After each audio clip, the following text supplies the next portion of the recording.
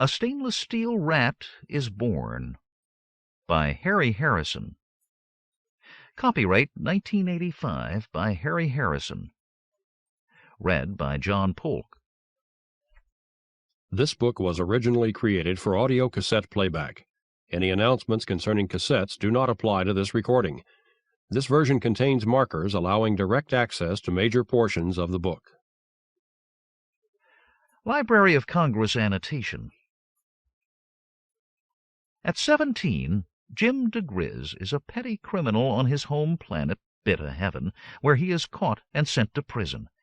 After escaping, he finds a mentor in a mastermind called the Bishop, and by perfecting his skills, earns the nickname the Stainless Steel Rat. 1985. From the book jacket. In the auspicious annals of crime, chicanery, and counter-espionage, one name towers above all the rest. Slippery Jim diGriz, the fabled outlaw known and feared as the Stainless Steel Rat. Now, the uncanny, untold origins of the 25th century's most canny criminal can at last be revealed. This final volume in the saga of James diGriz explores his humble beginnings as a petty criminal on the backward planet of Bitter Heaven, and his rapid rise to the most wanted man on a dozen worlds.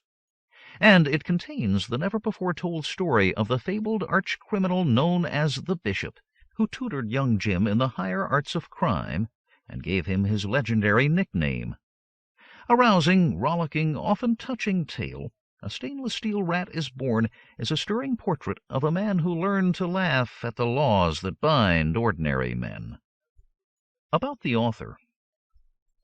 Harry Harrison is one of the most successful and respected authors of speculative fiction writing today. In a career that spans over 3 decades, he has written more than a dozen novels, including West of Eden, Death World, and the anti-utopian classic Make Room, basis for the film Soylent Green, as well as numerous short stories. Harrison worked as a commercial artist, art director, and editor before turning to writing full-time. A past president of the World Science Fiction Association, he is also a noted anthologist, editing the acclaimed Nova series and co-editing the highly praised Decade and Year's Best SF volumes with British author Brian Aldiss. Harry Harrison was born in Stamford, Connecticut, has made his home in Mexico and in several European countries over the years, and now lives in Ireland, where he is hard at work on a sequel to West of Eden. Other books by Harry Harrison. The Stainless Steel Rat Wants You, The Stainless Steel Rat for President, the To the Stars trilogy, Home World, Wheel World, Star World. Chapter 1. As I approached the front door of the first bank of Bitter Heaven, it sensed my presence and swung open with an automatic welcome. I stepped briskly through and stopped, but I was just far enough inside so that the door was unable to close behind me. While it was sliding shut, I took the arc pen from my bag, then spun about just as it had closed completely. I had stopwatched its mechanical reflex time on other trips to the bank, so I knew that I had just 1.67 seconds to do the necessary. Time enough. The arc buzzed and flared and welded the door securely to its frame. After this, all the door could do was buzz helplessly, immobile, until something in the mechanism shorted out and it produced some crackling sparks, then died. Destruction of bank property is a crime. You are under arrest. As it was speaking, the robot bank guard reached out its large padded hands to seize and hold me until the police arrived. Not this time, you jangling junk pile, I snarled, and pushed it in the chest with a porcuswine prod. The 2 metal points produced 300 volts and plenty of amps, enough to draw the attention of a 1-ton porcuswine, enough to short the robot completely. Smoke spurted from all its joints, and it hit the floor with a very satisfactory crash. Behind me, for I had already leapt forward, shouldering aside the old lady who stood at the teller's window. I pulled the large handgun from my bag and pointed it at the teller and growled out my command. Your money or your life, sister. Fill this bag with bucks. Very impressive, though my voice did break a bit, so the last words came out in a squeak. The teller smiled at this and tried to brazen it out. Go home, Sonny. This is not— I pulled the trigger, and the .75 recoilless boomed next to her ear. The cloud of smoke blinded her. She wasn't hit, but she might just as well have been. Her eyes rolled up in her head, and she slid slowly from sight behind the till.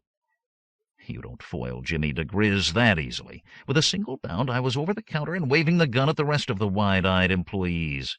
"Step back, all of you! Quick! I want no little pinkies pressing the silent alarm buttons. That's it. You, Butterball!" I waved over the fat teller who had always ignored me in the past. He was all attention now. "Fill this bag with bucks, large denominations, and do it now." He did it, fumbling and sweating, yet working as fast as he could. The customers and staff all stood around in odd poses, apparently paralyzed with fear. The door to the manager's office stayed closed, which meant that he probably wasn't there. Chubby had the bag filled with bills and was holding it out to me. The police had not appeared. There was a good chance I was getting away with it. I muttered what I hoped was a foul curse under my breath and pointed to one of the sacks that were filled with rolls of coins. "Dump out the change and fill that, too," I ordered, sneering and growling at the same time. He obeyed with alacrity and soon had this bag stuffed full as well, and still no sign of the police. Could it be that not one of the moronic money employees had pressed the silent alarm button? It could be. Drastic measures would have to be taken. I reached out and grabbed up another bag of coins. "Fill this one as well," I ordered, swinging it across to him. As I did this, I managed to get the alarm button with my elbow. There are some days when you have to do everything for yourself. This had the desired effect. By the time the third bag was full and I was staggering towards the door with my loot, the police began to appear. One ground car managed to crash into another. Police emergencies are pretty rare around these parts, but eventually they sorted themselves out and lined up outside, guns ready. "Don't shoot!" I squeaked, with real fear, because most of them didn't look too bright. They couldn't hear me through the windows, but they could see me. "It's a dummy!" I called out. "See?" I put the muzzle of the gun to the side of my head and pulled the trigger. There was a satisfactory puff of smoke from the smoke generator, and the sound effect of the shot was enough to make my ears ring. I dropped behind the counter, away from their horrified gaze. At least there would be no shooting now. I waited patiently while they shouted and cursed and finally broke down the door. Now, you might find all of this puzzling. If so, I do not blame you. It is one thing to hold up a bank, another thing still to do it in such a manner that you are sure to be caught. Why, you might ask, why be so foolish? I'll be happy to tell you. To understand my motives, you have to understand what life is like on this planet, what my life has been like. Let me explain.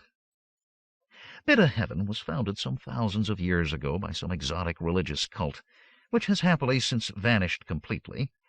They came here from another planet. Some say it was dirt or earth, the rumored home of all mankind, but I doubt it. In any case, things didn't work out too well. Maybe the endless labors were too much for them.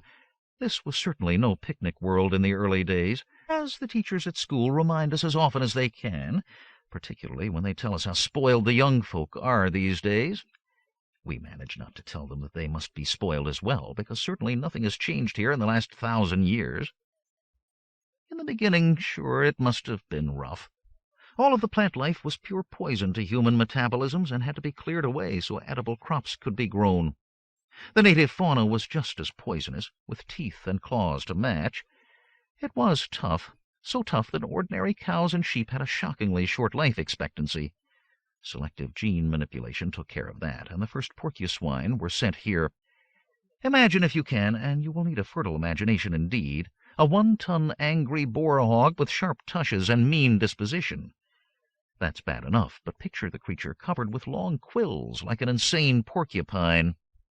Odd as it sounds, the plan worked. Since the farms are still breeding porcuswine in large numbers, it had to have worked. Bidda Heaven's smoked porcuswine hams are famed galaxy-wide. But you won't find the galaxy rushing to visit this piggy planet. I grew up here. I know. This place is so boring even the porcuswine fall asleep. The funny part is that I seem to be the only one who notices it. They all look at me funny, My mom always thought it was just growing pains and burnt porcuswine quills in my bedroom, a folk remedy for same. Dad was always afraid of incipient insanity and used to haul me off to the doctor about once a year. The doctor couldn't find anything wrong and theorized that I might be a throwback to the original settlers, a loser in the Mendelian crapshoot. But that was years ago. I haven't been bothered with parental attention since Dad threw me out of the house when I was 15. This was after he had gone through my pockets one night and discovered that I had more money than he did. Mom agreed fervently with him and even opened the door. I think they were glad to see the last of me. I was certainly too much of an irritation in their bovine existence. What do I think? I think it can be damn lonely at times, being an outcast.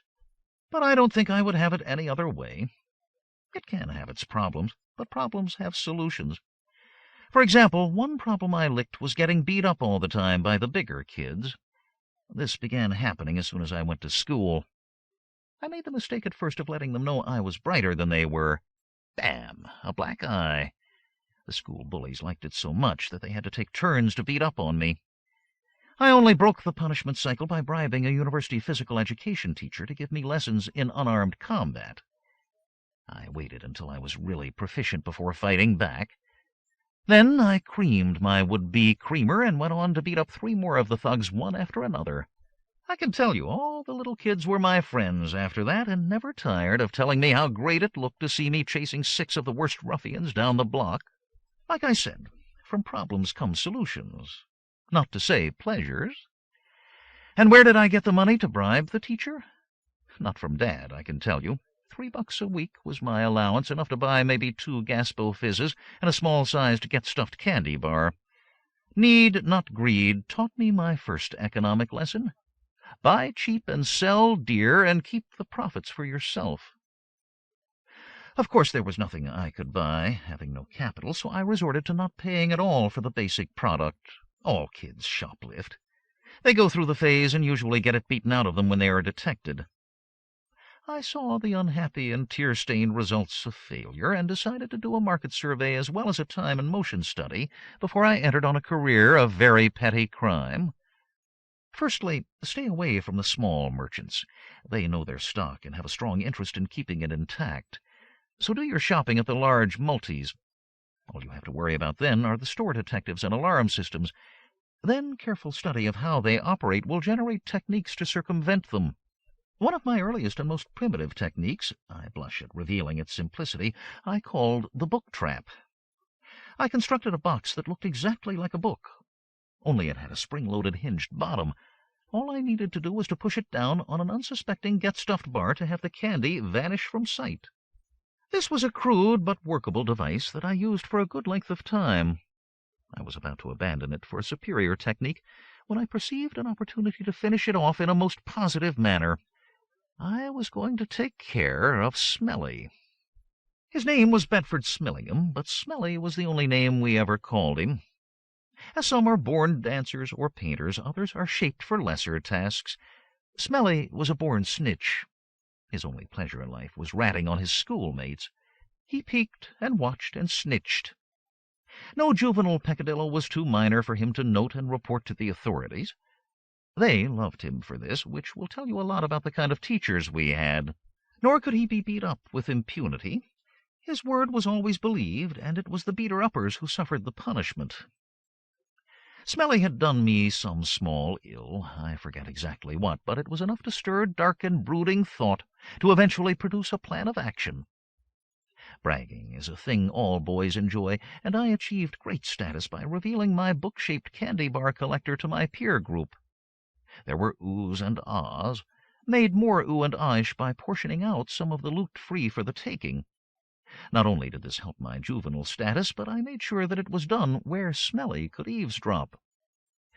It still feels like yesterday, and I glow warmly with the memory. Not only does it work, but I'll show you just how.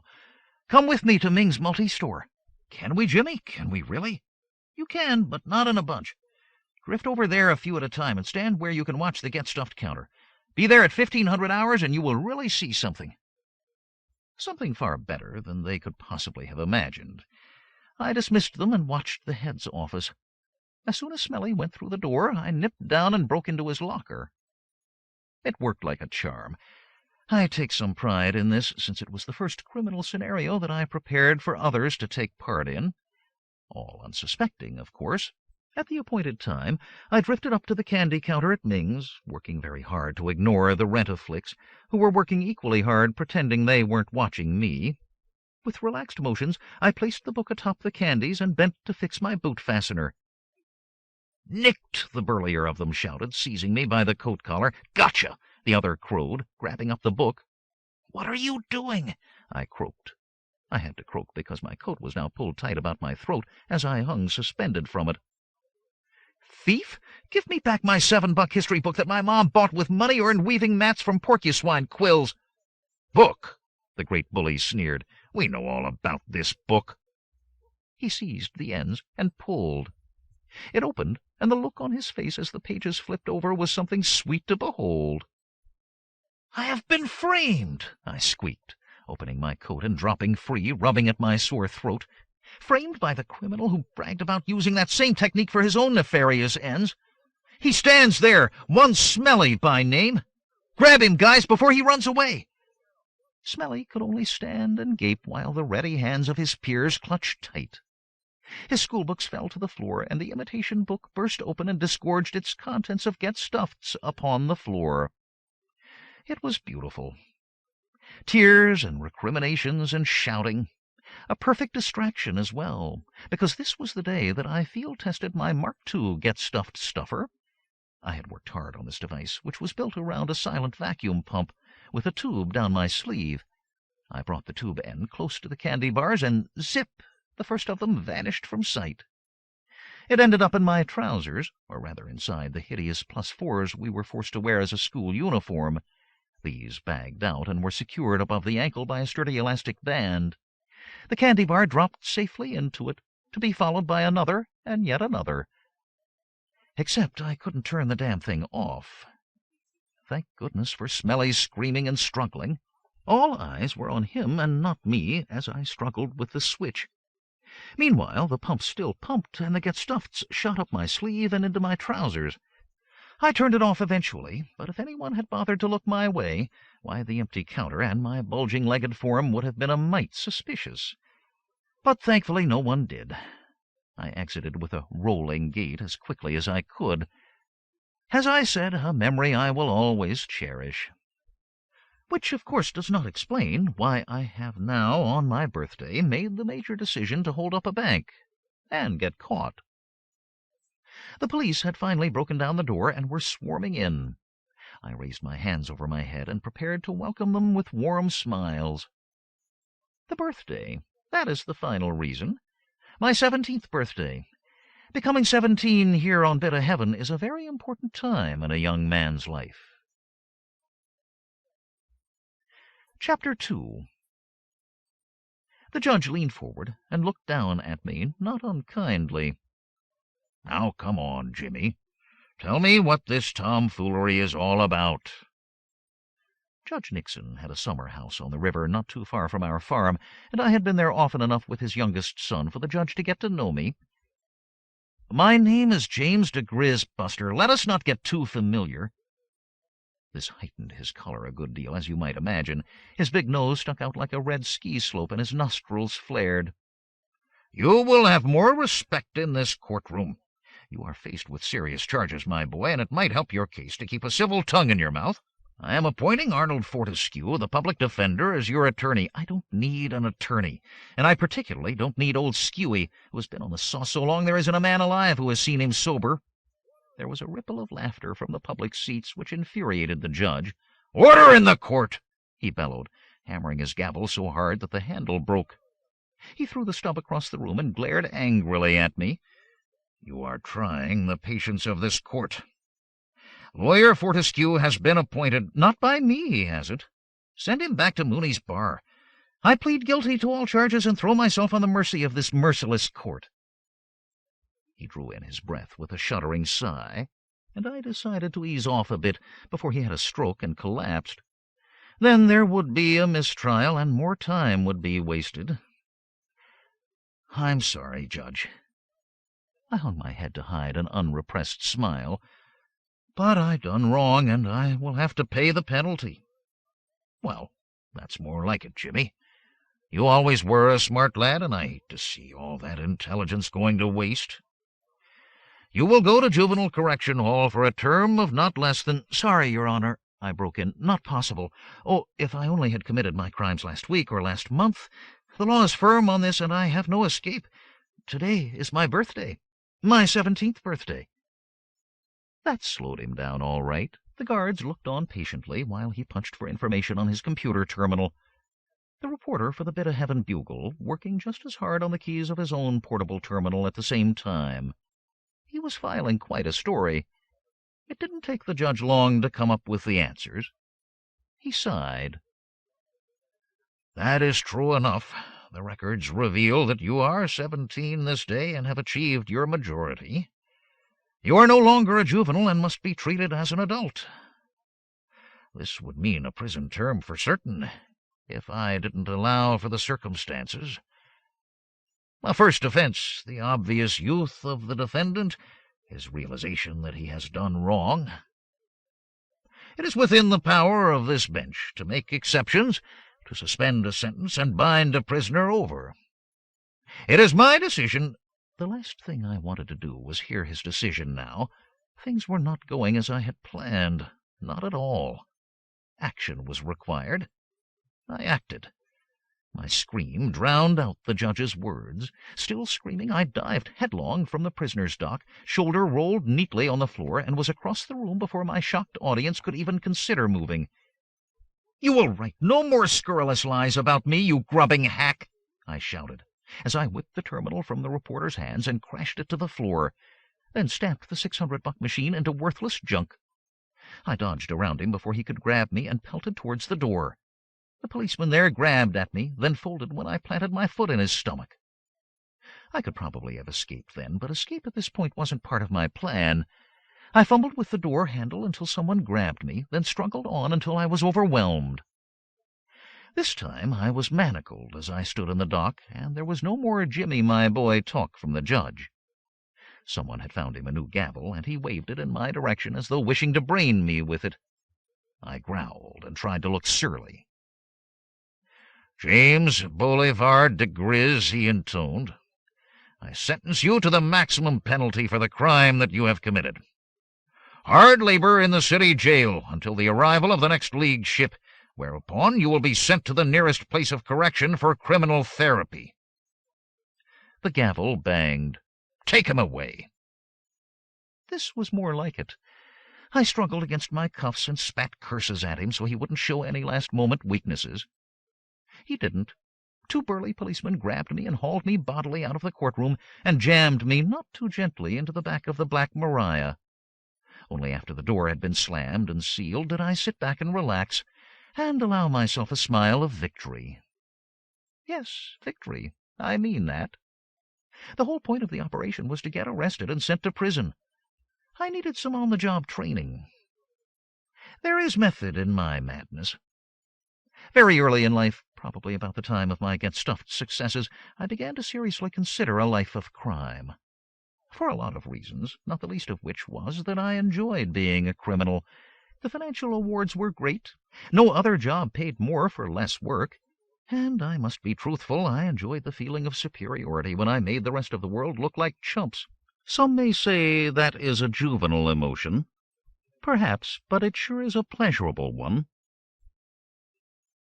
About this same time, I was faced with a serious problem. How was I to prepare myself for the future? There had to be more to crime than lifting get-stuffed bars. Some of the answers I saw clearly. Money was what I wanted. Other people's money. Money is locked away, so the more I knew about locks, the more I would be able to get this money. For the first time in school, I buckled down to work. My grades soared so high that my teachers began to feel there might be hope for me yet.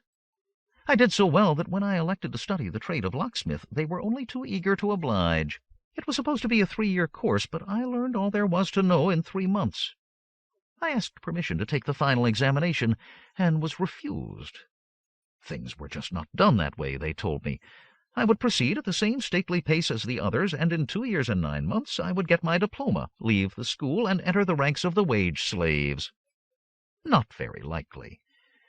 I tried to change my course of study, and was informed that this was impossible. I had locksmith stamped on my forehead, metaphorically speaking, of course, and it would remain there for life, they thought.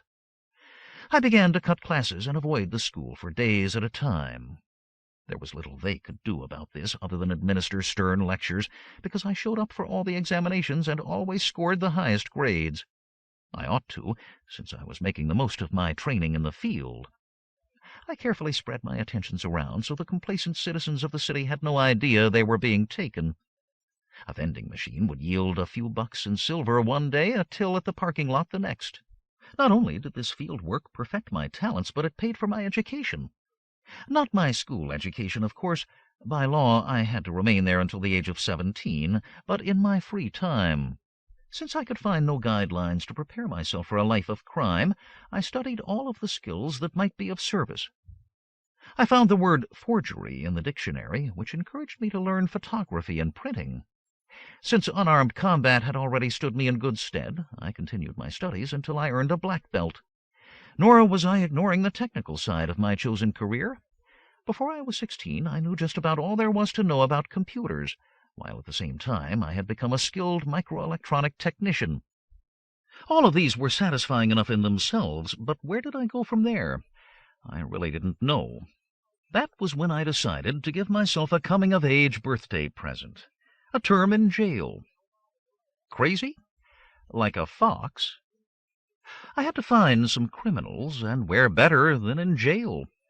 A keen line of reasoning, one has to admit.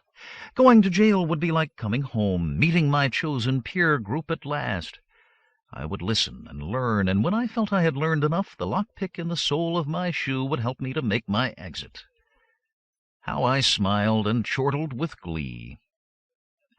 More the fool, for it was not to be this way at all.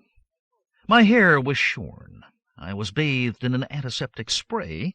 Prison clothes and boots were issued, so unprofessionally that I had ample time to transfer the lockpick and my stock of coins. I was thumbprinted and retina-pixed, then led to my cell, to behold, to my great joy, that I had a cellmate. My education would begin at last.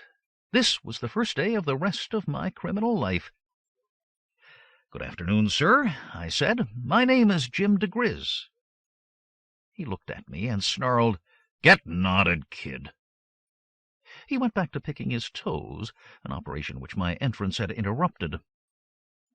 That was my first lesson. The polite linguistic exchanges of life outside were not honored behind these walls. Life was tough, and so was language. I twisted my lips into a sneer, and spoke again, in far harsher tones this time. "Get knotted yourself, toe cheese. My moniker is Jim. What's yours?" I wasn't sure about the slang. I had picked it up from old videos. But I surely had the tone of voice right, because I had succeeded in capturing his attention this time. He looked up slowly, and there was the glare of cold hatred in his eyes. "Nobody, and I mean nobody, talks to Willie the Blade that way. I'm going to cut you, kid, cut you bad. I'm going to cut my initial into your face. A V for Willie." "A W," I said. "Willie is spelled with a W." This upset him even more. "I know how to spell. I ain't no moron." He was blazing with rage now, digging furiously under the mattress on his bed. He produced a hacksaw blade that I could see had the back edge well sharpened. A deadly little weapon. He bounced it in his hand, sneered one last sneer, then lunged at me. Well, needless to say, that is not the recommended way to approach a black belt. I moved aside, chopped his wrist as he went by, then kicked the back of his ankle so that he ran headfirst into the wall. He was knocked cold. When he came to, I was sitting on my bunk and doing my nails with his knife. "The name is Jim," I said, lip curled and nasty. "Now you try saying it. Jim." He stared at me, his face twisted, then began to cry. I was horrified. Could this really be happening? "They always pick on me. You're no better. Make fun of me. And you took my knife away. I worked a month making that knife, had to pay $10 for the broken blade. The thought of all of the troubles had started him blubbering again. I saw then that he was only a year or two older than me, and a lot more insecure. So my first introduction to criminal life found me cheering him up, getting a wet towel to wipe his face, giving him back his knife, and even giving him a $5 gold piece to stop his crying. I was beginning to feel that a life of crime was not quite what I thought it would be. It was easy enough to get the story of his life. In fact, it was hard to shut him up once he got in full spate. He was filled with self-pity and wallowed in the chance to reveal all to an audience. Pretty sordid, I thought, but kept silent while his boring reminiscences washed over me. Slow in school, laughed at by the others, the lowest marks.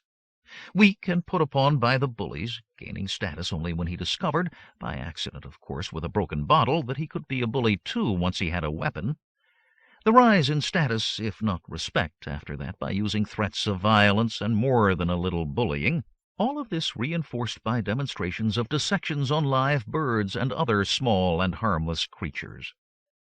Then his rapid fall after cutting a boy and being caught, sentenced to juvenile hall, released, then more trouble and back to hall yet again. Until here he was, at the zenith of his career as a knife-carrying punk, imprisoned for extorting money by threat of violence. From a child, of course. He was far too insecure to attempt to threaten an adult.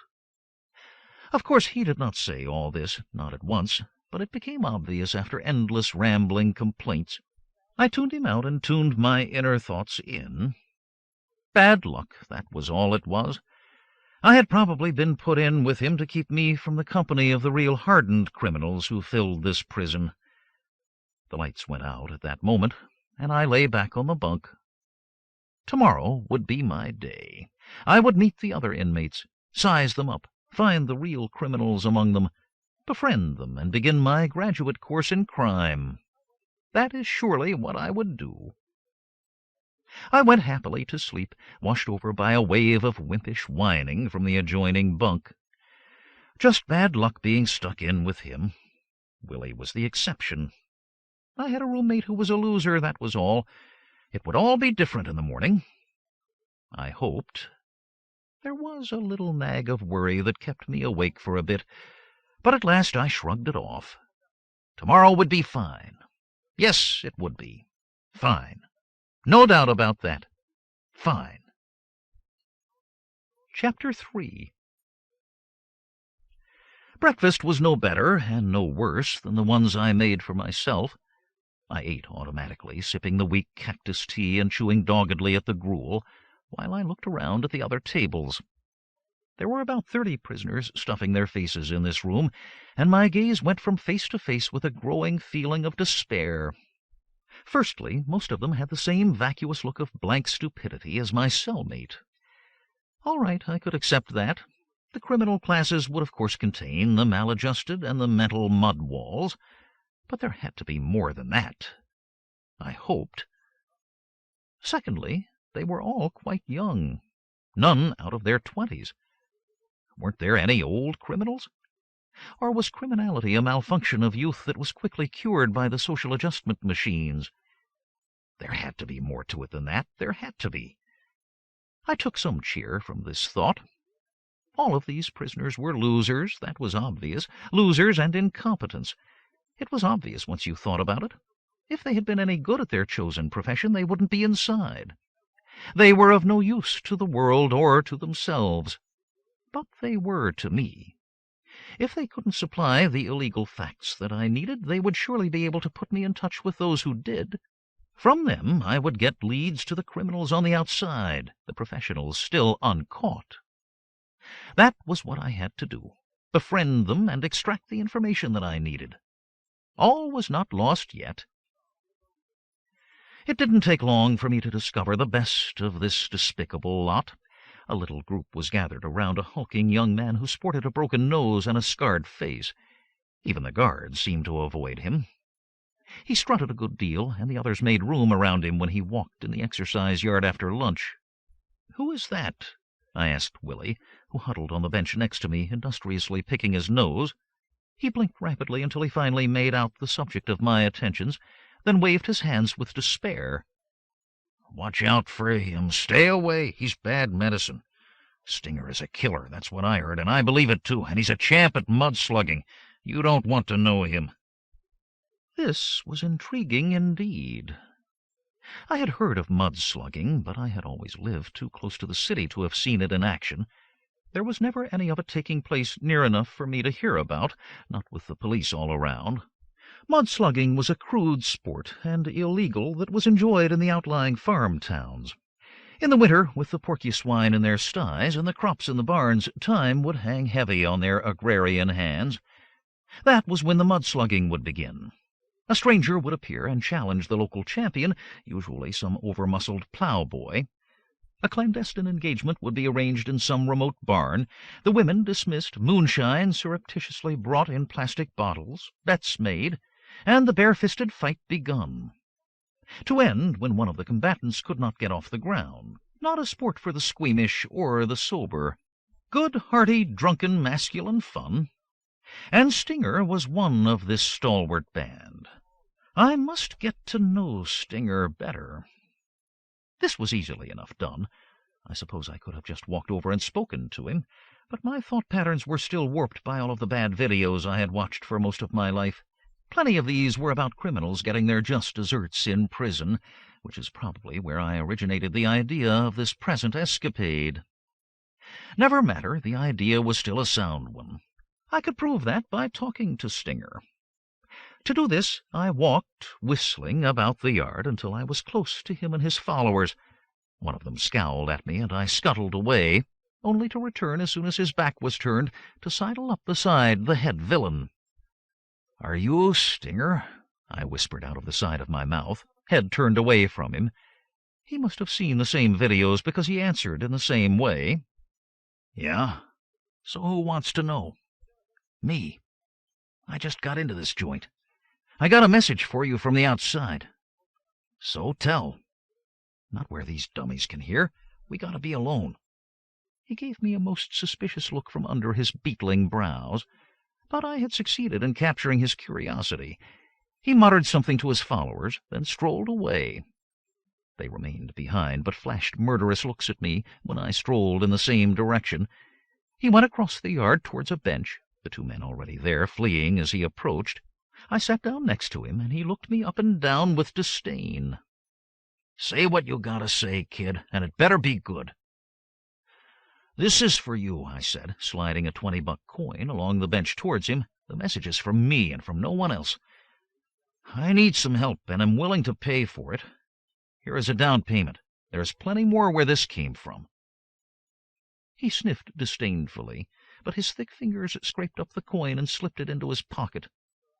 "I ain't in the charity business, kid. The only geezer I help is myself. Now shove off." "Listen to what I have to say first.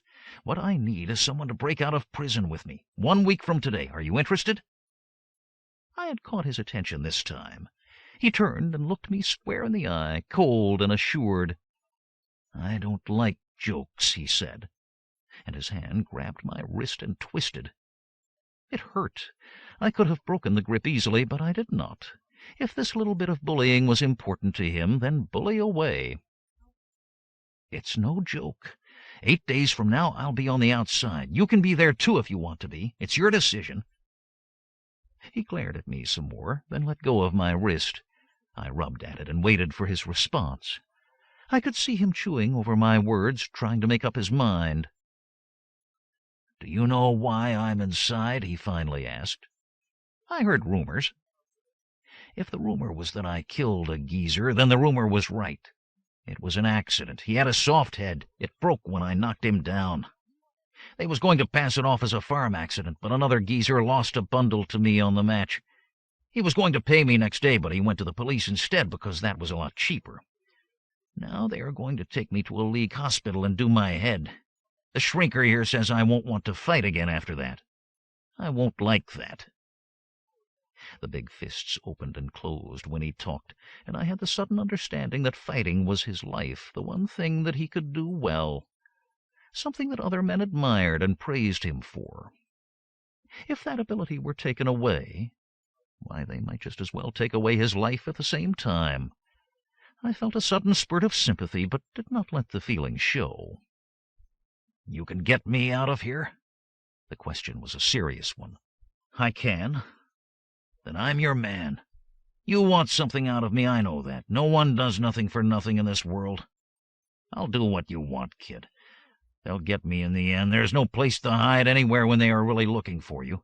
But I'm going to get mine. I'm going to get the geezer what put me in here. Get him proper. One last fight. Kill him the way he killed me."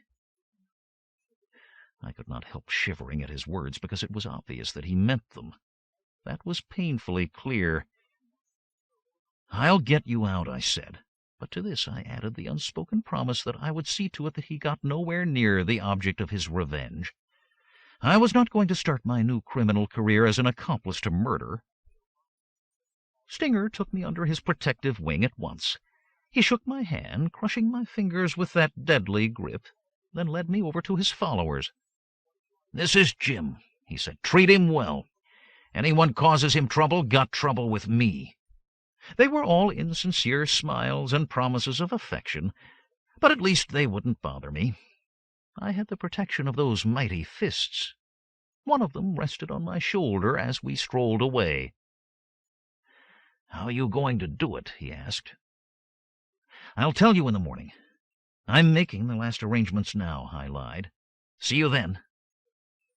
I strolled off on an inspection tour, almost as eager to be out of this sordid place as he was. For a different reason. His was revenge. Mine was depression.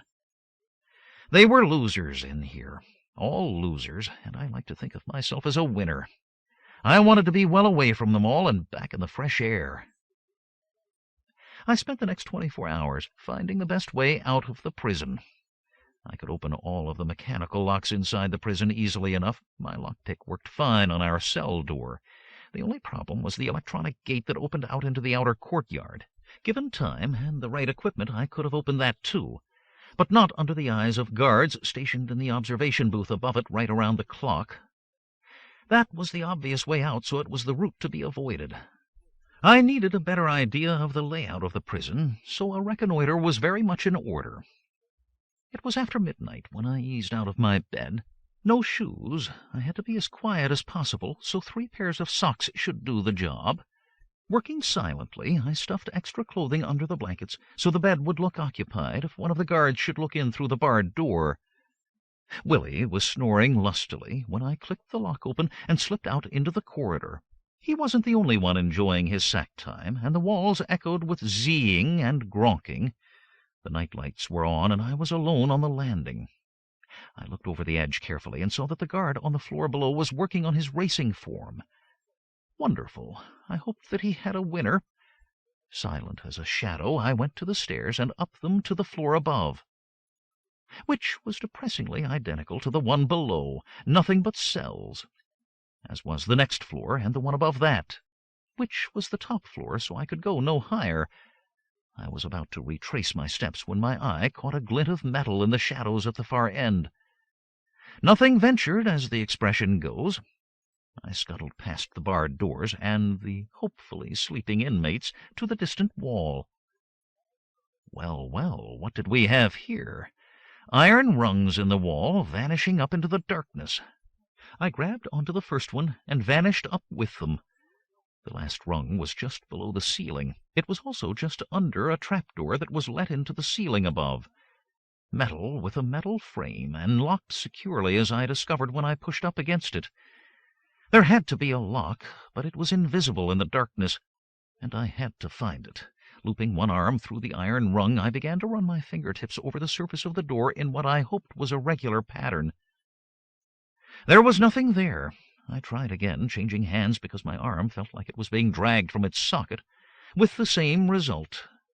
But there had to be a lock. I was panicking and not using my brain. I fought back my rising fears and stirred up my brain cells. There must be a lock or seal of some kind, and it was not on the trap door. So it had to be on the frame. I reached out slowly, ran my fingers along the sides of the frame, and found it at once. How simple the answers are when you ask the right questions. I eased the lockpick from my pocket and slipped it into the lock. Within seconds it had clicked open. Seconds after that I had pushed the trapdoor up, climbed through, closed it behind me, and sniffed appreciatively of the cool night air. I was out of prison. Standing on the roof, yes, of course, but free in spirit at least. The stars were bright above and shed enough light so I could see across the dark surface. It was flat and broad, bordered with a knee-high parapet and studded with vents and pipes. Something large and bulky occluded the sky, and when I worked my way close to it I heard the dripping of water. The water tank, fine. Now, what was visible below? To the front I looked down into the well-lit courtyard, guarded and secure. But what was the back like? Far more interesting, I assure you. There was a straight drop of 5 stories to a rear yard which was feebly illuminated by a single bulb.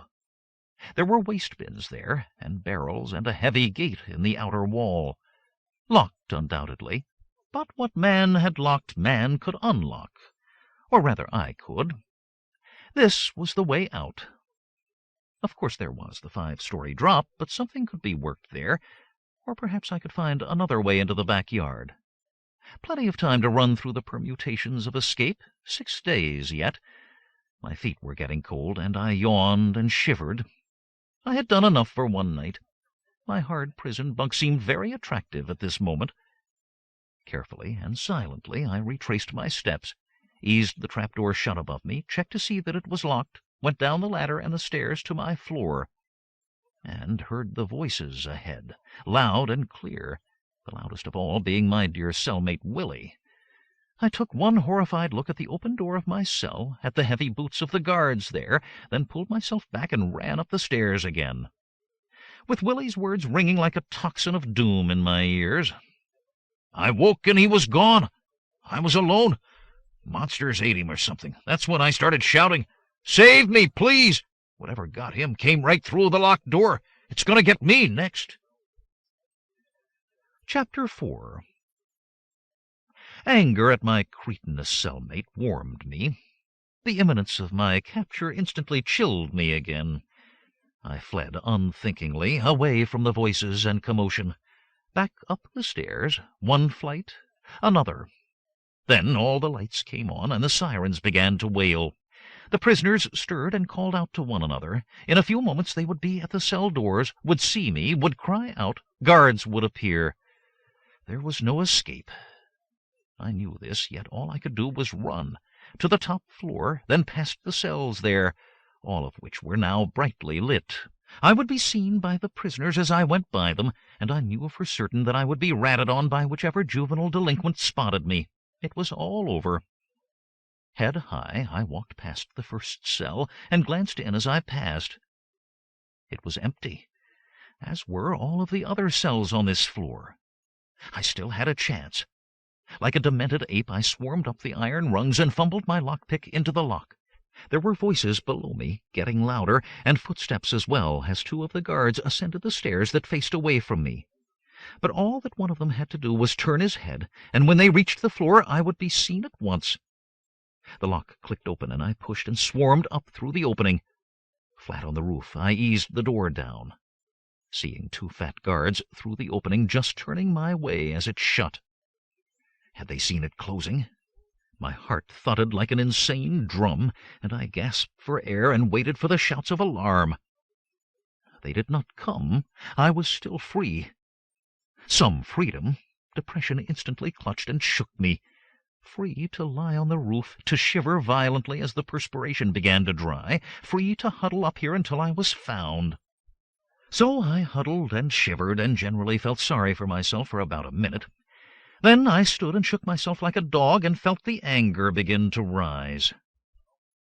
"Big criminal," I whispered aloud just to make sure that I heard. "Life of crime, and on your first big job you let yourself be trapped by a knife-wielding moron. You've learned a lesson, Jim. May you someday be free to put it into practice. Always guard your flanks and your rear. Consider all the possibilities. Consider the fact that the Cretan might have woken up. So you should have coshed him or something to make certain of his sound sleep. Which is certainly water over the dam. Remember the lesson well, but look around now and try to make the best of this rapidly disintegrating escape. My options were limited. If the guards opened the trapdoor and came up to the roof, they would find me. Was there any place to hide? The top of the water tank might offer a temporary refuge, but if they came this far, they would certainly look there as well. But with no way to get down the sheer walls, it offered the only feeble hope. Get up there. It wasn't easy. It was made of smooth metal, and the top was just beyond my reach. But I had to do it. I stepped back and took a run, leaped, and felt my fingers just grasp the edge. I scrabbled for a hold, but they pulled loose, and I dropped heavily back to the roof. Anyone below would have certainly heard that. I hoped I was over an empty cell and not the hall. Enough hoping and not enough trying, Jim, I said, and added a few curses in the hope of building my morale. I had to get up there. This time I retreated to the far edge, the backs of my knees against the parapet, taking breath after deep breath. Go! Run up fast. The right spot. Jump! My right hand slapped against the edge. I grabbed and heaved, got my other hand up there and pulled mightily, scraping and bruising myself on the rough metal, hauling myself up onto the top of the tank. To lie there, breathing heavily, looking at a dead bird not a foot from my face, vacant eyes staring into mine. I started to pull away when I heard the trapdoor slam heavily back onto the roof. "Give me a push-up, will you? I'm stuck." By the wheezing and grunting that followed, I was sure that this had to be one of the fat guards that I had seen on the floor below. More gasping and puffing heralded the arrival of his adipose companion. "I don't know what we're doing up here," the first arrival whined. "I do," his companion said quite firmly. "We're obeying orders which never did no one no harm. But the hatch was locked. So was the cell door he went through. Look around." The heavy footsteps circled the roof, then returned. "Not here. No place to hide. Not even hanging over the edge because I looked. There is one place we haven't looked." I could feel the eyes burning towards me through the solid metal. My heart had started the drumbeat thing again. I clutched at the rusty metal and felt only despair as the footsteps crunched close. He could never climb up there. Too high. I can't even reach the top. You can't even reach your shoelaces when you bend over. Come on, give me a lift up. If you boost my foot, I can reach up and grab on. All I got to do is take a look. How right he was. Just one look, and there was nothing I could do about it. With the lethargy of defeat possessing me, I lay there, hearing the scratching and the curses, the overweight puffing and scrabbling. The scratching grew close, and not a foot before my face a large hand appeared, groping over the edge. My subconscious must have done it, because I swear there was no logical thought involved. My hand shot out and pushed the dead bird forward to the very edge below the fingers, which descended and closed on it. The results were eminently satisfying. The bird vanished, as did the hand, followed by screams and shouts, scrabblings, and 2 large thuds. "Why did you do that? I grabbed it. Ugh! Ow! My ankle is broke. See if you can stand on it. Here, hold my shoulder. Hop along on the other foot, this way." There was plenty of shouting back and forth through the trapdoor, while I hugged myself with relief and pleasure. They might be back soon, there was that chance, but at least the first round was mine. As the seconds, then the minutes moved slowly by, I realized that I had won the second round as well. The search had moved away from the roof. For the moment. The sirens cut off, and the bustle moved down to the ground below. There were shouts and the slamming of doors, racing of engines as cars moved out into the night. Not soon after, wonder of wonders, the lights began to go out. The first search was over. I started to doze, then jerked myself awake. "Dummy, you are still in the soup. The search has been made, but this joint is still sealed tight. And you can bet your last buck that starting at first light they will go through every nook and corner, and will be up here with a ladder this time. So with that in mind, it is time to move." And I knew just where I was moving to. The last place they would look for me this night. Through the trapdoor one last time, and down the darkened corridor. Some of the inmates were still muttering about the events of the night, but all of them appeared to be back in their bunks. Silently, I slipped down the stairs and up to cell 567B, opening it in absolute silence and closing it behind me the same way. Past my stripped bunk to the other bunk where my fink friend Willie slept the sleep of the unjust. My hand clamped his mouth shut, his eyes sprang open, and I exacted primal and sadistic pleasure by whispering in his ear, "You are dead, you rat, dead. You called the guards, and now you are going to get what you deserve." His body gave one gigantic heave, then went limp. The eyes were closed. Had I killed him? At once I regretted the bad taste of my little joke. No, not dead. Passed out, his breathing light and slow. I went to get a towel, soaked it in cold water, then let him have it right in the mush. His scream turned to a gurgle as I stuffed the towel into his mouth. "I'm a generous man, Willie. That's how lucky you are. I'm not going to kill you." My whispered words seemed to reassure him because I felt the tremble in his body subside. "You are going to help me. If you do that, you will come to no harm. You have my word. Now prepare to answer my question. Think carefully about this. You are going to whisper just one thing. You are going to tell me the number of the cell that Stinger is in. Nod your head if you are ready. Good. I'm taking the towel away. But if you try any tricks or say anything else, why then you are dead. Here goes. 231B. This same floor. Good. The towel went right back in. Then I pressed hard behind his right ear, applying continuous pressure to the blood vessel that leads to the brain. 6 seconds unconsciousness, 10 seconds death. He thrashed, then went limp again. I released my thumb on the count of 7. I do have a forgiving nature. I used the towel to clean my face and hands, then groped for my shoes and put them on, along with another shirt and my jacket. After that, I gurgled down at least a liter of water and was ready to face the world again. I stripped the blankets from the beds, bundled them under my arm, then left. On tiptoe, as silently as I could, I slipped down to Stinger's cell. I felt immune, impervious. I realized that this was both foolish and dangerous, but after the traumatic events of the evening I seemed to have run out of fear. The cell door opened beneath my delicate touch, and Stinger's eyes opened as well when I pushed his shoulder. "Get dressed," I said quietly. "We're getting out now." I'll give him this much. He didn't bother asking questions, just pulled his clothes on while I took the blankets from his bunk. "We need at least 2 more, I said. "I'll get Eddie's. He'll wake up. I'll see he goes back to sleep." There was a murmured question, followed by a solid thud. Eddie went back to sleep, and Stinger brought over the blankets. "Here's what we do," I told him. "I found the way up to the roof. We go there and knot these blankets together. Then we climb down them and get away. Okay?" Okay. I had never heard a more insane plan in my life. But not Stinger. "Okay, let's go." Once more up the stairs.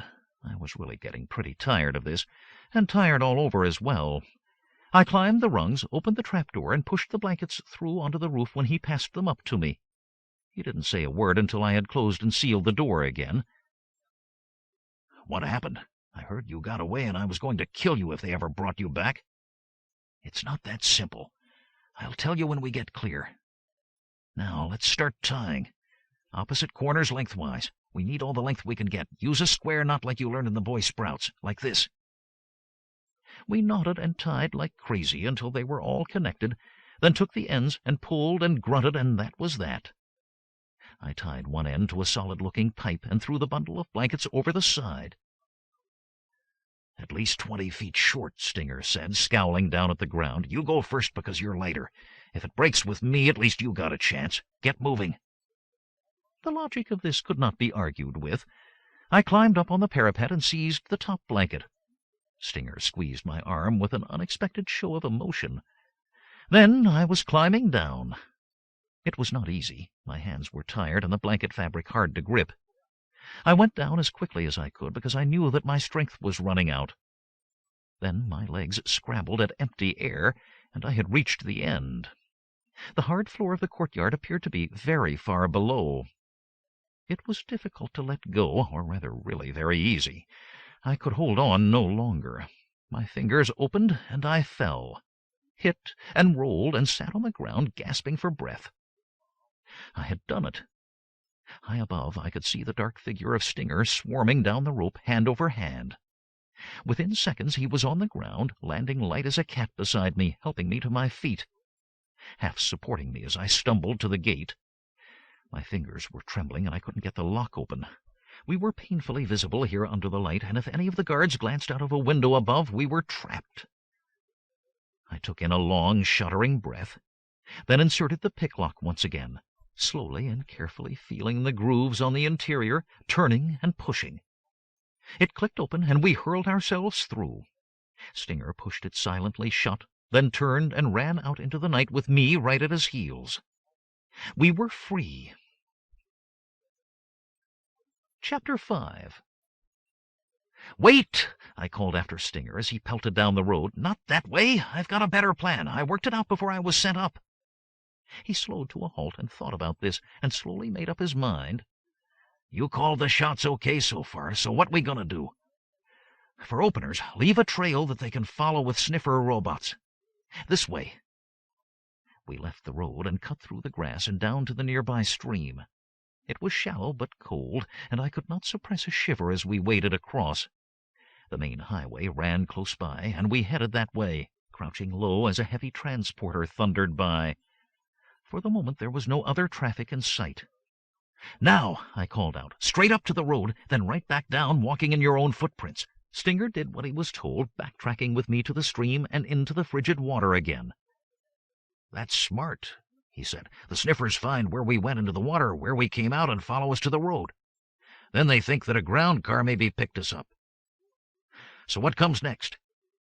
We go upstream, staying in the water, to the nearest farm, which happens to be a porcupine farm. No way! I hate them mothers. Got bit by one when I was a kid. We have no other choice.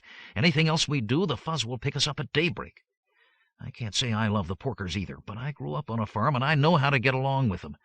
Now let's move before my legs freeze off at the ankles." It was a long, cold slog, and I could not stop the trembling once it began, but there was absolutely nothing else to do except push on. My teeth were rattling in my head like castanets before we came to the brook that bubbled down through the fields to join the stream that we were wading in. The stars were beginning to fade. Dawn was not too far away. "This is it," I said, "the stream that we want. That chopped tree is my landmark. Stay right behind me. We're very close now." I reached up and broke off a dead branch that overhung the stream, then led the way. We waded along until we reached a tall, electrified fence that spanned the stream. It could be clearly seen in the growing light. I used the branch to lift the bottom of the fence so Stinger could crawl under. Then he did the same for me. As I stood up, I heard the familiar rustle of large quills from the oak grove nearby. A large dark form separated itself from the trees and moved towards us. I grabbed the branch from Stinger and called out softly, "Suey, suey, here, swine, swine, swine." There was a bubbling grunt from the boar as it approached. Stinger was muttering under his breath curses or prayers, or both, as he stood behind me. I called again, and the great creature came close. A real beauty, a ton at least, looking at me with its small red eyes. I stepped forward and raised the branch slowly, and heard Stinger moan behind me. The boar never moved as I poked the stick behind its ear, parted the long quills, and began to scratch its hide industriously. "What are you doing? It'll kill us!" Stinger wailed. "Of course not," I said, scratching harder. "Listen to it." The porcupine eyes were half closed with pleasure, and it was burbling happily. "I know these big porkers well. They get vermin under their quills and can't get at them. They love a good scratch. Let me do the other ear. There are nice itchy patches behind the ears, then we can go on." I scratched. The boar moaned happily, and dawn crept up on us. A light came on in the farmhouse, and we knelt down behind the porcupine. The door opened. Someone threw out a basin of water, then it closed again. "Let's get to the barn," I said. "This way." The boar grumbled when I stopped scratching, then trotted along behind us, hoping for more. as we skulked across the farm, which was a good thing since there were plenty more of the spiky porkers on all sides. But they moved aside when the king pig approached, and we proceeded in stately parade to the barn. "So long, big feller," I said, giving a last good scratch. "Been nice knowing you."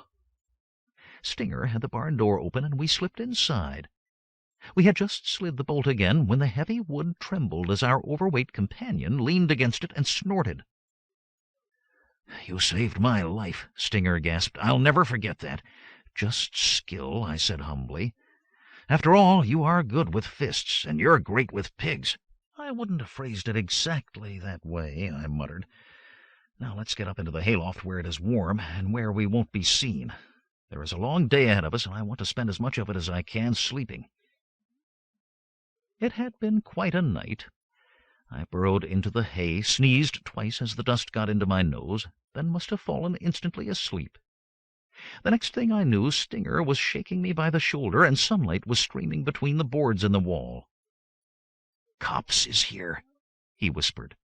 I blinked the sleep from my eyes and looked through the crack. A green and white police floater was hovering outside the farmhouse door, and two uniformed pug uglies were showing a sheet to the farmer. He shook his head, and his voice was clear above the farmyard sounds. "Nope. Never seen neither of them. Never seen a soul in a week, if you want to know. Fact is, kind of nice to talk to you fellers. These guys really look nasty. Criminals, you say? Pops, we ain't got all day. If you didn't see them, they could still be hiding on your farm. Maybe in your barn? No way they could do that. Them's porcuswine out there, most ornery critters in creation. We still got to look. Orders are to search every building in the vicinity." The policeman started our way, and there was a screech like an insane siren and the thud of sharp hooves. Around the corner of the barn, quills rattling with anger, came our friend of the night before. He charged, and the police dived for their floater. The angry boar crashed into it, sending it rocking across the yard with a great dent in its side. The farmer nodded happily. "Told you weren't no one in the barn. Little Larry here, he don't cotton on to strangers. But drop by any time you're in the neighborhood, fellers." He had to shout the last words because the floater was heading west with little Larry in snorting pursuit. "Now that is what I call beautiful," Stinger said, awe in his voice. I nodded silent agreement. Even the dullest of lives contain moments of pure glory. Enough fun. Time to work. I chewed on a straw and stretched out on the warm hay. "Porcuswine are nice when you know them." "The police don't seem to think so," he said. "Guess not. That was the best thing I ever saw. I don't exactly get along with the police." "Who does? What you got sent up for, Jimmy?" "Bank robbery." "Did you ever hold up a bank?" He whistled appreciation and shook his head no. "Not my style. I wouldn't know what to do first. Mudslugging's my style. Ain't been beat in 9 years. Knocking around the way you do, you must meet a lot of people." "Did you ever meet Smelly Schmuck?" I extemporized rapidly. "He and I did some banks in Graham State." "Never met him. Never even heard of him." "You're the first bank robber I ever met." "Really? Well, I guess there aren't that many of us these days. But you must know some safe crackers or ground car thieves." All I got for my efforts was another shake of the head. "The only time I ever meet guys like you is in jail. I know some gamblers. They go around the mudslugging fights, but they're all two-buckers, losers. I did know one once who swore he knew the bishop, long time ago." "The bishop?" I said, blinking rapidly, trying to sum up what little I knew of the ecclesiastical hierarchy. "I don't go to church much these days. Not that kind of bishop. I mean the bishop. The geezer used to clean out banks and things. Thought you would have heard of him." "Before my time, I guess. Before everyone's time. This was years ago. Cops never got him, I hear. This two-bucker bragged he knew the bishop, said that he had retired and was lying low. He must have been lying. Two-bucker like him." Stinger knew no more than this, and I hesitated to pump him too hard. Our conversation died away, and we both dozed on and off until dark. We were thirsty and hungry, but knew that we had to remain under cover during daylight. I chewed on my straw and tried not to think of large beers and bottles of cold water, but thought about the bishop instead. It was a thin lead, but was all that I had. By the time the sun went down, I was hungry and thirsty and thoroughly depressed. My prison escapade had turned out to be a dangerous fiasco. Jails were for losers. That's about all I had found out, and in order to discover this fact I had risked life and limb. Never again. I took a silent oath to stay away from prison and the minions of the law in the future. Good criminals don't get caught. Like the bishop, whoever he might be. When the last trace of light was gone from the sky, we eased the barn door open. A bubbling grunt reached our ears, and a great form blocked our exit. Stinger gasped, and I grabbed him before he could flee. "Grab a stick and make yourself useful," I said. "I'll teach you a new skill." So we scratched like crazy under the creature's quills while it grunted with pleasure, trotting behind us like a pet dog when we finally left. "We got a friend for life," I said, as we slipped out the gate and I waved goodbye to our porcine pal. "Those kind of friends I can live without forever. You figure out what we do next?" "Absolutely. Advanced planning, that's my middle name. There is a siding down this way where they transship from the linears to trucks. We stay away from it because the police are sure to be there, but all the trucks take the same road to the highway where there is a traffic control light. They have to stop until the highway computers see them and let them on. We go there and break into the back of one of the trucks. You're learning. Only we get one in the right lane going west. Otherwise, we end up back in the fine city of Pearly Gates, and right after that in the prison we worked so hard to get out of. Lead the way, Jim. You are the brainiest kid I ever met. You're going to go far." That was my expressed wish, and I nodded quick agreement. I was just sorry that he wasn't going too. But I didn't want to live with some far-off yokel's life on my conscience, as much as he might deserve a little aggro. But Stinger planned far more than that. I could not be party to a killing. We found the road and waited in the bushes beside it. 2 trucks rumbled up together, with the lights of another one following. We stayed out of sight. First one, then the second, pulled out and headed east. When the third slowed down to stop for his turn, lights came on. West. We ran. I was fumbling with the locking bar when Stinger shouldered me aside. He hauled down, and the door swung open. The truck started forward, and he pushed me up into it. He had to run as it started its turn, but grabbed the sill and pulled himself up with a single heave of those mighty arms. Between us we got the door closed, but not sealed. "We done it," he said triumphantly. "We certainly did. This truck is going in the right direction for you, but I have to get back to Pearly Gates as soon as the heat dies down. In about an hour we'll be passing through Billville. I'll leave you there." It was a quick trip. I swung down at the first stop for a light, and he gripped my hand. "Good luck, kid," he called out as the truck pulled away. I couldn't wish him the same. I dug out a buck coin as the truck rumbled away. I made a mental note of its registration number. As soon as it was out of sight, I headed towards the lights of a phone box. I felt like a rat as I punched the buttons for the police. But really, I had no choice. Chapter 6. Unlike the hapless Stinger, I had a careful escape plan worked out. Part of it was a literal misdirection for my late partner. He was not really stupid, so it shouldn't take him very long to figure out who had blown the whistle on him. If he talked and told the police that I had returned to the fine city of Pearly Gates, why, that would be all for the better. I had no intention of leaving Billville, not for quite a while. The office had been rented through an agency, and all transactions had been done by computer. I had visited it before my hopeless bank job, and at that time had left some supplies there. They would come in very handy right now. I would enter through the service door of the fully automated building, after turning off the alarms by using a concealed switch I had been prudent enough to install there. It had a timer built into it, so I had 10 lazy minutes to get to the office. I yawned as I picked the lock, sealed the door behind me, then trudged up 3 flights of stairs, past the dull eyes of the deactivated cameras and through the invisible and inoperative infrared beams. I picked the lock of the office door with 2 minutes to spare. I blanked the windows, turned on the lights, then headed for the bar. Cold beer has never tasted better. The first one never even touched the sides of my throat and sizzled when it hit my stomach. I sipped the second as I tore the tab on a din pack of barbecued ribs of porcuswine. As soon as the steam whistled through the vent hole, I ripped open the lid of the stretched pack and pulled out a rib the length of my arm. Yum. Showered, dipillated, and wrapped around a third beer, I began to feel much better. On, I told the terminal, then punched into the ComNet. My instructions were simple. All newspaper records on the planet for the last 50 years, all references to a criminal named the Bishop, check for redundancies around the same date, and don't give me any duplicates. Print. Before I had picked up my beer again, the first sheets were sliding out of the fax.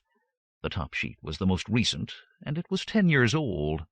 A not too interesting item from a city on the other side of the planet, Decalogue.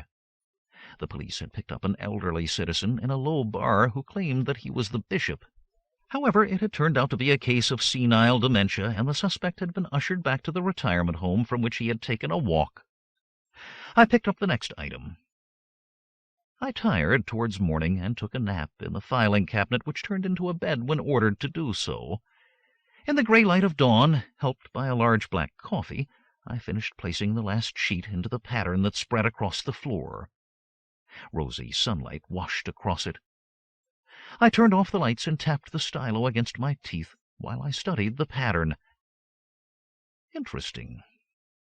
A criminal who brags about his crimes, who leaves a little drawing of a bishop behind after scarpering with his loot. A simple design, easy enough to copy, which I did. I held it out at arm's length and admired it. The first bishop had been found in the empty till of an automated liquor store 68 years ago. If the bishop had started his career of crime as a teenager, as I have done, that would put him in his 80s now. A comfortable age to be, since life expectancy has now been pushed up to a century and a half. But what had happened to him to explain the long silence? Over 15 years had passed since he had left his last calling card. I numbered off the possibilities on my fingers. Number 1, and a chance always to be considered, is that he has snuffed it, in which case I can do nothing, so let us forget about that. 2, he could have gone off-planet and be pursuing his life of crime among the stars.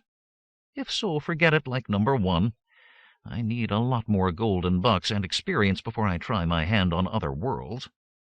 3, he has gone into retirement to spend his ill-gotten gains, in which case more power to him. Or 4, he has changed rackets and stopped leaving his spoor at every job. I sat back smugly and sipped the coffee. If it were 3 or 4, I had a chance of finding him.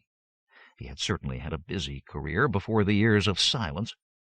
I looked at the list with appreciation. Plane theft, car theft, cash theft, bank emptying, and more, all of the crimes involving moving bucks from someone else's pockets to his pockets, or real property that could be sold quickly, with forged identification, for more bucks, and he had never been caught. That was the best part of it. Here was the man who could be my mentor, my tutor, my university of crime, who would one day issue a diploma of deviltry that would eventually admit me to the golden acres I so coveted. But how could I find him if the united police forces of an entire world over a period of decades had never been able to lay a finger on him? An interesting question. So interesting that I could see no easy answer. I decided to let my subconscious work on this problem for a bit, so I pushed some synapses aside and let the whole thing slip down into my cerebellum. The street outside was beginning to fill up with shoppers, and I thought that might be a good idea for me as well. All the rations I had here were either frozen or packaged, and after the sludgy prison food, I felt the urge for things that crackled and crunched. I opened the makeup cabinet and began to prepare my public persona. Adults don't realize or remember how hard it is to be a teenager. They forget that this is the halfway house of maturity.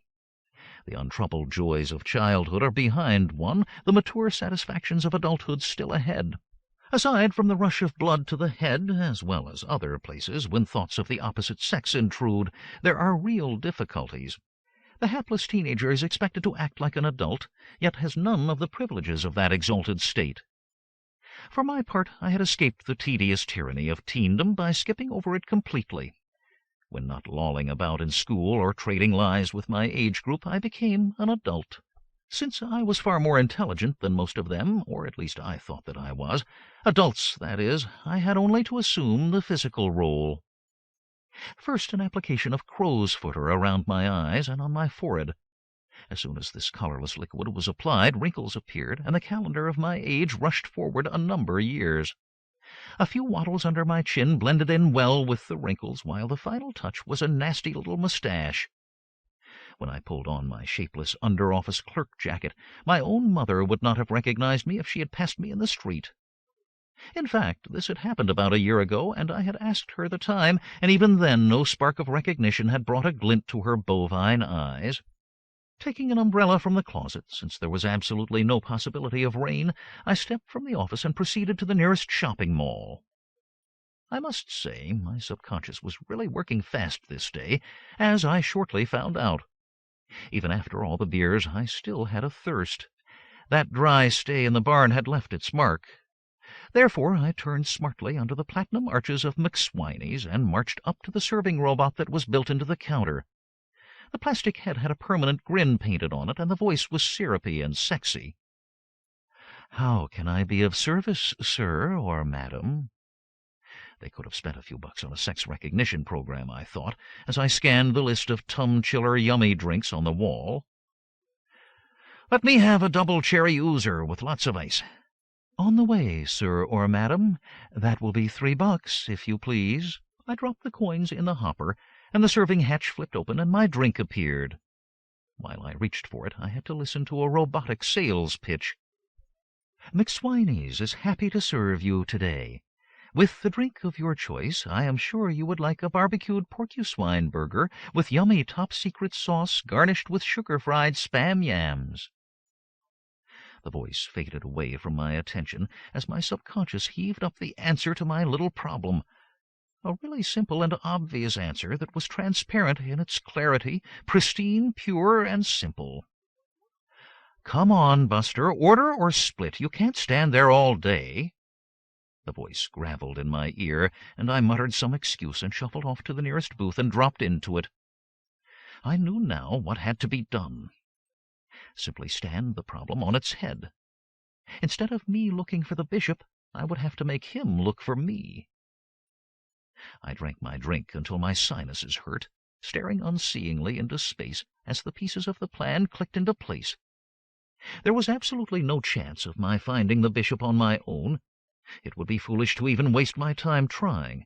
So what I had to do was commit a crime so outrageous and munificent that it would be on all the news channels right around the planet.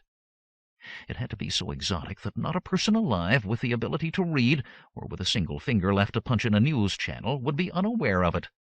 The entire world would know what had happened, and they would know as well that the bishop had done it because I would leave his calling card on the spot.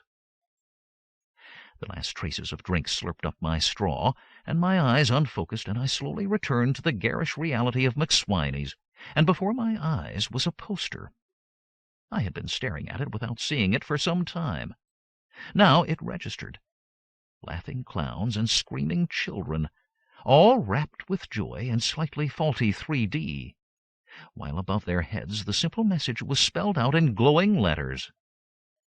"Save your coupons. Get them with every purchase. Free admission to Luna Park." I had visited this site of plastic joys some years before, and had disliked it even as a child. Horrifying rides that frightened only the simple. Rotating up and down rides only for the strong of stomach. Round and throw up. Junk food, sweet candy, drunk clowns. All the heady joy to please the very easily pleasable. Thousands attended Luna Park every day, and more thousands flooded in on weekends, bringing even more thousands of bucks with them. Bucks galore. All I had to do was clean them out in such a very interesting way that it would make the top news story right around the planet. But how would I do it? By going there, of course, and taking a good hard look at their security arrangements. It was about time that I had a day off. Chapter 7. For this little reconnaissance trip it would be far wiser for me to act my age, or less. With all the makeup removed, I was a fresh-faced 17 again. I should be able to improve upon that. After all, I had taken an expensive correspondence course in theatrical makeup. Pads in my cheeks made me look more cherubic, particularly when touched up with a bit of rouge. I put on a pair of sunglasses decorated with plastic flowers that squirted water when I pressed the bulb in my pocket. A laugh a second. Styles in dress had changed, which meant that +4s for boys had gone out of fashion, thank goodness, but shorts were back, or rather a reprehensible style called short-longs, which had one leg cut above the knee, the other below. I had purchased a pair of these, done in repulsive purple corduroy, tastefully decorated with shocking pink patches. I could scarcely dare look at myself in the mirror. What looked back at me I hesitate to describe, except that it looked very little like an escaped bank robber. Around my neck I slung a cheap disposable camera that was anything but cheap, disposable, or only a camera. At the station I found myself lost in a sea of lookalikes as we boarded the Luna Special. Screaming and laughing hysterically and spraying each other with our plastic flowers helped to while away the time, or stretch it to eternity in at least one case. When the doors finally opened, I let the multichrome crowd thunder out, then strolled wearily after them. Now to work. Go where the money was. My memories of my first visit were most dim, thank goodness, but I did remember that one paid for the various rides and diversions by inserting plastic tokens. My father had furnished a limited and begrudging number of these, which had been used up within minutes, and of course no more had been forthcoming. My first assignment, then, was to find the font of these tokens. Easily enough done, for this building was the target of every prepubescent visitor. It was a pointed structure like an inverted ice cream cone, bedecked with flags and mechanical clowns, topped with a golden calliope that played ear-destroying music. Surrounding it at ground level and fixed to its base was a ring of plastic clown torsos, rocking and laughing and grimacing. Repellent as they were, they provided the vital function of separating the customers from their money. Eager juvenile hands pushed buck bills into the grasping palms of the plastic punchinellos. The hand would close, the money vanish, and from the clown's mouth a torrent of plastic tokens would be vomited into the waiting receptacle. Disgusting, but I was obviously the only one who thought so. The money went into the building. Now I must find where it came out. I strolled about the base and discovered that the regurgitating dispensers did not quite girdle it. To the rear, behind the concealment of trees and shrubs, a small building snuggled up to the base. I pushed my way under the shrubs and found myself facing a private policeman stationed beside an unmarked door. "Get lost, kid," he said sweetly. "Employees only." I dodged around him and pushed against the door, and managed to photograph it at the same time. "I gotta go to the bathroom," I said cross-leggedly. "They said the bathroom was here." A hard hand pulled me away and propelled me back to the shrubbery. "Not here. Out. Back the way you came." I went. Very interesting. No electronic alarms, and the lock was a glove. Reliable but old. I was beginning to like Luna Park after all. It was an excruciating wait until dark when the park closed down. Out of boredom I sampled the glacier ride, where one hurtled through mock ice caverns with things frozen into the ice on all sides, though they occasionally lunged out at the screeching riders. Rock Jet Rovers was equally bad, and in the name of good taste I will draw the curtain down over the heady joys of Candyland and the Swamp Monster. Suffice to say that the time did arrive at last. The token dispenser closed down an hour before the park shut. From a nearby vantage point I watched with avid interest as an armored van took away a great number of solid containers. Even more interesting was the fact that when the money went, so did the security. I imagine that the logic behind this was that no one in their right mind would want to break in and steal the tokens. So I wasn't in my right mind. As darkness fell, I joined the exhausted celebrants as they staggered towards the exits. Except that I didn't get that far. A locked door at the rear of Vampire Mountain unlocked easily under my gentle ministrations. I slipped into the darkness of the service area. High above me, pale fangs shone and fake blood dripped. I felt very comfortable indeed, tucked in behind a coffin filled with dirt. I let an hour go by, no more. This should clear the employees out of the way, but still leave enough revelers in the streets outside the park so that my disgusting outfit would not be noticed when I finally made my exit. There were guards about, but they were easily avoided. As I had expected, the glove opened easily, and I slipped quickly inside. The room proved to be windowless, which was fine, since my light would then not be seen. I switched it on and admired the machinery. A simple and clean design. I appreciate that in machinery. The dispensers were ringed about the walls, silent now, but still obvious in their operation. When coins or bills were inserted, they were counted and passed on. Machines above released the measured amount of tokens into the delivery chutes. Beside them, pipes sprang out of the floor and terminated in a bin above. Undoubtedly, they were filled from underground conveyors that returned the tokens ready for redispensing. The bucks, untouched by human hands, were being conveyed through sealed and transparent tubes to the collection station, where the coins fell into locked boxes. They were not for me, since they were too bulky to move easily. But the bills. They were far lighter and worth far more. They slipped along the chutes until they dropped gracefully through an opening in the top of a safe, an operation that appeared to be relatively secure from light-fingered employees. Wonderful. I admired the machinery and thought about it, then made notes. The dispensers had been manufactured by a firm by the name of Exchangers, and I took pics of their trademark on the machines. The safe was a secure and reliable brand that easily yielded to my ministrations. It was empty, of course, but I had expected that. I made a note of the combination, then opened and closed it a number of times until I could do it with my eyes closed. A plan was taking shape in my head, and this was to be an integral part of it. Finished at last, I slipped from the building without being seen, and with little more effort escaped from the park to join the frolicking throngs. They were less boisterous on the return journey, and I had only to use my spray glasses twice. I cannot describe the relief I felt when I finally staggered through the office door, stripped off the outlandish garb, then buried my nose in a beer. Then, metaphorically, of course, I put my thinking cap on. The next weeks were busy ones. While I worked at the equipment I needed for my operation, I followed the news accounts closely. One of the prison escapers, after a fierce struggle, had been recaptured. His companion had not been found, despite the help rendered by the one who had been caught. Poor Stinger. Life wouldn't be the same for him once the will to fight was taken from him.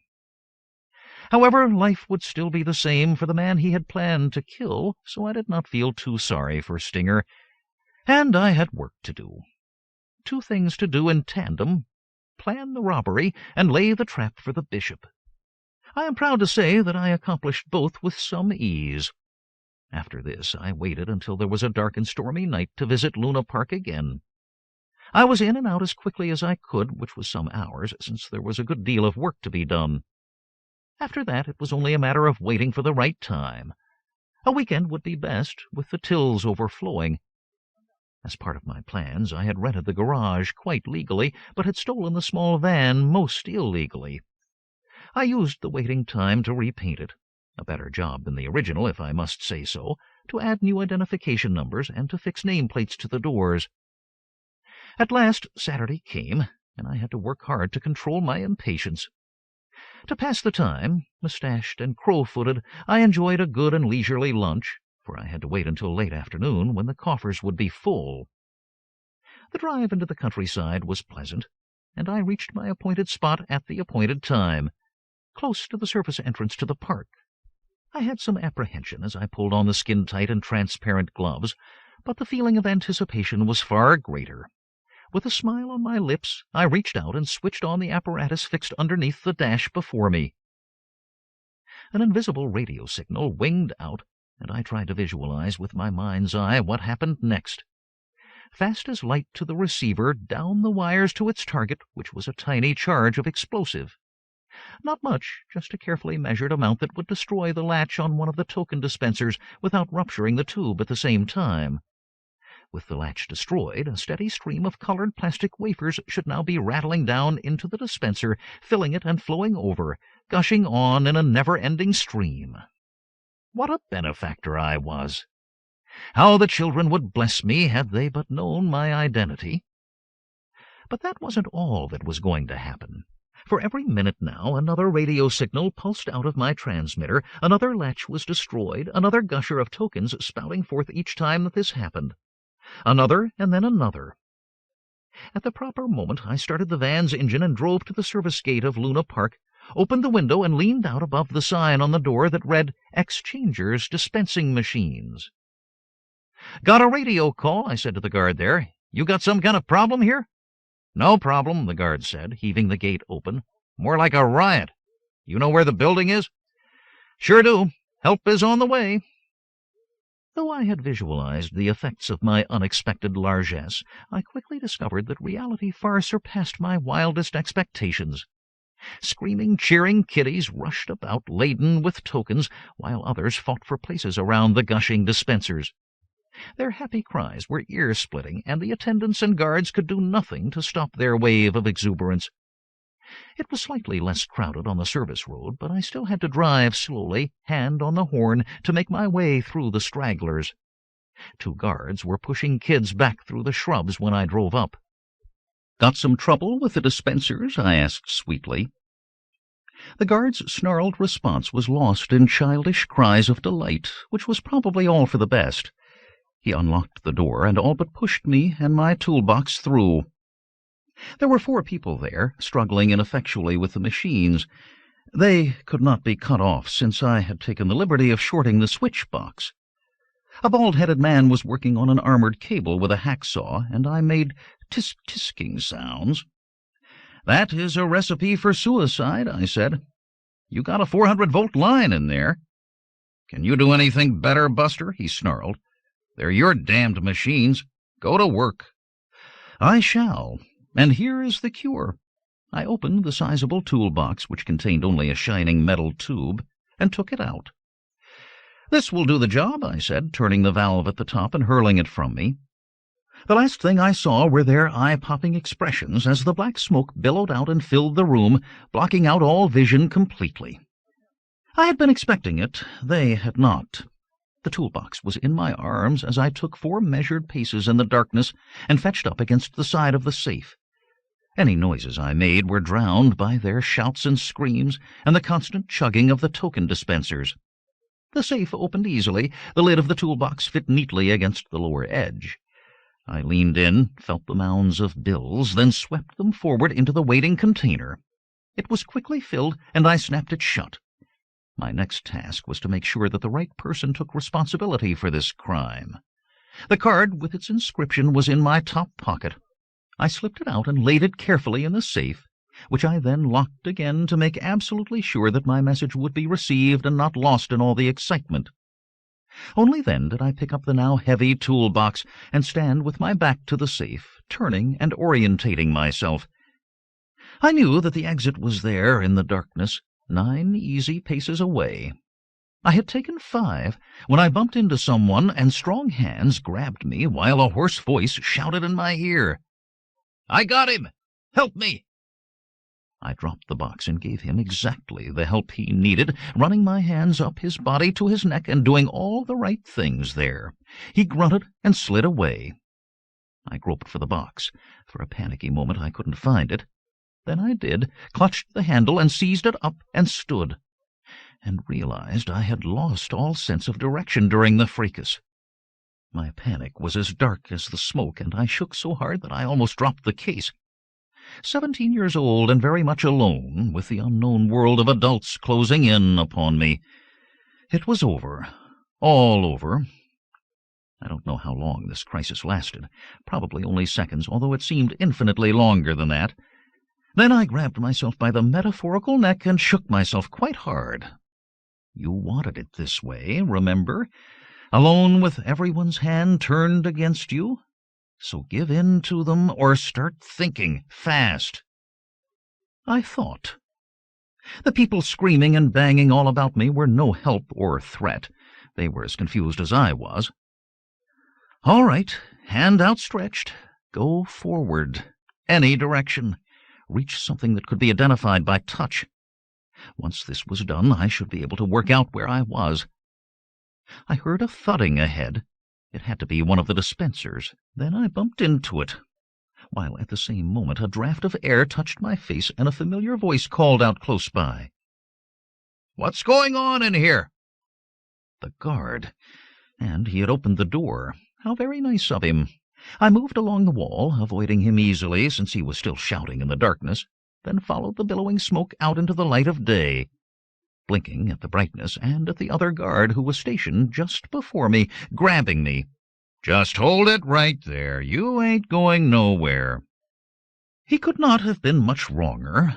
I mean, grabbing onto a black belt like that. I eased him to the ground so he wouldn't hurt himself when he fell, threw the box into the van, looked around to see that I was totally unobserved, closed the door, started the engine, then drove slowly and carefully away from fun-filled Luna Park. Chapter 8. "All fixed, everything just fine back there," I called out to the guard, and he nodded while he pulled the gate open. I drove off in the direction the city, slowly around a bend, then turned sharply inland on an unpaved road. My escape had been as carefully planned as the theft. Stealing money is one thing, keeping it is another altogether. In this age of electronic communication, a description of me in the van would be flashed around the planet in microseconds. Every police car would have a printout and every patrolman verbal warning. So how much time did I have? Both guards were unconscious, but they could be revived, could pass on the information. A phone call would be made, warning given. I calculated that this would take at least 5 minutes, which was fine since I only needed 3. The road wound up through the trees, made a final turn, and ended in the abandoned quarry.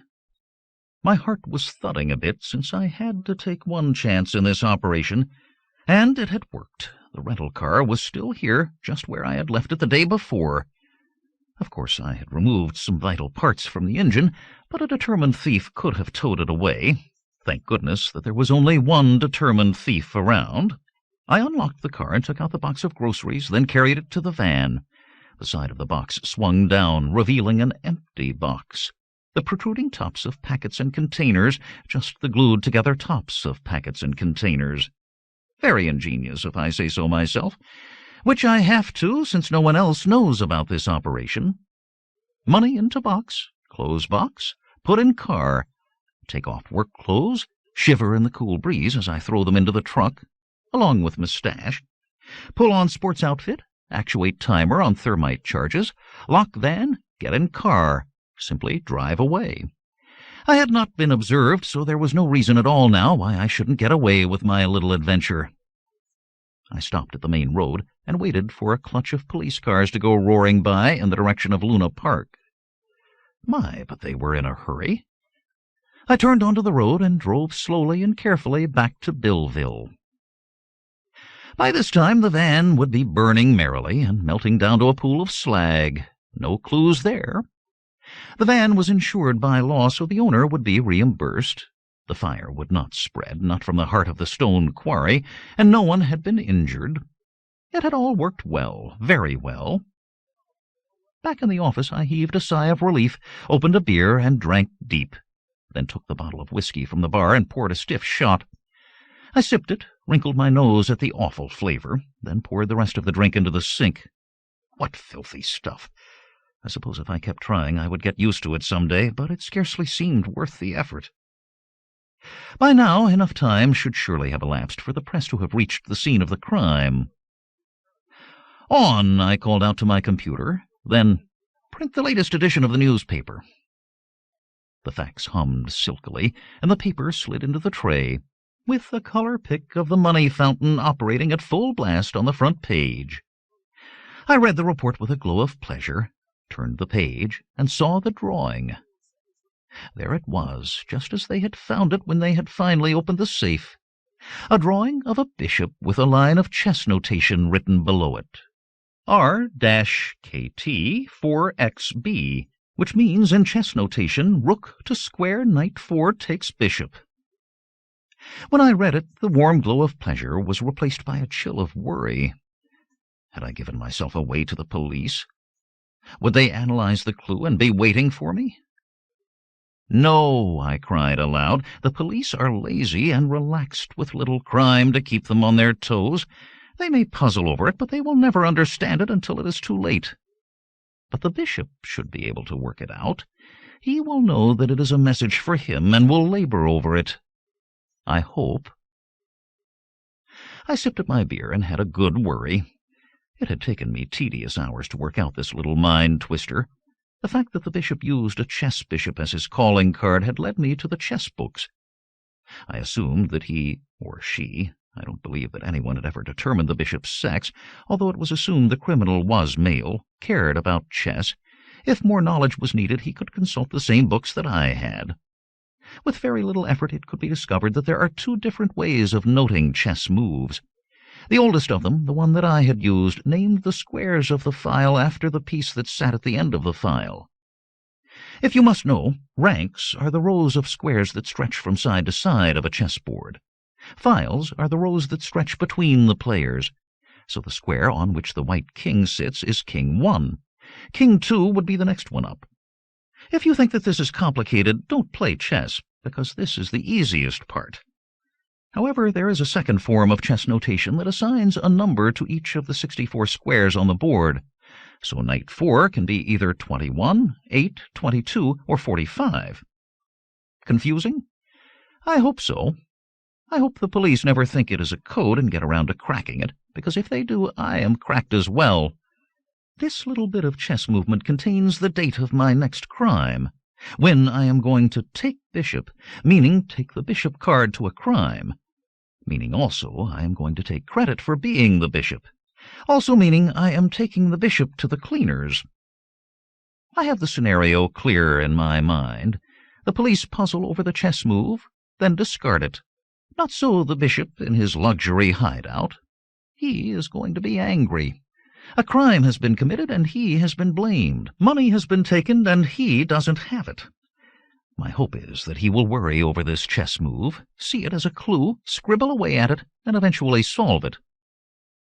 By thinking about the fact that knight is a homonym for knight.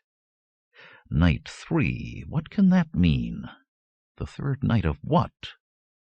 The third night of the Modern Music Festival in the city of Pearly Gates, that is what. And this third night is also the 45th day of the year, which is, that's correct, also known as night 3 in one of its 4 permutations. With this added verification, the bishop would be sure that some crime would take place on the third night of the festival. A crime involving money, of course. My mental fingers were crossed in the hope that he would be more interested in me than in informing the police in advance about the crime. I hoped that I had struck the right balance, too complex for the police, but capable of solution by the bishop. And he had exactly 1 week to solve it and come to the festival, which also meant that I had 1 week to hype myself up and depress myself down, get too much sleep, then not enough sleep, and take pleasure only in the construction of plans and apparatus for this bold foray into the pockets of the public. On the night in question, it was raining heavily, which suited me perfectly. I turned up the collar of my black coat, jammed my black hat down on my head, then seized up the black case that held the musical instrument. A horn of some kind. This was made obvious by the swollen shape at one end, where the case swelled out to accommodate the bell. It might be a crumpophone or even a dagonet. Public transportation took me close to the stage entrance to the theater. As I walked the rest of the way, I soon found myself braving the elements among other black-garbed, instrument-bearing musicians. I had my pass ready, but the doorman just waved us through and out of the rain. There was little chance that anyone would question my identity, because I was only one of 230.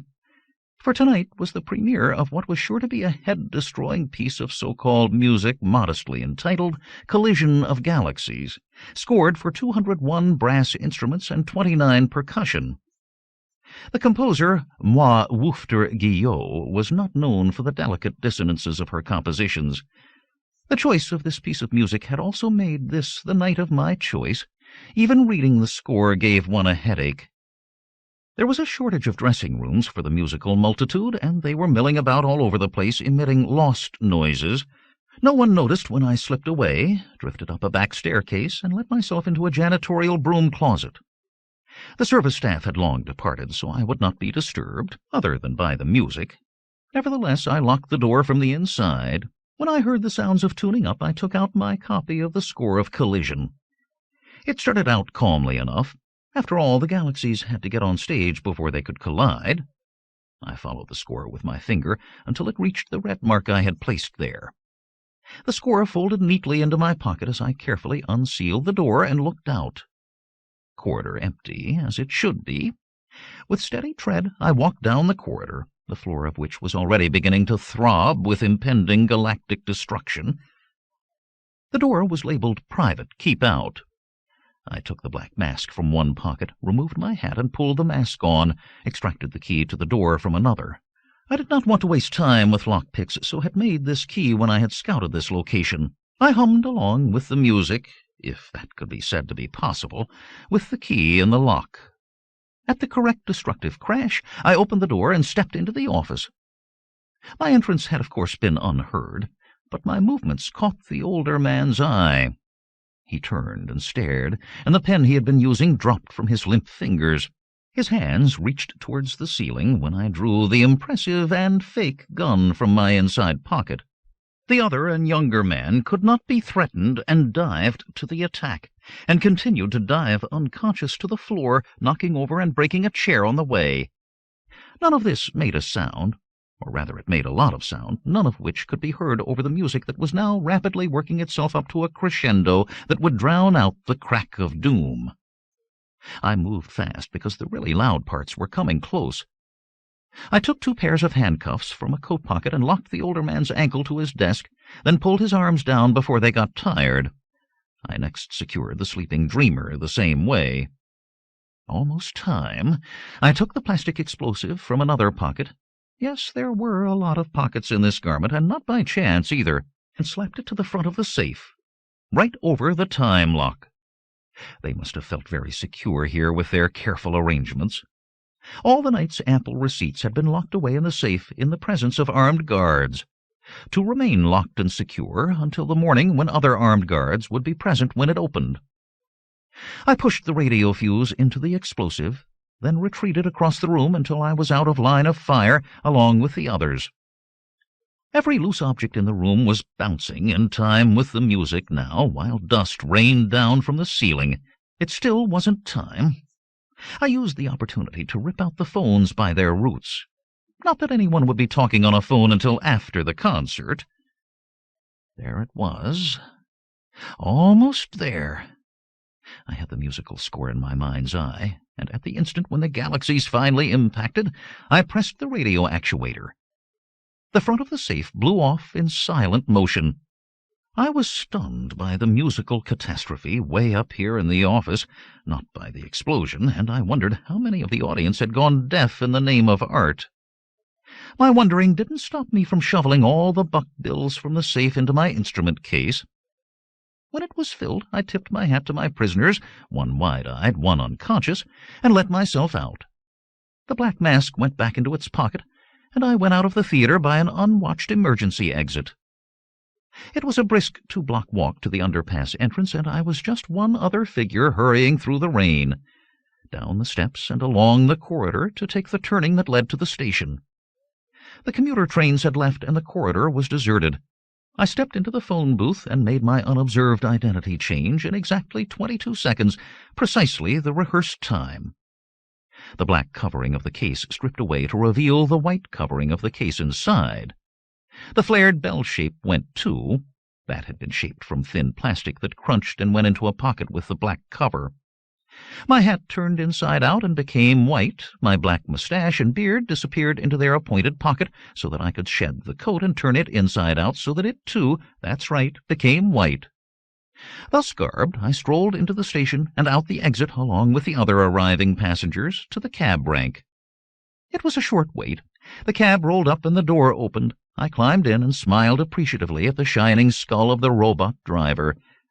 "My good man, take me to the Arbolast Hotel," I said, in my best imitation Thuringian accent, since the Thuringar train had arrived at the same time I had. "Message not understood," the thing intoned. "Arbolast Hotel, you metallic moron," I shouted. "Arbolast." "Understood," it said, and the cab started forward. Just perfect. All conversations were stored in a molecular recorder for 1 month in these cabs. If I were ever checked on, the record would reveal this conversation. And my hotel reservation had been made from a terminal in Thuringia. Perhaps I was being too cautious, but my motto was that this was an impossibility. Being too cautious, I mean. The hotel was an expensive one, and tastefully decorated with mock arbolasts in every corridor and room. I was obsequiously guided to mine, where the arbolast served as a floor lamp, and the robot porter glided away smarmily with a $5 coin in his tip slot. I put the bag in the bedroom, took off the wet coat, extracted a beer from the cooler, and there was a knock on the door. So soon.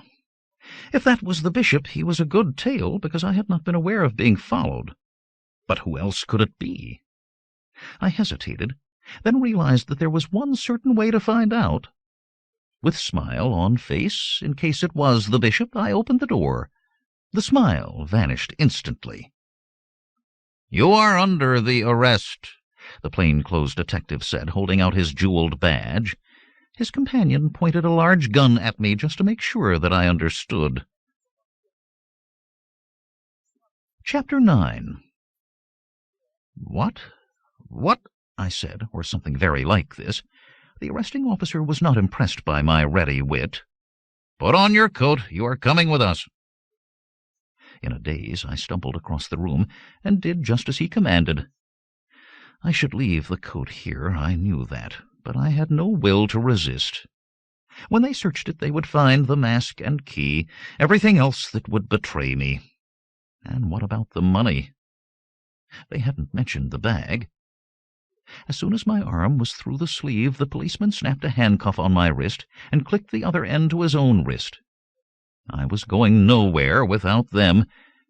There was little or nothing I could do, not with the gun-wielder 3 steps behind us.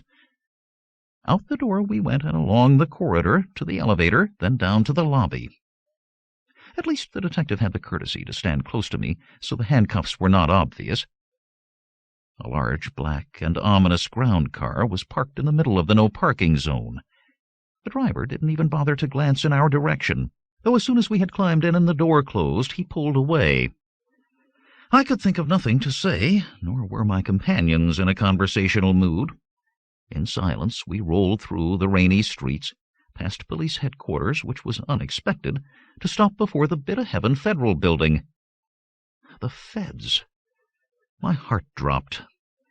I had been correct in assuming that breaking the clues and catching me had certainly been beyond the intelligence of the local police, but I had not reckoned upon the planetary investigation agencies. By hindsight, which is not very satisfying, I saw my error. After years of absence, the bishop strikes again. Why, and what does the bit of chess-whackery mean? Put the cryptologists on it. Oh, a bit of bragging. Scene and date of the next crime revealed. Keep it federal and out of the hands of the local and incompetent police. Watch the cache with the most modern of electronic surveillance techniques. Track the criminal to see if others are involved, then pounce. My state of black depression was so great that I could scarcely walk. I swayed when our little procession stopped before a heavy door labeled Federal Bureau of Investigation, with Director Flynn in small gold letters beneath it. My captors knocked politely, and the door lock buzzed and opened. We filed in. "Here he is, sir." "Fine. Secure him to the chair, and I'll take over from here on out." The speaker sat massively behind the massive desk. A big man with sleek black hair, who was made even bigger by the enormous quantity of fat that he was carrying around. His chin, or chins, hung down onto the swelling volume of his chest. The size of his stomach kept him well back from the desk, upon which the fingers of his clasped hands rested like a bundle of stout sausages. He returned my shifty gaze with his steady and steely one.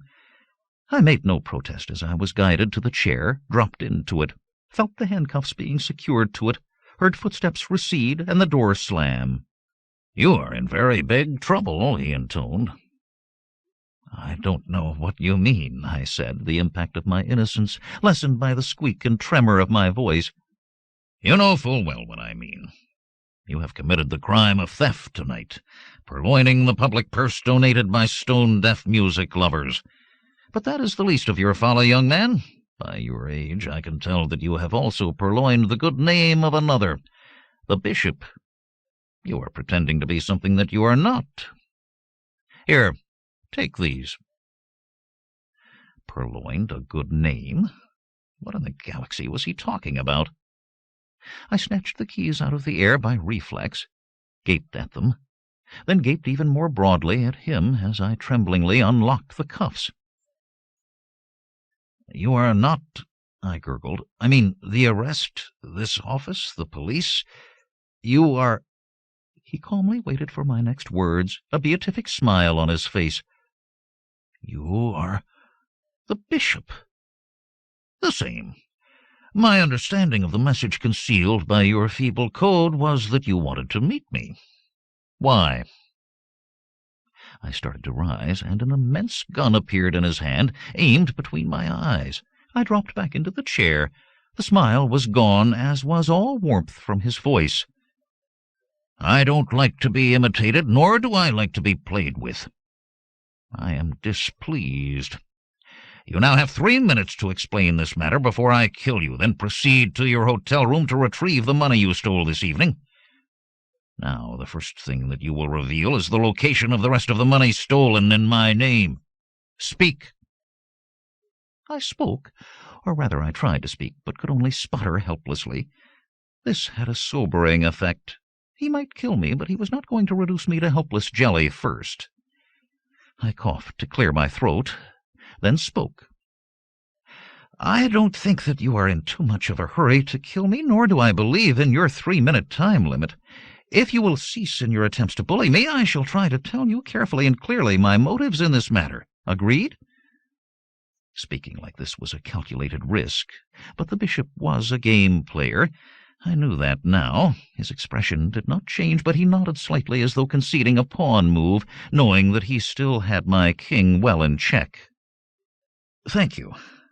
I never thought of you as a cruel man.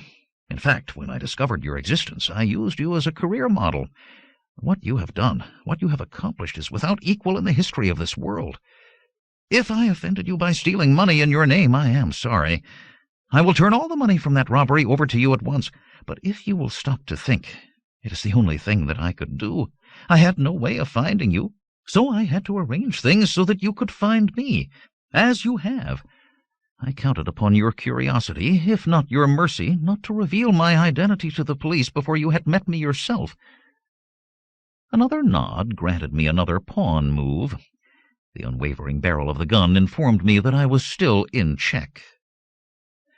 "You are the only person alive who knows my identity," he said. "You will now tell me why I should not kill you. Why did you want to contact me?"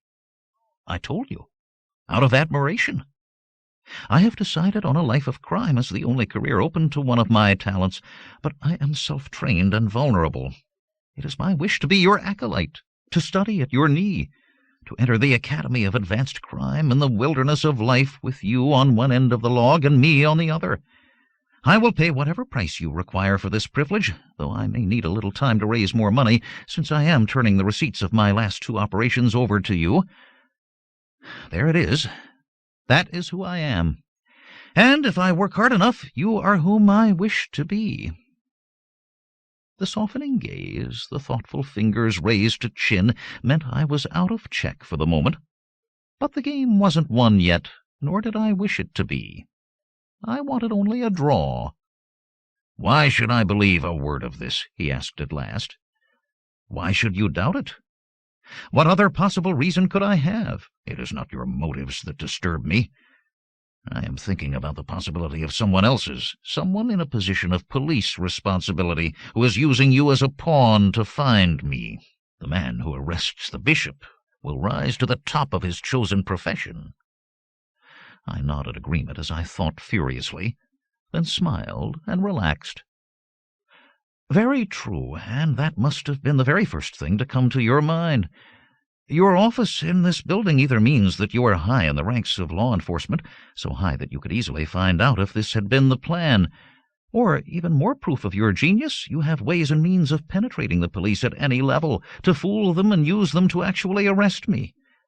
My congratulations, sir. I knew that you were a genius of crime, but to have done this, why, it borders on the fantastic." He nodded his head slowly, accepting his due. Did I see the muzzle of the gun lowered ever so slightly?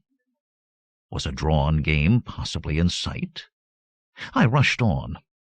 "My name is James Bolivar diGriz, and I was born a little over 17 years ago in this very city in the Mother McCree Maternity Hospital for Unemployed Porcuswine Herders. The terminal I see before you must access official files at every level. Bring up mine. See for yourself if what I have told you is not the truth." I settled back into the chair while he tapped commands on the keyboard. I did nothing to distract him or draw his attention while he read. I was still nervous, but worked to effect a surface calm. Then he was done. He leaned back and looked at me calmly.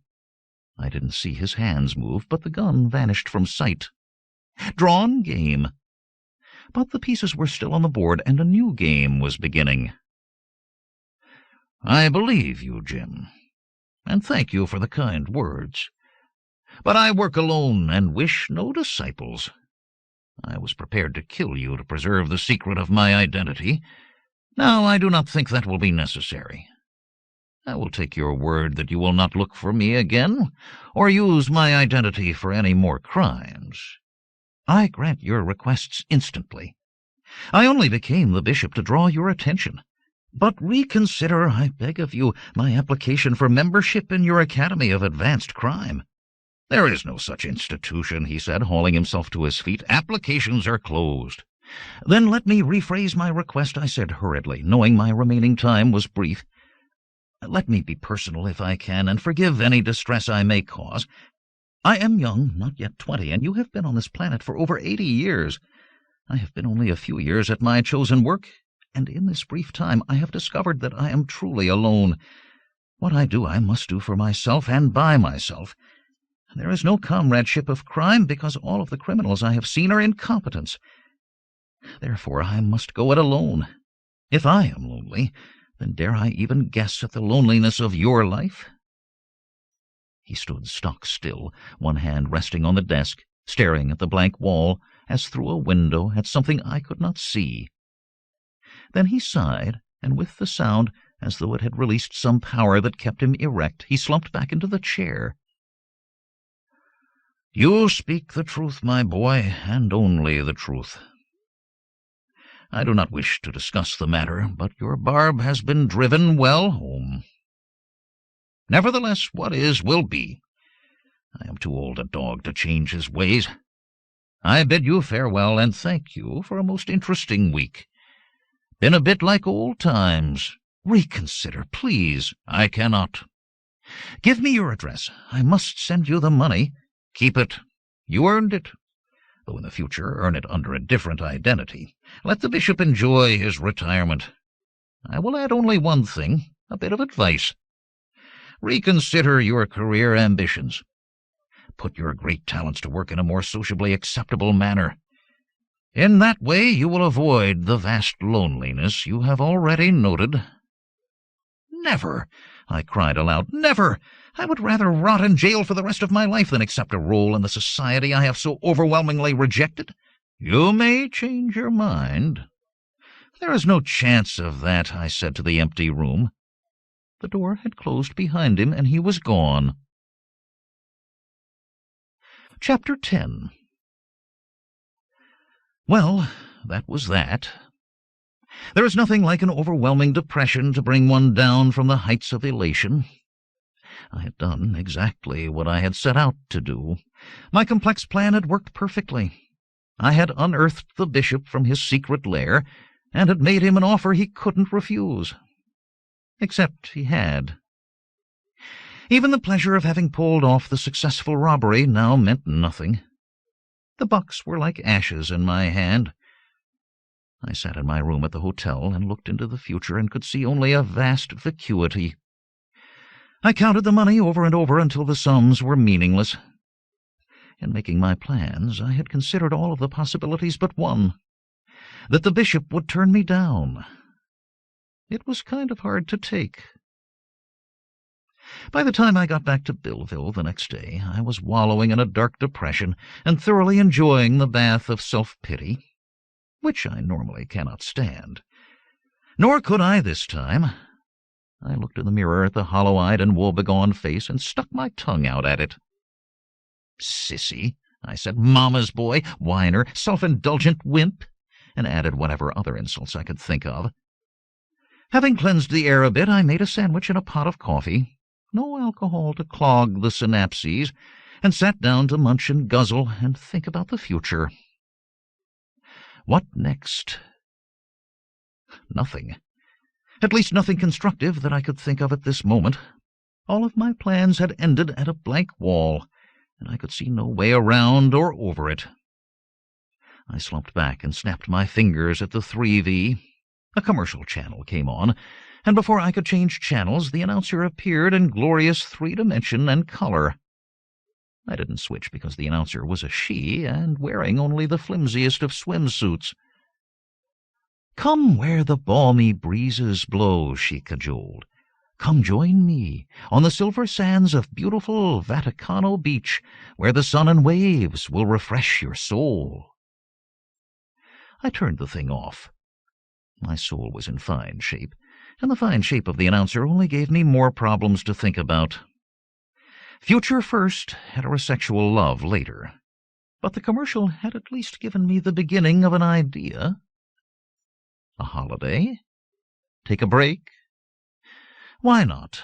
Lately I had been working harder than any of the businessmen I so badly did not want to become. Crime had paid, and paid nicely. So why didn't I spend some of the hard-earned loot? I probably wouldn't be able to escape from my problems. I had learned by experience that physical displacement was never a solution. My troubles always went with me, as ever-present and nagging as a toothache. But I could take them with me to some place where I might find the leisure and opportunity to sort them out. Where? I punched up a holiday guide from the database and flipped through it. Nothing seemed to appeal. The beach? Only if I could meet the girl from the commercial, which seemed far from likely. Posh hotels, expensive cruises, museum tours. All of them seemed about as exciting as a weekend on a porcupine ranch. Maybe that was it. I needed a breath of fresh air. As a farm boy, I had seen enough of the great outdoors, usually over the top of a pile of porcupine you-know-what. With that sort of background, I had welcomed my move to the city with open arms and hadn't ventured out since. That might be the very answer. Not back to the farm, but into the wilderness. To get away from people and things, to do a little chatting with Mother Nature. The more I thought of it, the better it sounded, and I knew just where I wanted to go, an ambition I had had since I was knee-high to a porcuspinelet. The Cathedral Mountains.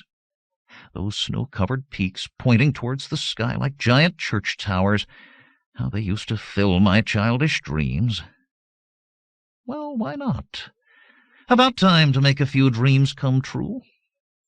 Shopping for backpack, sleeping bag, thermal tent, cooking pots, lights, all the gear needed was half the fun. Once outfitted, I couldn't waste time on the linear, but took the plane to Raphael instead. I bulged my eyes at the mountains as we came into land, and snapped my fingers and fidgeted while I waited for the luggage.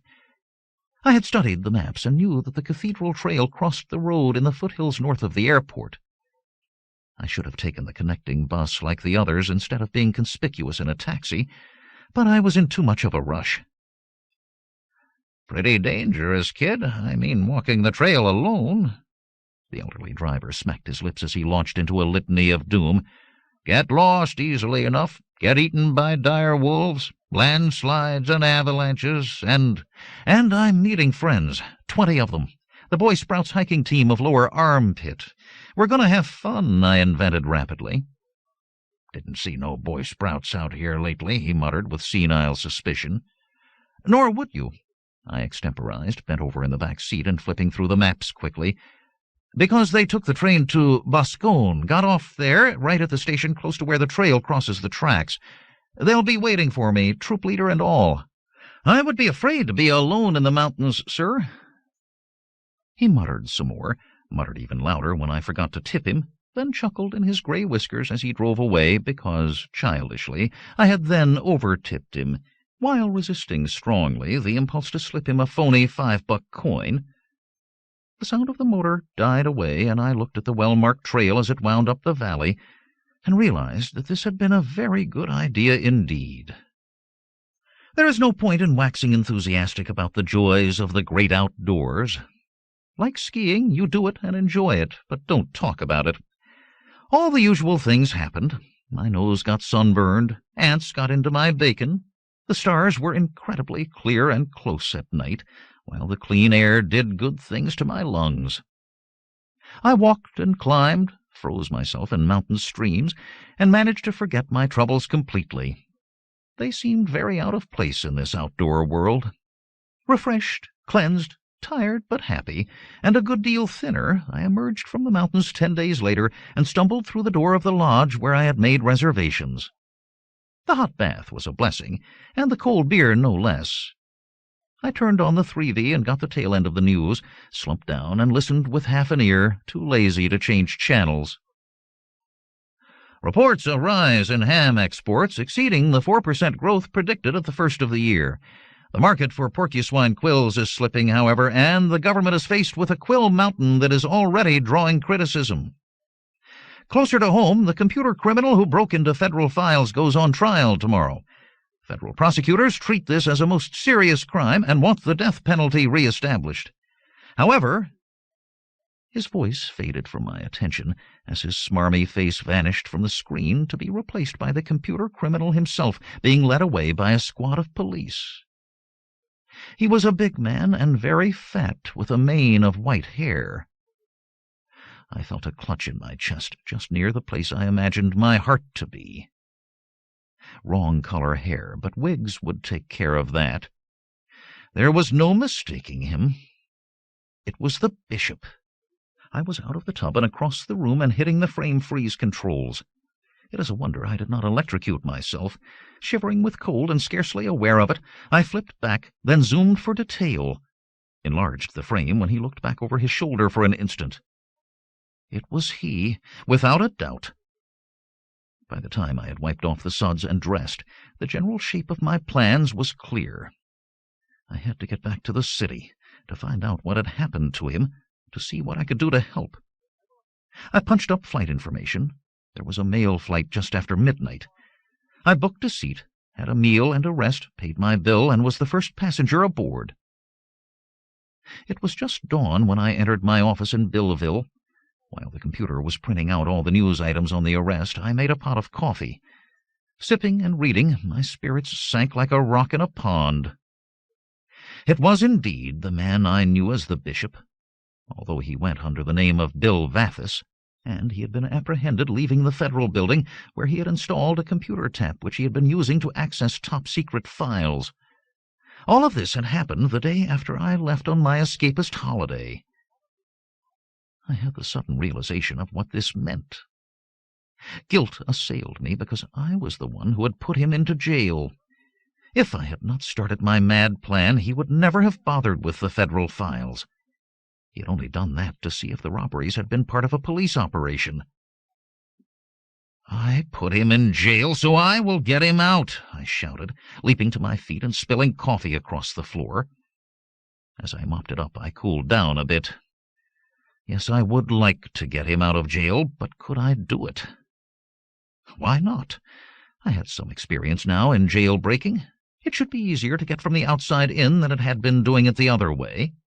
And after further thought, I realized that perhaps I would not have to go near the jail. Let the police get him out for me. He would have to be taken to court, so would be in transit in various vehicles. I soon discovered that it was not going to be that easy.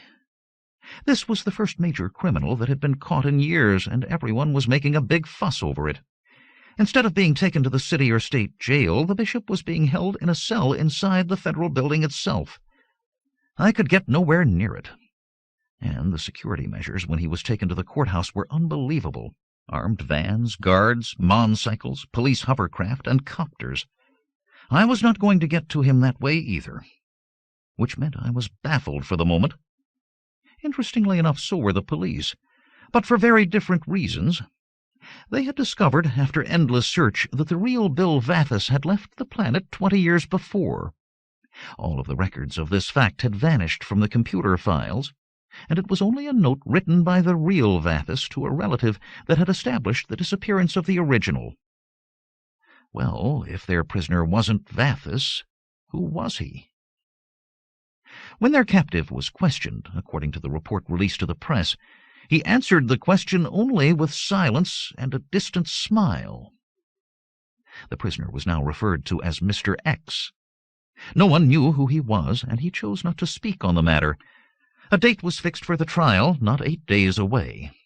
This was made possible by the fact that Mr. X refused to plead neither innocent nor guilty, would not defend himself, and had refused the services of a state-appointed attorney.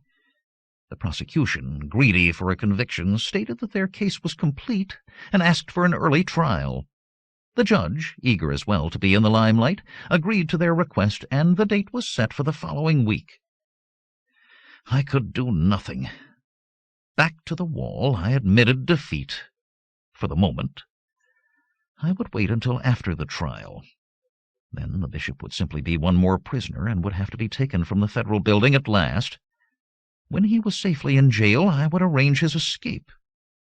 Well before the arrival of the next spacer that would take him away for brain cleansing and purifying, they would use all of the miracles of modern science to turn him into an honest citizen, and knowing him, I was sure that he would rather die than have that happen.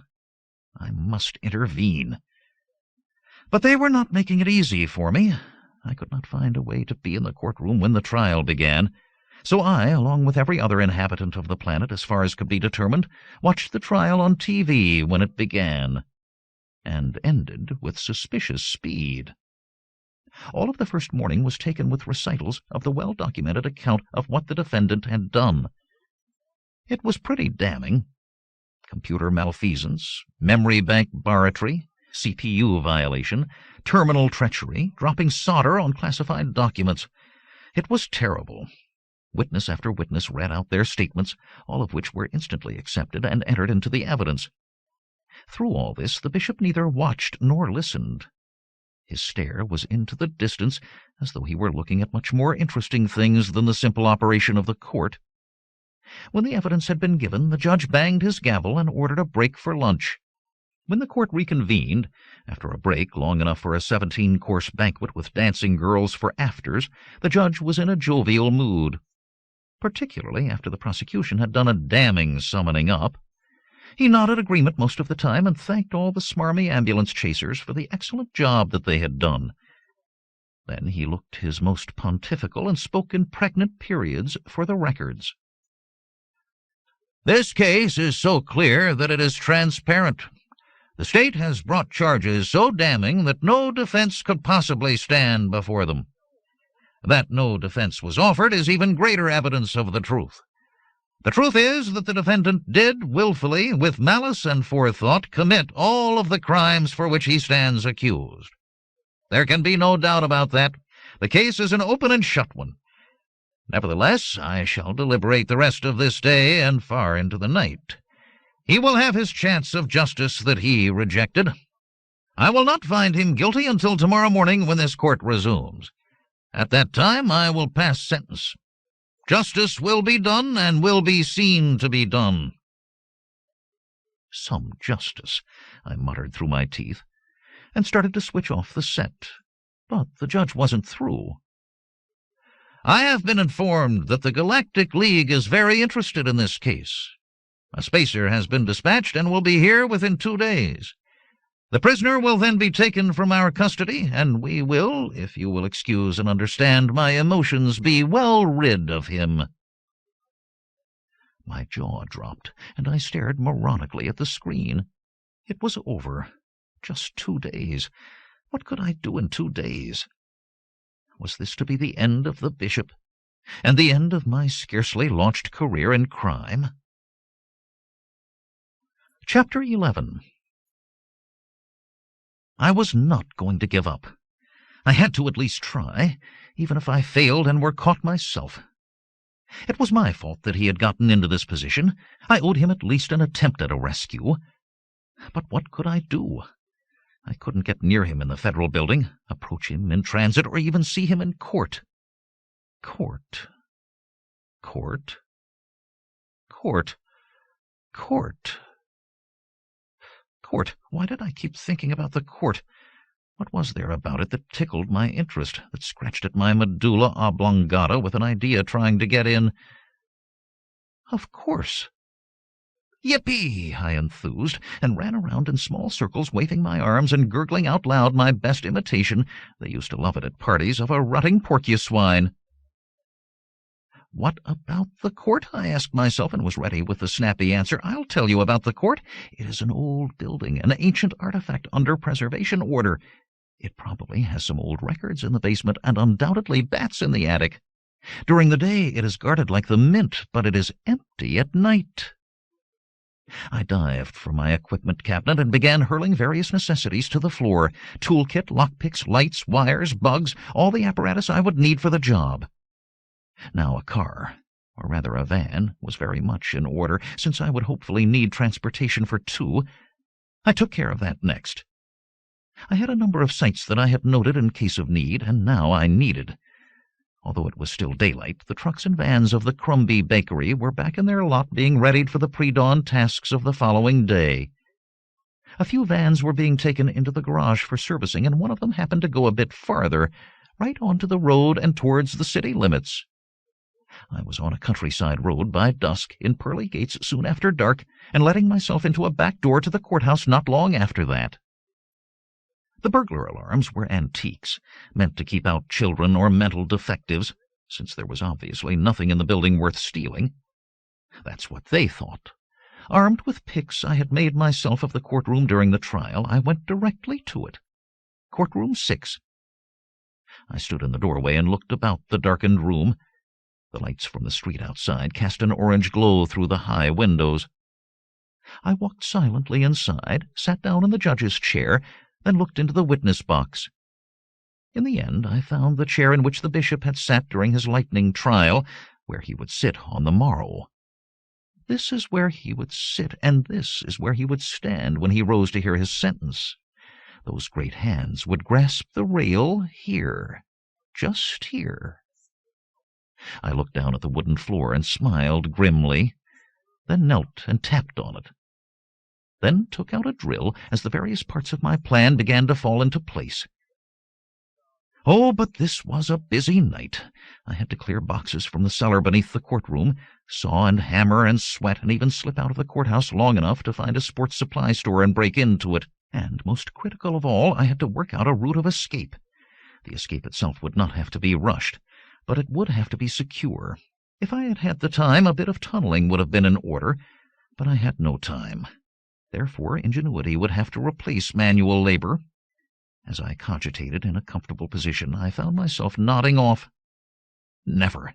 I made my way from the building yet again, found an all-night restaurant staffed by surly robot machines, and drank 2 large coffees with extra caffeine. This worked, producing ideas as well as instant heartburn.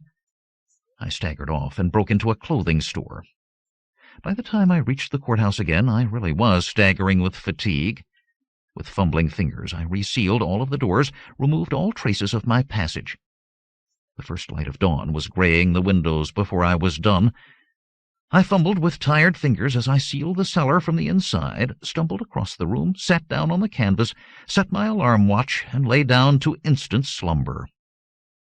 It was pitch dark when the mosquito whine of the alarm irritated me awake. I had a moment of panic until I remembered that the cellar was windowless. It should be full daylight outside by now. I would see. I turned on a work light, made adjustments, then turned on the TV monitor. Perfect. A color picture of the courtroom above filled the screen, transmitted from the optical bug I had planted the night before. Some ancient employees were dusting the furniture and sweeping the floor. The session would begin in an hour. I left the set running while I made a last check of my labors of the previous night. All working, all in order. So all I had to do was wait. That was what I did, sipping at the cold coffee and chewing painfully on a stale sandwich from the previous day's supplies.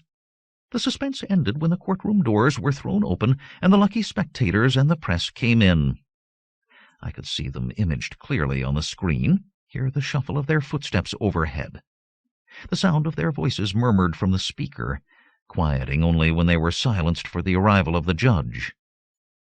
All eyes were on him, all ears twitching attentively when he cleared his throat and began to speak. First, he bored everyone into a state of stupefaction by going over the previous day's evidence in detail, then adding his obvious agreement to each summation and observation. I let his voice drone on while I looked at the bishop, zooming in on his face. He gave them nothing. His features were set. He looked almost bored. But there was a glint to his eyes that was almost hatred, nearer contempt. A giant pulled down by ants.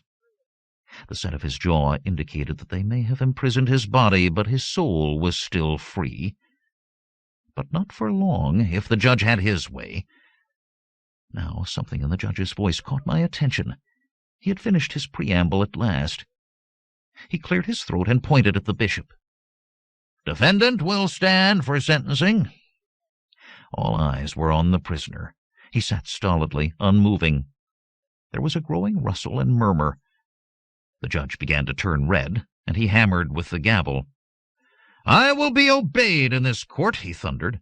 "The defendant will rise or will be forced to do so. Is that understood?" Now I was sweating. If only I could have told him not to cause any difficulties. What would I do if he were held up by great ugly policemen? 2 of them had already started forward at the judge's signal. It was then that the bishop slowly raised his eyes. The look of withering contempt he directed at the judge would have deterred anyone not as dense as his honor. It was a glare of repulsion that might have destroyed minor life forms. But he was standing. The police halted as the large hands went out and seized the solid railing. It creaked as he tugged on it and heaved his giant form up to stand erect. His head was high as he released the rail and his arms dropped to his sides. Now! I stabbed down on the button. The explosions were not loud, but their effect was dramatic. They severed the 2 bolts that held the edge of the trapdoor into place. Under the great weight of the bishop, the door swung wide, and he plunged down like a missile. I rushed up the ladder as he fell past me, but had time for a last glimpse of the courtroom on the screen. There was silence as he vanished from sight. The springs slammed the trapdoor up into position, and I pushed the heavy steel ceiling bolts into place beneath it. This happened so fast that the horizontal form of the bishop was still bouncing up and down on the trampoline when I turned to look. I scurried down the ladder to his side as he finally came to rest, looking up at me with stolid gaze as he spoke. "Ah, Jim, my boy, how nice to see you again." He took my proffered hand, and I helped him down to the floor. Above us there was pandemonium, shouting and screaming that could be clearly heard through the floor. I permitted myself one glorious look at the screen, at the pop-eyed judge, the scurrying policeman. "Very impressive, Jim, very," the bishop said, admiring the scene on the screen as well. "Right," I ordered. "Look at it as you strip off your outer clothing. Very little time. Explanations will follow." He hesitated not a millisecond, but was hurling clothing from him even as the words were clearing my lips. The great rotund form emerged, clothed in tasteful purple undergarments, and he raised his hands above his head at my shouted command. Standing on the ladder, I pulled the immense dress down over him. "Here is the coat," I said. "Put that on next. Dress touches the ground, so don't remove the shoes. Large hat next. That's it. Mirror and lipstick while I unbolt the door." He did what I said without a murmur of protest. The bishop had vanished from sight, and a lady of truly heroic proportions now emerged. There was a hammering above his head which he completely ignored. "Let's go," I called out, and he minced across the room in a most feminine fashion. I kept the door closed until he reached me, and I used those few seconds to fill him in. "They'll be at the cellar stairs by now, but they are blocked. We go the other way." I pulled on the policeman's helmet to go with the uniform I was wearing. "You are a prisoner in my custody. We are leaving now." I took him by the arm, and we turned left down the dusty corridor. Behind us there was much crashing and shouting from the blocked stairwell. We hurried on to the boiler room and through that to the set of short stairs that rose up to the heavy exit door. With its hinges now greased and lock well oiled, it opened at a touch, and we stepped out into the alleyway. Not an arm's length from the back of a policeman who was standing guard there. He was the only one. It took only an instant to examine the scene. The narrow alley was open at the far end. There was a dead end behind us. People and safety were in the street beyond the police guard. Then the bishop climbed up beside me, and something grated under his foot. The policeman turned his head to look. I could see his eyes widen, as well they might, for the lady beside me was an impressive sight. I took advantage of his diverted attention to jump forward and reach out to keep his head turning even more in the same direction. He seized me in strong hands, which quickly went limp, since the Tongawee's neck twist produces instant unconsciousness when the rotation reaches 46 degrees from full front. I eased him to the ground, then stopped the bishop from striding forward with my raised palm. "Not that way." The door on the building across the alley said service entrance and was locked.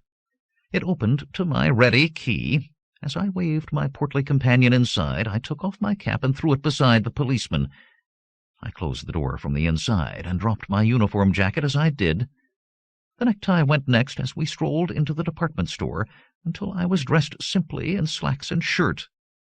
I put my mustache into my pocket, and we joined the other customers, occasionally looking at a display as we passed, but certainly never dawdling. There were a few amazed looks at my companion, but this was a very proper store, and no one was so rude as to stare. I went first through the exit, holding the door, then led by a few paces as we joined the passing throng. Behind us, getting weaker as we went, were shouts and cries and the sound of alarm bells and sirens. I permitted myself a small smile. When I glanced back, I saw that my companion had permitted herself one as well. She even had the nerve to let me have a brief wink.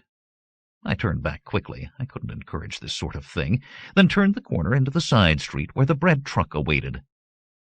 "Stand here and look into your mirror," I said, unlocking the rear door. I busied myself inside, then barely had time to move aside as a great form hurtled by. "No one looking," he gasped. "Perfect." I climbed out, secured the door, went to the driver's side, climbed in, and started the engine. The van rumbled forward, slowly forcing its way through the pedestrians at the corner, then waited for a break in traffic. I had considered driving back and past the courthouse, but that would have been dangerous braggadocio. Better to simply slip away. When the street was empty, I turned in the opposite direction and drove carefully towards the city limits.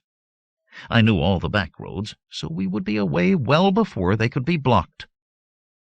We were not out of danger yet, but I still felt smug satisfaction.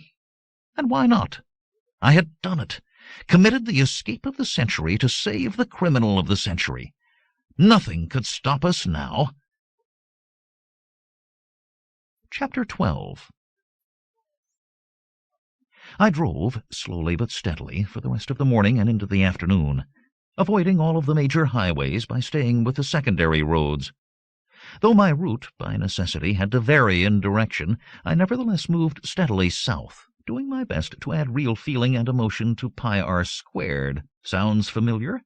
It should be, since it is probably the single geometry theorem that anyone ever remembers. The area of a circle is equal to its radius times the value of pi squared.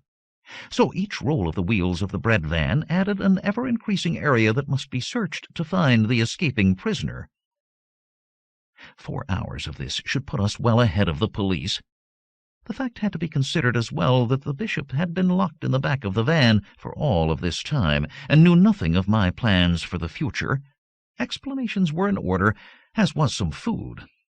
I was getting hungry, and considering his girth, he would surely be feeling the same.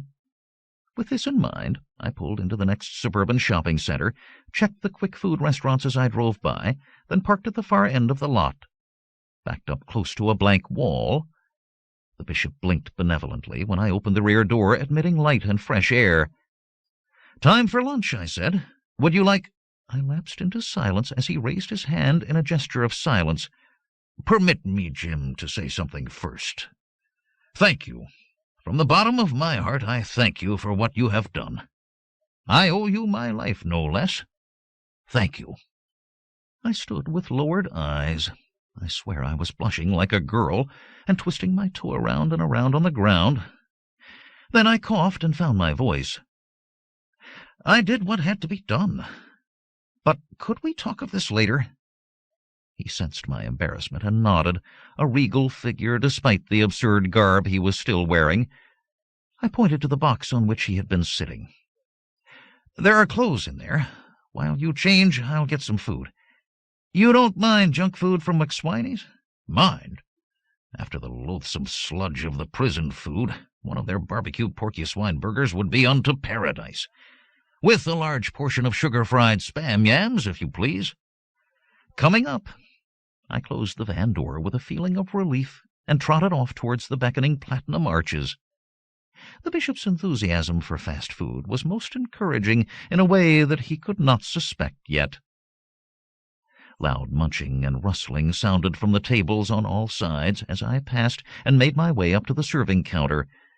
I reeled off my order to the plastic-headed robotic attendant, stuffed bills into the hopper, then grabbed the bag of food and drink as it slid out of the gate.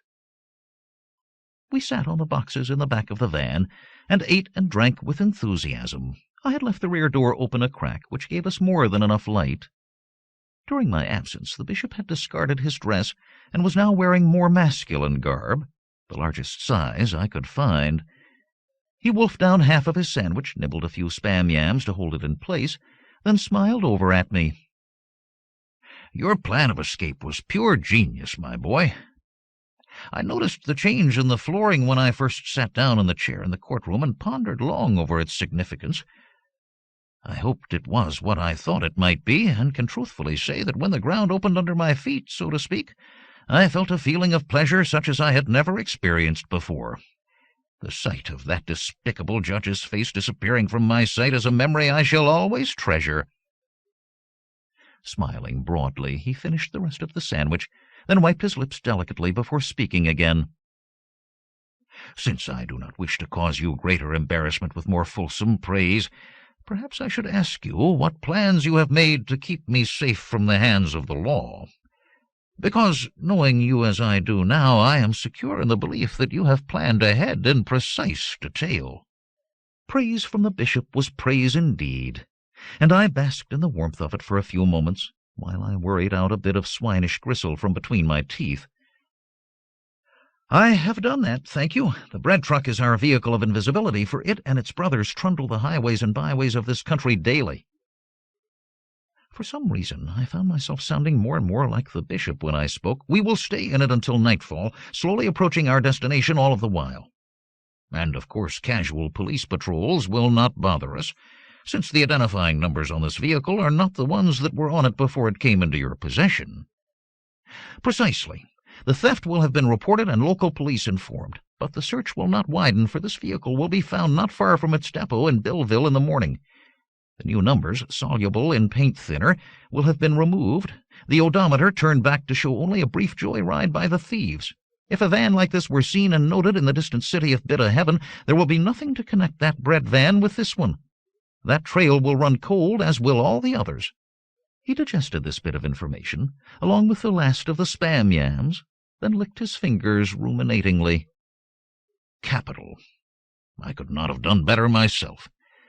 Since further movement will be dangerous, the police will soon have a net over the entire country. I presume that Billville is our destination?" "It is. I have my establishment there. Also your place of security. When I asked about your food tastes, I had that in mind. You are going to take up residence in an automated McSwiney's until the heat of the chase dies down." His eyebrows climbed up to his forehead, and I saw him glance with some apprehension at the discarded wrappings, but he was kind enough not to speak his doubts aloud. I hurried to reassure him. "I have done it myself, so don't worry. There are some slight discomforts, but none equal to that of federal prison. I apologize for an unseemly thought. No offense given. Or taken. It all came about by accident one evening when the police were a little close behind me for comfort. I picked the lock on the service entrance of the local McSwiney's, the very one that you will be visiting, and my pursuers lost my trail. While I waited for a safe period, I examined the premises. Amazing. Operating at high speed all around me was the solution to the single problem that faces all fast food chains, the cost of keeping even the highly underpaid and unskilled employees. Human beings are both intelligent and greedy. They tend to become skilled, then want more money for their work. The answer is to do away with human beings completely. Admirable solution. If you are finished with your crump lumps, I just might nibble one or two while I listen to your fascinating documentary." I passed the greasy bag to him and went on. "Everything is mechanized. As the customer speaks his order, the required item of food is ejected from the deep-frozen store into a supervoltage radar oven, where it is instantly blasted to steamingly edible temperature. These ovens are so powerful that an entire frozen porcupine can be exploded into steam and greasy particles in 12 microseconds. Amazing. Beverages are dispensed with the same lightning speed. By the time a customer has finished speaking, his entire order is waiting. Behind a steel door, of course, until he is paid.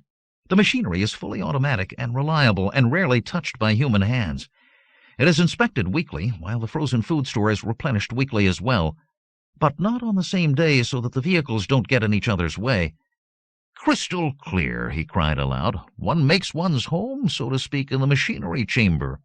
When the frozen store is replenished, access to it will be from outside the building, and the living chamber will not be entered. On the day the machinery is inspected, the occupant rests comfortably in the freezing room until the technicians leave. I assume there is a connecting door, easily found. Ah, yes, the freezer. That explains the large and warm garment I found packed in with my clothes. But should there be an equipment failure? The alarm sounds in the central repair depot, and a mechanic is dispatched. I have also arranged for it to sound in the room as well to allow enough time to slip away. I have also made provision for unexpected visits by the engineering staff. An alarm sounds if a key is placed in the outer lock, which then jams for precisely 60 seconds. Any questions? He laughed and reached out and patted my shoulder. How could there be? You have thought of everything. Might I ask about reading matter? And, how shall I phrase it delicately, sanitary facilities? Portable viewscope and library with your bedroll, all needed facilities already plumbed in for visiting technicians. I could ask for no more. But I could. I lowered my gaze, then raised it and steeled myself to speak. You once told me that you were not in the acolyte-seeking business. Dare I ask you if you still feel that way? Or would you consider dallying the hours away with some lessons in criminal lore, just to pass the time, so to speak? Now it was his turn to lower his eyes. He sighed, then spoke. I had good reasons to reject your request. Good at the time, or so I believed. I have changed my mind. In gratitude for my rescue, I would enroll you in my school of alternate lifestyles for a decade or more, but I don't believe you would like mere gratitude. That would not wear well unless I have misread your character. I don't believe you rescued me just to gain my gratitude. So I therefore tell you in all truth that I look forward to passing on the few things I have learned down through the years. I look forward to our continuing friendship as well. I was overwhelmed. We were on our feet at the same time and shaking hands, laughing. His grip was like steel, but I didn't mind at all. It was I who turned away first, then looked at my watch. We have been here too long already and must not draw any attention. I shall drive on now, and the next stop will be the last one, for we will have arrived. Please exit quickly, enter the service door at once, and close it behind you. I'll be back as soon as this van has been disposed of, so the next person to open the door will be me." "At your orders, Jim. But speak, and I shall obey." It was a boring drive, but a necessary one. But bored I was not, for I was filled with plans and thoughts of the future. I drove through street after street, stopping only once to charge the batteries at an automated service station. Then onward again, doomed forever to rumble through the back roads of bitter heaven, watching the sun creep towards the horizon, to at last pull into the service road of the Belleville shopping center, now empty of traffic until morning. No one in sight. The bishop passed me with a swish, and the door slammed. The operation was still going well, and I was in a hurry to finish, but knew better than to rush now. No one saw me when I carried the boxes and equipment into the building and dumped them in my office. It was taking a chance, but it had to be done. The chances that the van would be noticed and remembered were slim. Before I drove away, I sprayed the interior of the van with Printgo, a solvent that destroys fingerprints and should be in common use by all criminals, even bread van thieves. This was it. I could do no more. I parked the van at the end of a quiet suburban street and walked back into town. It was a warm night, and I enjoyed the exercise. When I passed the pond in Belleville Park, I heard a water bird calling out sleepily. I sat on the bench and looked out at the still surface of the pond and thought about the future and my destiny. Had I really succeeded in breaking free with my old life? Was I to succeed in the life of crime that I so much wanted? The bishop had promised to help me, and he was the only person on the planet who could.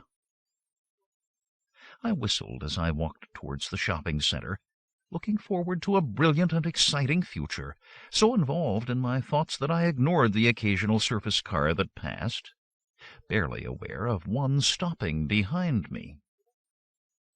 "You there, kid. Just a minute." Without thinking, I turned about, so distracted that I didn't notice until too late that I was standing under the streetlight. The policeman sat in the car, staring at me. I'll never know why he stopped, what he wanted to talk to me about, because that thought fled his mind instantly. I could see recognition there as his eyes widened. In my concern over the bishop, I had forgotten completely that I was still a wanted criminal and jailbreaker, that all the police had my photograph and description. And here I was, strolling the streets bereft of any disguise or attempt at security. All these thoughts passed through my head and out my ear in the instant that he recognized me. Nor did I even have time for any mental kicks in the seat of my trousers. "You're Jimmy diGriz." He seemed as surprised as I was, but not surprised enough to slow down his reflexes. Mine were still getting into gear by the time his were all through operating. He must have practiced that draw in the mirror every day, because he was fast, too fast. As I was turning to run, the muzzle of his recoilless .75 appeared in the open window. "Gotcha," he said, with a dirty, wide, evil, law-enforcing smile. Chapter 13. "Not me. Someone else. Mistaken identity," I gasped, but shoved my hands into the air at the same time. Would you shoot a hapless child just on suspicion? The gun never wavered, but I did. Shuffling sideways towards the front of the car. "Stop that and get back here," he shouted. But I kept the nervous shuffling going. I doubted, or hoped, that he wouldn't shoot me in cold blood. As I remember, that is against the law. I wanted him to come after me, because in order to do that he would have to take the gun out of the window. There was no way that he could point it at me and open the door at the same time. The gun vanished, and so did I. The instant he lowered it, I turned and ran, head down and pumping as fast as I could. He shouted after me, and fired. The gun boomed like a cannon, and the slug zipped past my ear and slammed into a tree. I spun about and stopped. This cop was insane. "That's better," he called out, resting the gun on top of the open door and aiming it at me with both hands. "I fired to miss just once. Next time I hit. I got the gold medal for shooting this piece, so don't make me show you how good I am with it." "You are mad. Do you know that?" I said, all too aware of the quaver in my voice. "You just can't shoot people on suspicion." "Yes, I can," he said, walking up to me with the gun still pointed steady as a rock.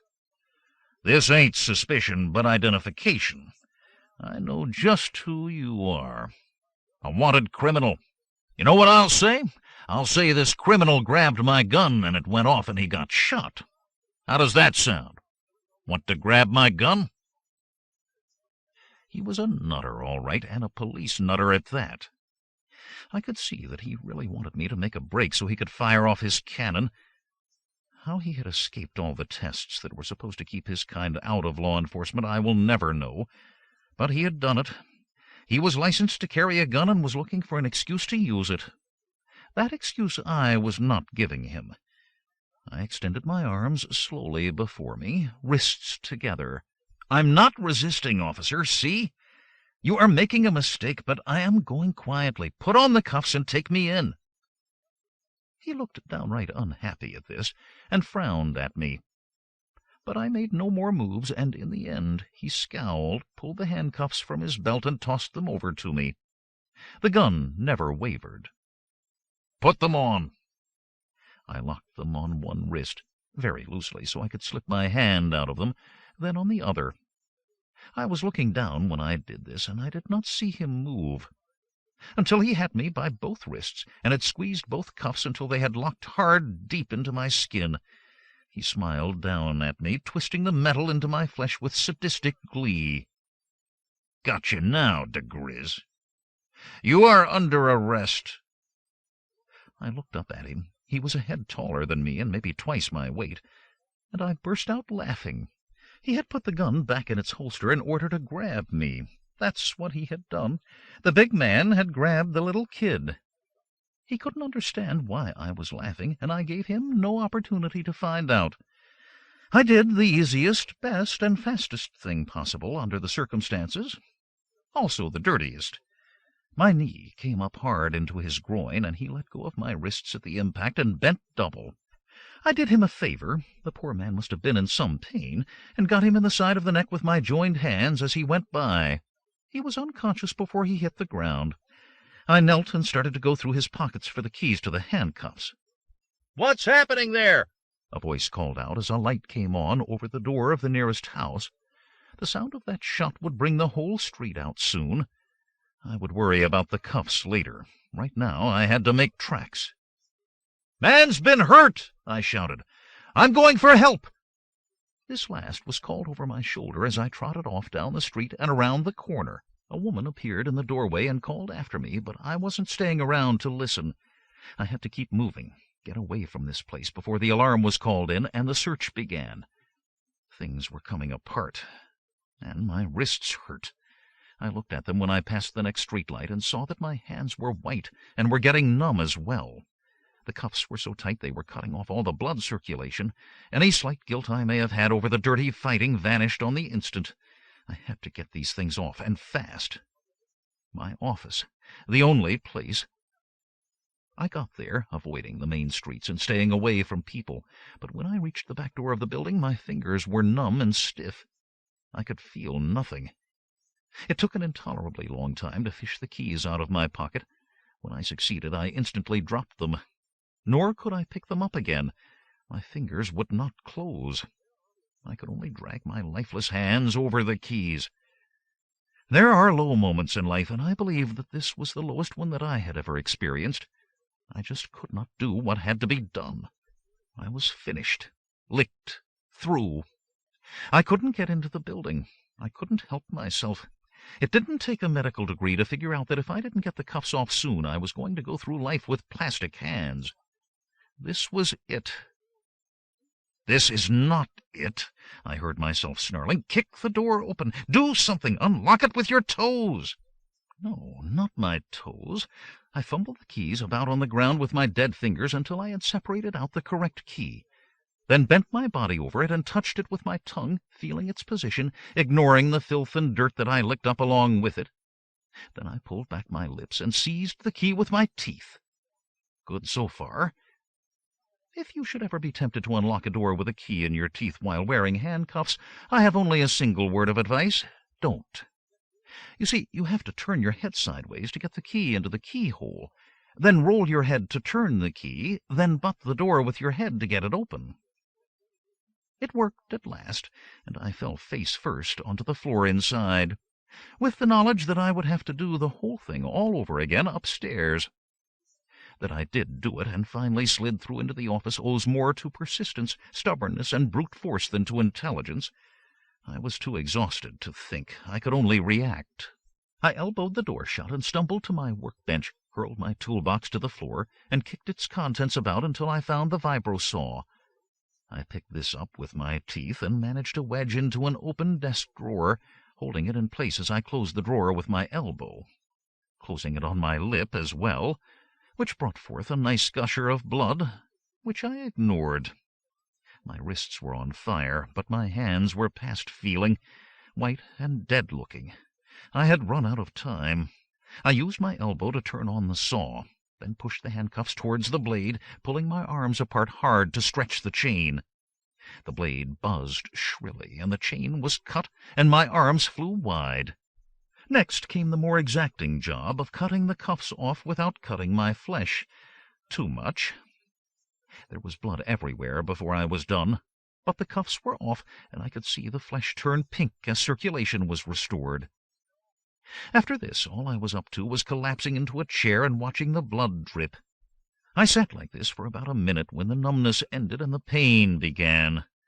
With an effort, I stumbled to my feet and dragged over to the medical locker, getting this good and bloody as well, while I shook the pain capsules out and managed to swallow 2 of them.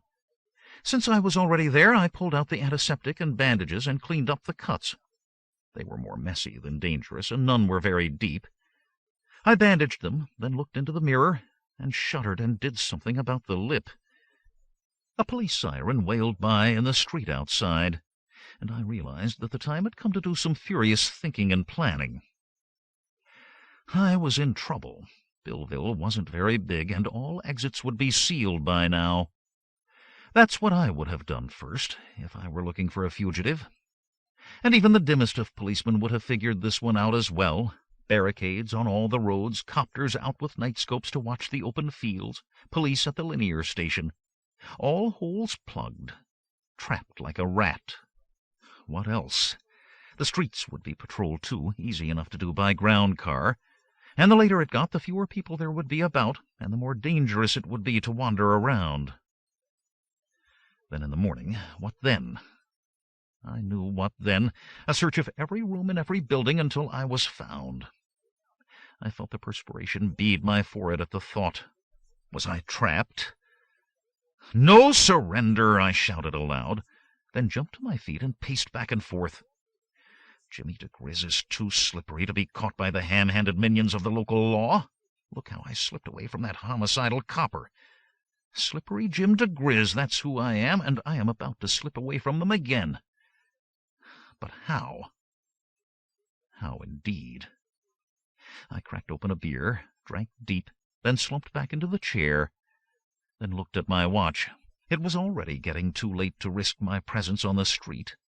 The restaurants would be emptying, the feely and stinky cinemas disgorging their customers, couples marching homeward 2 by 2, any single individual drawing the instant attention of the law. It had to be the morning, then. I would have to venture forth in the light of day, or the rain. I punched up the weather report as quickly as I could, then slumped back once again. 99% chance of sunshine. I might as easily wish for an earthquake as a storm. The office was a mess. It looked like the aftermath of an explosion in the slaughterhouse. I would have to clean it up. No, Jim, you will not have to clean it up, because the police are going to find it sooner or later, and probably sooner. Your fingerprints are everywhere, and they know your blood type. They'll have a really good time trying to figure out what happened to you. It would give them something to think about at least, and maybe cause a little trouble for one sadistic copper. I wheeled the chair over to the terminal and typed out the message. The printer whistled, and I took the sheet of paper from the hopper. Wonderful. To the police. I was shot dead by your murdering police officer you found unconscious. He got me. I am bleeding internally and will die soon. Goodbye, cruel world. I now go to throw myself into the river. I doubted very much if the ruse would work, but it might at least get that gun-crazy cop in trouble and keep the rest of them busy dredging the river. There was some blood on the note, and I smeared more on from the bandages, then laid it carefully on the table. This bit of tomfoolery had cheered me a bit. I sat back and finished the beer and made plans. Was I leaving anything important behind? No, there were no records kept here that I would need in the future. I found my doomsday key and unlocked the destruct switch, then pressed it. A single click from the memory banks was the only evidence that all of the computer's memory had just turned into random electrons. Everything else, tools, equipment, machinery, was expendable, could be replaced when needed. But I was not leaving the money. All this was pretty tiring, but I couldn't afford to rest until all arrangements were complete. I pulled a pair of thin plastic gloves over the blood and bandages and set to work. The money was in the safe, since I robbed banks and did not believe in supporting them by opening an account. I put it all into a businessman's carry bag. It was only half full, so I added all the micro-tools that would fit. In the space that was left, I stuffed in as much clothing as I could, then stood on the thing until I got it closed and locked. New clothes and a disguise next. A black four-piece business suit, the fabric enriched by a pattern of tiny white buck bills. An orange roll neck, just what all the young bankers were wearing, along with the trendy porcupine-herd boots with built-up heels. Add some to my height. That would help. When I left, I would wear the mustache and gold-rimmed glasses. What I could do now was darken my hair with dye and add to my fading tan. Preparations done, woozy with beer, fatigue, and pain pills, I opened the file cabinet bed, set the alarm, and dropped into oblivion. There were giant mosquitoes circling my head, more and more of them, after my blood. Mosquitoes. I opened my eyes and blinked away the dream. My alarm watch, since I hadn't turned it off, had raised the volume on the mosquito buzzing, louder and louder, until it sounded like a squadron of them diving to the attack. I pushed the button, smacked my gummy lips together, then stumbled over for a glass of water. It was full daylight outside, and the early risers were just appearing. Preparations made, I washed and dressed with care. Nifty orange gloves that matched the shirt hid my bandaged hands. When the streets were at their rush-hour busiest, I seized up the carry bag, then checked carefully to make sure that the hall outside was empty, stepped out and closed the door without looking back. This part of my life was over with. Today was the first day of my new life. I hoped.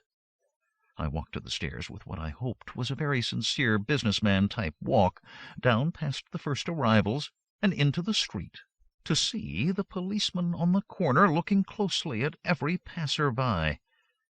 I did not look at him, but found an attractive girl walking ahead of me with very neat legs indeed. I watched their twinkling advance and tried to forget the nearby minion of the law, came towards him, passed him, walked away from him, waiting for the cry of recognition. It never came. Maybe he was looking at the girl, too. One down, but how many more to go? This was the longest walk that I had ever taken in my life, or at least it seemed that way. Not too fast, not too slow. I struggled to be part of the crowd, just another wage slave going to work, thinking only of profit and loss and debenture bonds, whatever debenture bonds were. One more street. Safe so far. There's the corner, the service road behind the shopping center. No place for a businessman like you, so look sharp and don't hang about. Around the corner to safety. Safety? I staggered as though I had been struck. The McSwiney's service van was outside the door, and a hulking brute of a mechanic was just going inside. Chapter 14. I looked at my watch, snapped my fingers, then turned away from the service road in case my actions were being observed, and marched on smartly until I came to the first Speedy dine. Just to make my day complete, there were 2 policemen sitting in the first booth, looking at me, of course. I marched past, eyes front, and found the seat farthest from them. There was an itching between my shoulder blades that I didn't dare scratch. I couldn't see them, but I knew what they were doing. They were looking at me, then talking to each other, deciding I was not quite what I looked like. Better investigate, stand, walk my way, lean over my booth. I saw the blue-trousered legs out of the corner of my eye, and my heart instantly began hammering so loudly I was sure the whole restaurant could hear it. I waited for the accusing words. Waited. Let my eyes travel up the blue-clad legs, to see a uniformed linear driver sitting down across from me.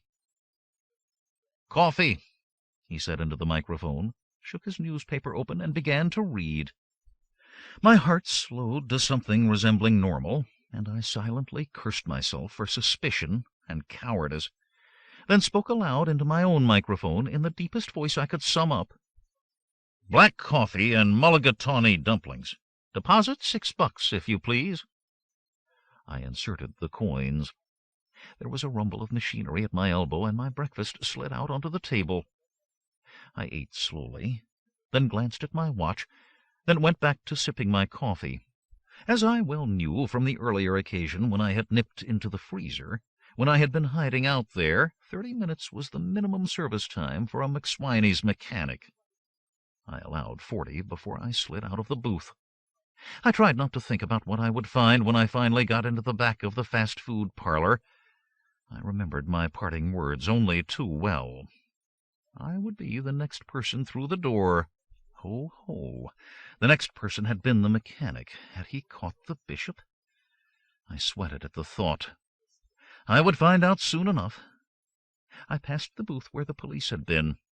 They were gone, out searching some other part of the city for me, I hoped, and I headed back to the shopping center, to be greeted by the glorious sight of the McSwiney's van drawing out into the road ahead of me. The key was ready in my hand as I approached the door.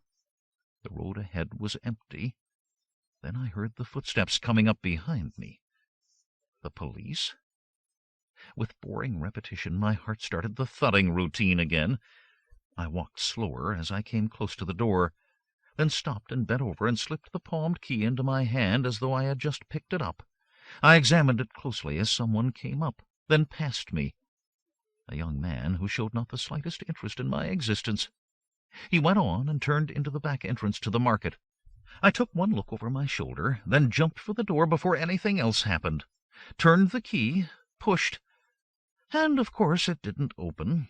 The delay mechanism I had installed was working fine. It would unlock in 1 minute.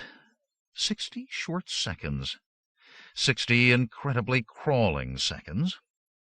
I stood there in my fine business outfit, as out of place in this alley as teats on a boar porcuswine, as we used to say back on the ranch.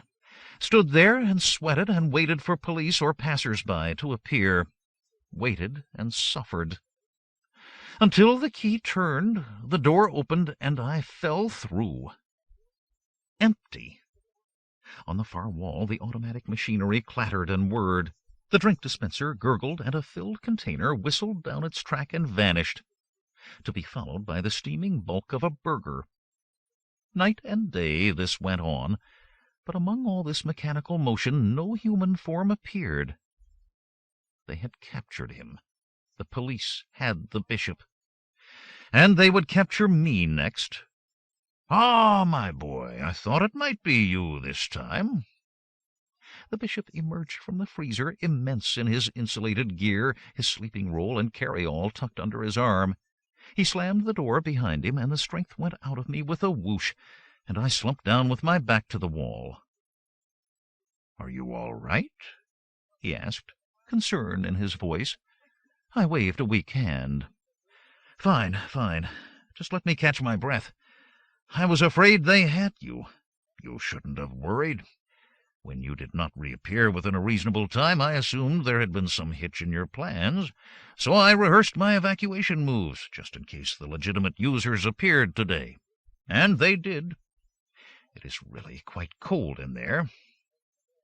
I wasn't sure how long they would be, but I was sure you had installed some way of discovering when they left. I meant to tell you, no need. I found the hidden speaker and switch and listened to someone who mutters profanities while he works. After some time, the slam of the door and silence were welcome information indeed. Now, about yourself. There were problems? Problems? I burst out, laughing with relief, then stopped when I heard a hysterical edge to the sound. I told him, omitting some of the more gruesome details. He made appropriate noises at the right places and listened attentively until the bitter end. You are being too harsh on yourself, Jim. A single lapse after all the tension of the day is not to be unexpected. But not to be allowed, because I was stupid. I almost had both of us caught. It won't happen again. This is where you are wrong, he said, shaking a thick admonitory finger. It could happen at any time, until you have trained yourself in your work. But you will be trained, and trained efficiently. Of course, until a lapse like this one will be impossible. You have done incredibly well for one of your inexperience. Now you can only improve. And you will teach me how to be a successful crook like you. His brow furrowed at my words, and his expression was grave. What had I said that was wrong? I chewed my sore lip with worry as he unrolled his bedroll in silence, spread it out, then sat upon it cross-legged. When at last he spoke, I hung upon his every word. Now your first lesson, Jim. I am not a crook. You are not a crook. We do not want to be criminals, for they are all individuals who are stupid and inefficient. It is important to comprehend and appreciate that we stand outside of society and follow strict rules of our own, some of them even stricter than those of the society that we have rejected. It can be a lonely life, but it is a life you must choose with your eyes open, and once the choice has been made, you must abide by it. You must be more moral than they are, because you will be living by a stricter moral code. And this code does not contain the word crook. That is their word for what you are, and you must reject it. But I want to be a criminal. Abandon the thought and the title. It is, and you must excuse me saying it, a juvenile ambition. It is only your emotional striking out at the world you dislike, and cannot be considered a reasoned decision. You have rejected them, but at the same time accepted their description of what you are, a crook. You are not a crook. I am not a crook. Then what are we? I asked, all eagerness. The bishop steepled his fingers as he intoned the answer. We are citizens of the outside. We have rejected the simplistic, boring, regimented, bureaucratic, moral, and ethical scriptures by which they live. In their place, we have substituted our own far superior ones. We may physically move among them, but we are not of them. Where they are lazy, we are industrious. Where they are immoral, we are moral. Where they are liars, we are the truth. We are probably the greatest power for good to the society that we have discarded. I blinked rather rapidly at that one, but waited patiently, because I knew that he would soon make all clear. He did. What kind of a galaxy do we live in? Look around you. The citizens of this planet, and of every other planet in the loose organization known as the Galactic League, are citizens of a fat, rich union of worlds that has almost forgotten the real meaning of the word crime. You have been in prison. You have seen the dismal rejects whom they consider criminals. And this is what is called a frontier world, On the other settled planets, there are few malcontents and even fewer who are socially maladjusted. Out there, the handful who are still being born, in spite of centuries of genetic control, are caught early and their aberrations quickly adjusted. I made one single trip off-planet in my life, a tour of the nearest world. It was terrible. Life on those planets has all the color and wonder of a piece of wet cardboard. I hurried back to bit of heaven, for loathsome as it can be at times, it is still a bit of heaven compared to the others. Some day I would like to see these other worlds, and so you shall, dear boy, a worthy ambition. But learn your way around this one first, and be thankful they don't have complete genetic control here yet, or the machines to mentally adjust those who struggle against society. On other planets the children are all the same, meek, mild, and socially adjusted. Of course, some do not show their genetic weakness, or strength, as we call it, until they are adults. These are the poor, displaced ones who try their hands at petty crimes, burglary, shoplifting, rustling, and the like. They may get away with it for a week or two, or a month or two, depending on their degree of native intelligence. But as sure as atomic decay, as sure as the fall of leaves in the autumn, and just as predestined, the police will eventually reach out and pull them in. I digested this information, then asked the obvious question, but if that is all there is to crime, or rebellion against the system, where does that leave you and me? I thought you would never ask. These dropouts I have described, whom you have associated with in prison, comprise 99.9% of crime in our organized and dandified society. It is the last and vital 0.1% that we represent that is so vital to the fabric of this same society. Without us, the heat death of the universe would begin. Without us, the lives of all the sheep-like citizenry would be so empty that mass suicide to escape it would be the only answer. Instead of pursuing us and calling us criminals, they should honor us as first among them. There were sparks in his eyes and thunder in his voice when he spoke. I did not want to interrupt his fulminatory speech, but there were questions to be asked. Please excuse me, but would you be so kind as to point out just why this is so? It is so because we give the police something to do, someone to chase, some reason for rushing about in their expensive machines.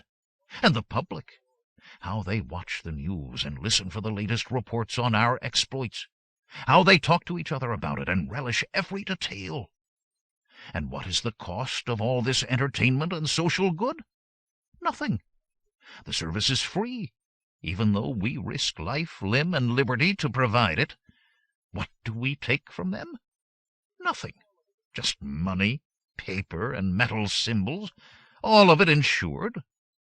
If we clean out a bank, the money is returned by the insurance company, who at the end of the year may reduce their annual dividend by a microscopic amount.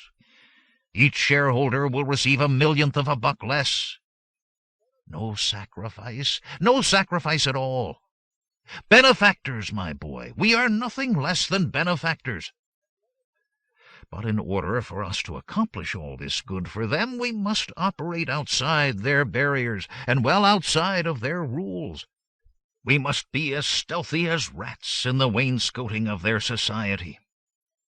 It was easier in the old days, of course, and society had more rats when the rules were looser, just as old wooden buildings have more rats than concrete buildings.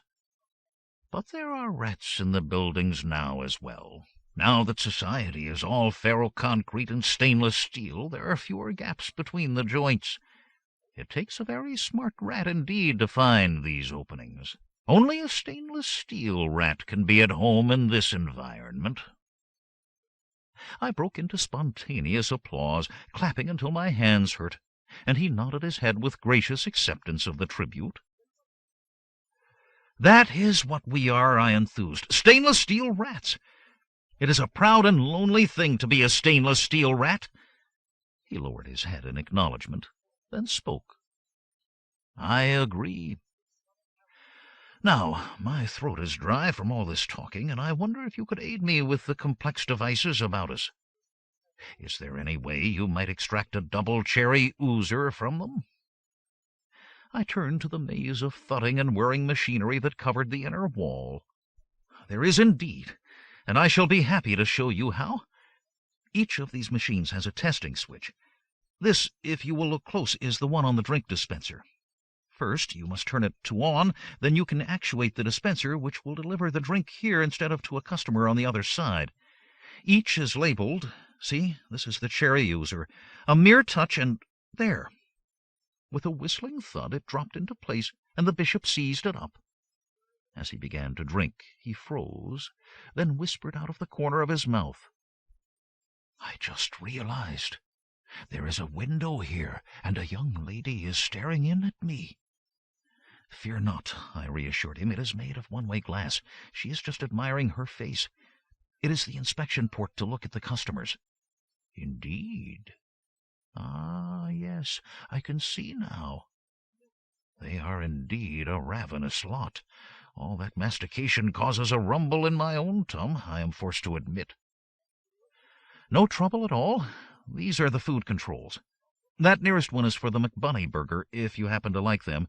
Love them until my nose crinkles. Then here." He seized up the steaming package, traditionally decorated with beady eyes and tufted tail, of course, and munched away. It was a pleasure to watch him eat, but I tore myself away before I forgot and pushed coins into the slot on back of the armored coin box. The bishop's eyes widened with astonishment. As soon as he swallowed, he spoke. "You are paying? I thought that we were safely ensconced in a gustatorial paradise with free food and drink at our beck and call night and day." "We are, for all of this money is stolen, and I am just putting it back into circulation to keep the economy healthy. But there is no slack in the McSwiney's operation. Every morsel of porcine tissue, every splinter of ice is accounted for. When the mechanic tests the machines, he is responsible for every item delivered. The shop's computer keeps track of every sale so that the frozen supplies are filled exactly to the top each time they are replenished. All of the money collected is taken away each day from the safe on the outer wall, which is automated as well. An armored van backs over it just as the time lock disengages. A code is keyed in and the money disgorged. So if we simply helped ourselves, the records would reveal the theft. Prompt investigation would follow. We must pay for what we use, precisely the correct amount.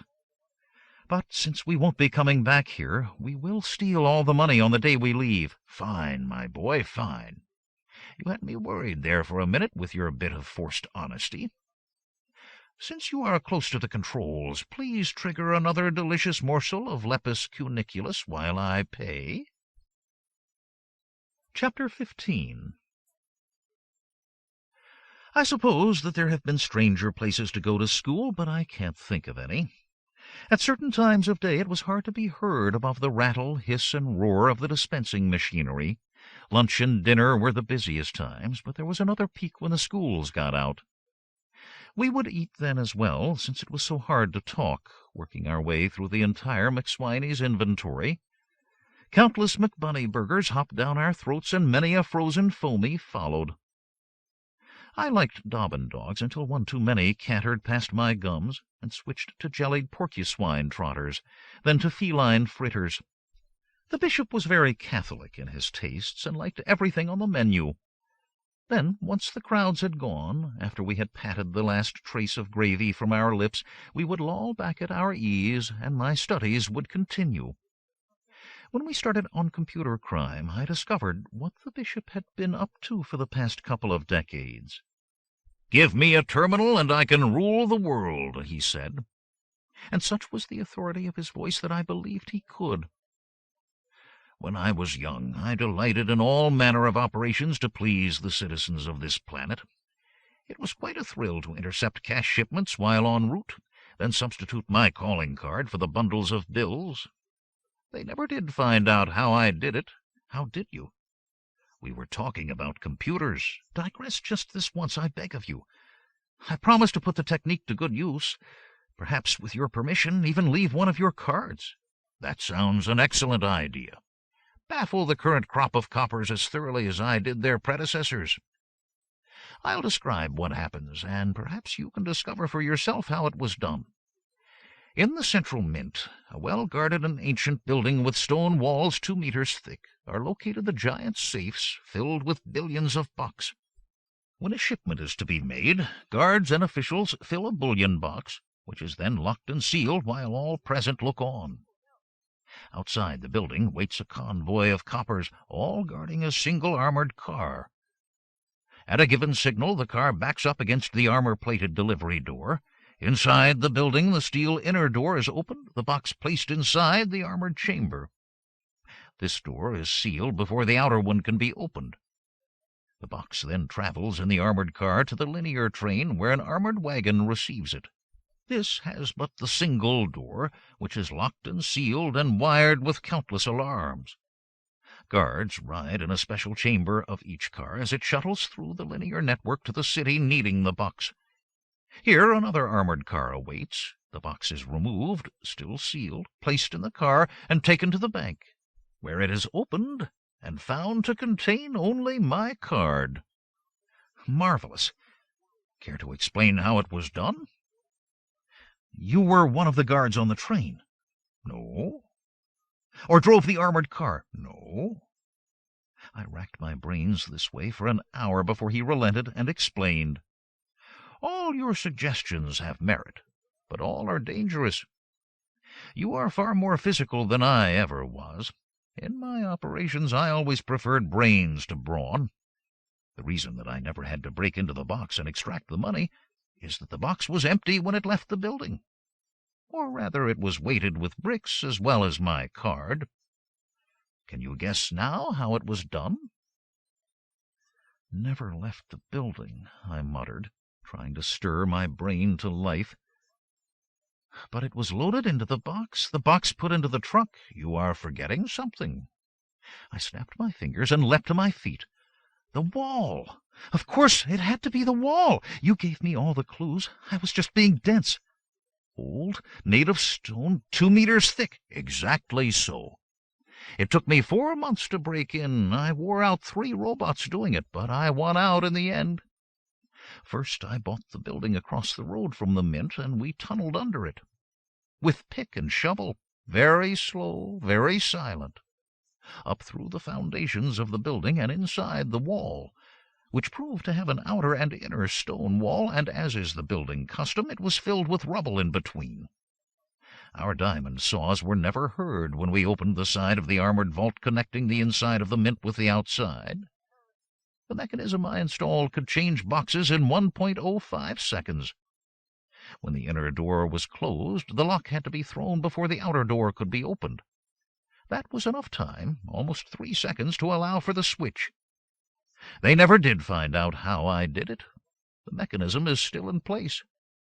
But the operation was basically misdirection, along with a lot of digging. Computer crime is something else altogether.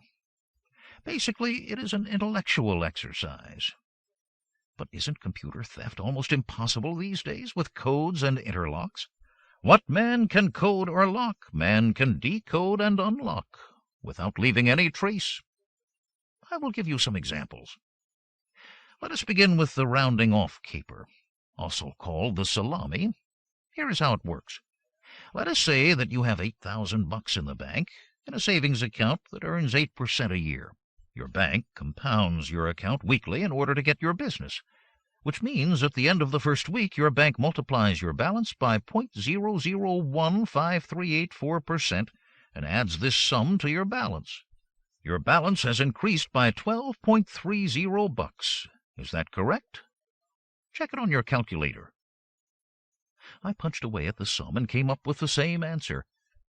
Exactly $12.30 interest, I said proudly. Wrong, he said deflatingly. The interest was 12.3072, wasn't it? Well, yes, but you can't add 72/100ths of a centime to someone's account, can you? Not easily, since financial accounts are kept to 2 decimal places. Yet it is at this precise moment in the calculations that the bank has a choice. It can round all decimals above .005 up to the nearest centime, all those below .0049 down to zero. At the end of a day's trading, the rounding ups and rounding downs will average out very close to zero, so the bank will not be out of pocket. Or, and this is the accepted practice, the bank can throw away all decimal places after the first two, thereby making a small but consistent profit.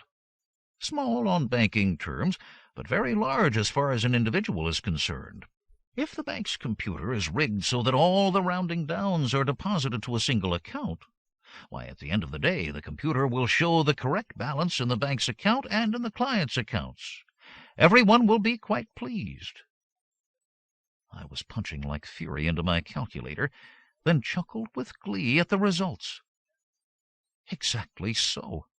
All are pleased, including the holder of that account that now holds the round downs. For if only a half a centime is whipped from 10,000 accounts, the profit is around $50. Exactly. But a large bank will have 100 times that number of accounts, which is, as I know from happy experience, a weekly income of $5,000 for whoever sets up this scam. And this is your smallest and simplest bit of computer tomfoolery? I asked in a hushed voice. It is. When one begins to access large corporative computers, the sums become unbelievable. It is such a pleasure to operate at these levels, because if one is careful and leaves no traces, the corporations have no idea that they have even been fiddled. They don't want to know about it, don't even believe it when faced with the evidence. It is very hard to get convicted of computer crime. It is a fine hobby for one of my mature years. It keeps me busily engaged and filthy rich. I have never been caught. Ah, yes, except once. He sighed heavily, and I felt mortified. My fault, I cried. If I had not tried to contact you, why, you would never have got involved with the feds. No guilt, Jim. Feel no guilt over that. I misjudged their security controls, far more rigid than the ones I had been dealing with. It was my mistake, and I certainly paid for it. Am still paying. I am not decrying the safety of our refuge here, but this junk food begins to wear on one after a bit. Or perhaps you haven't noticed.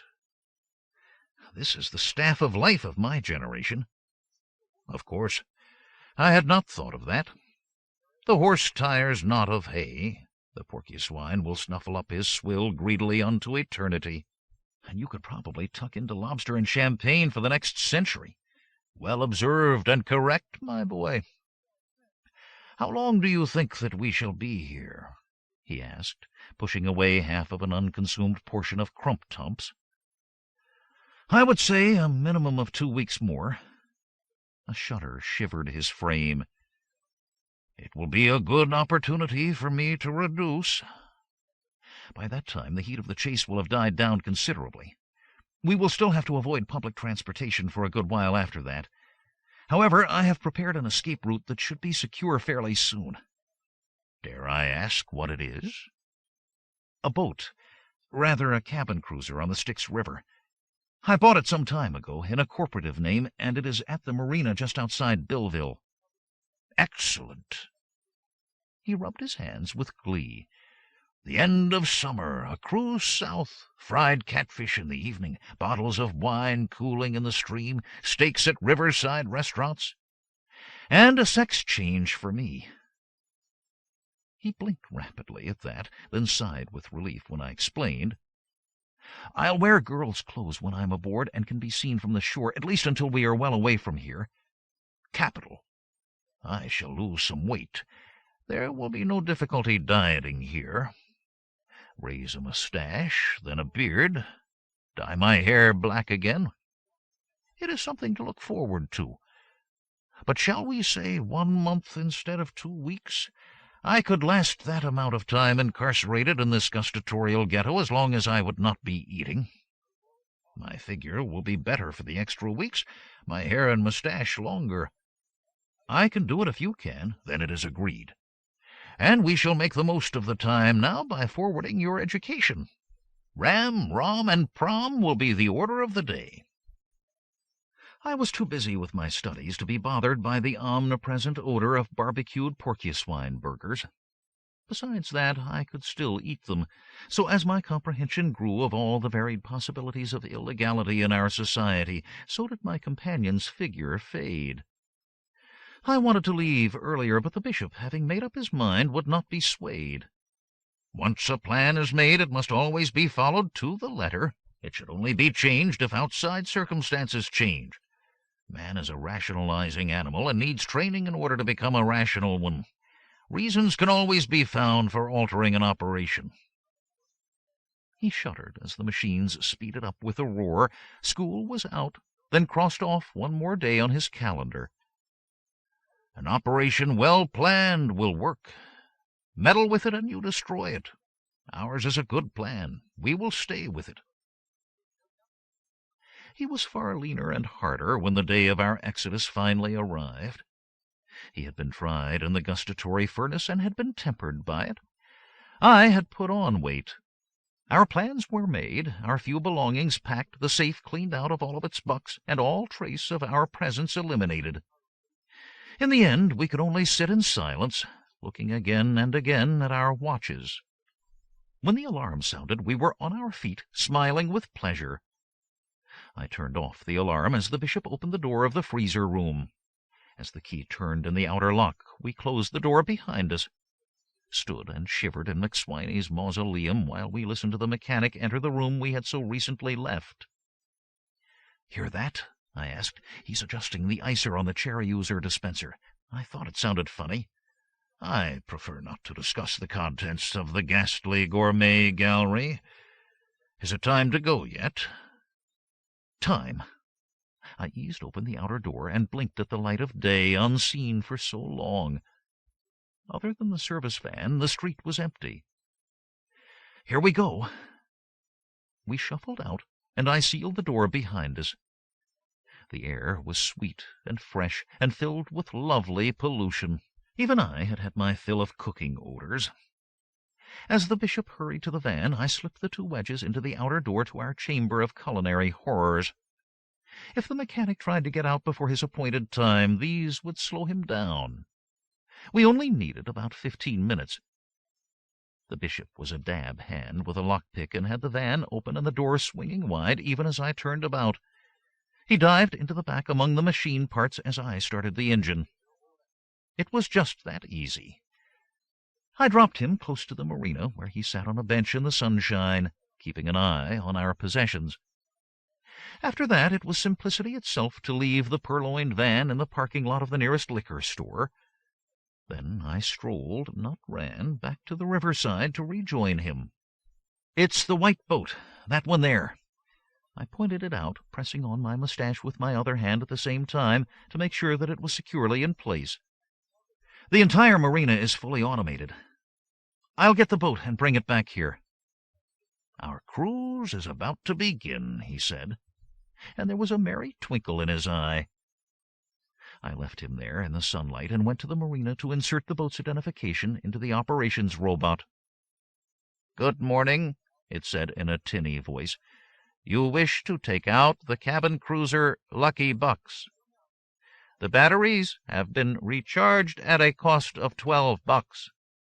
Storage charges—" It went on like that, reading aloud all the charges that could be clearly seen on the screen, presumably for customers who couldn't read, and there was nothing that could be done about it. I stood on one foot and then the other until it was finished, then pumped in the coins. The machine gurgled and spat out my receipt. Still strolling, I went to the boat, inserted the receipt, then waited for the welcome click when the chain unlocked. Seconds later, I was out on the river and heading for the solitary figure on the bank. Solitary no more. A girl sat beside him. I circled out and around, and she was still there. The bishop sat slumped and gave me no sign what to do. I circled once more. Then the sight of a patrolling police car sent me burbling to the bank. The girl stood and waved, then called out, "Why, little Jimmy diGriz, as I live and breathe! What a lovely surprise!" Chapter 16. Life had had far too many moments like this lately.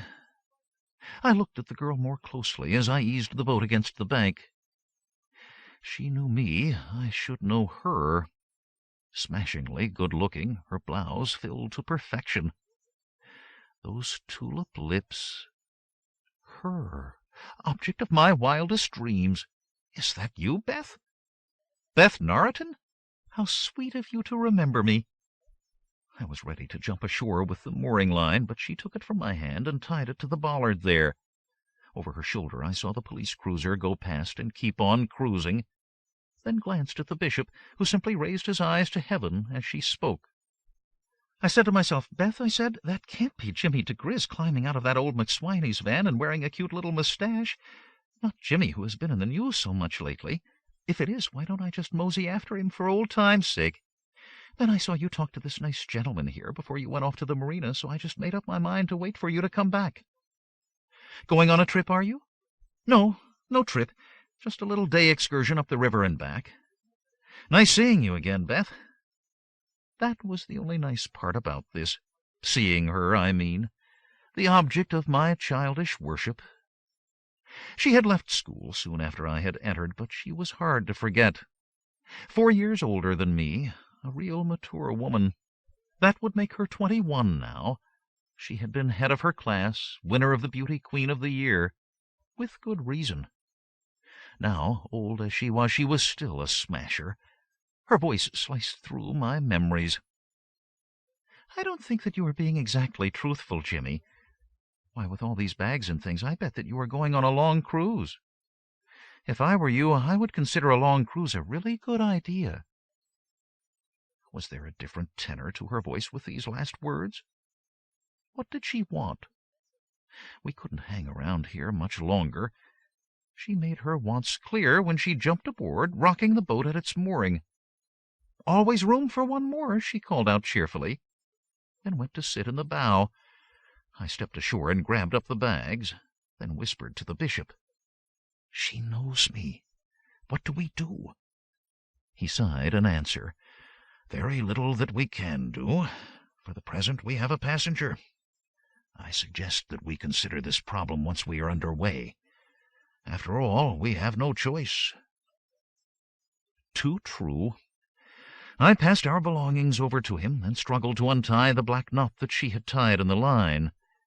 Gave the lucky bucks a kick out with my foot, jumped aboard, and took the wheel. The bishop carried the cases below as I switched on the power and headed downstream, away from Billville, McSwiney's, and the law. But not from Beth.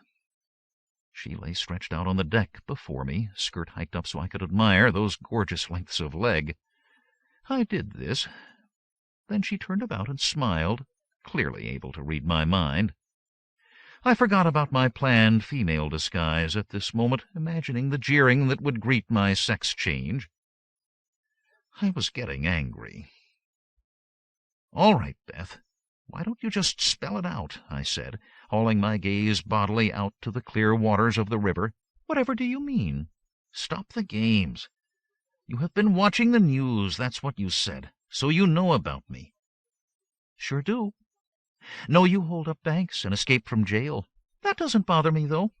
I had a bitsy bit of difficulty myself, so when I saw you, then this boat, I knew you must have some money.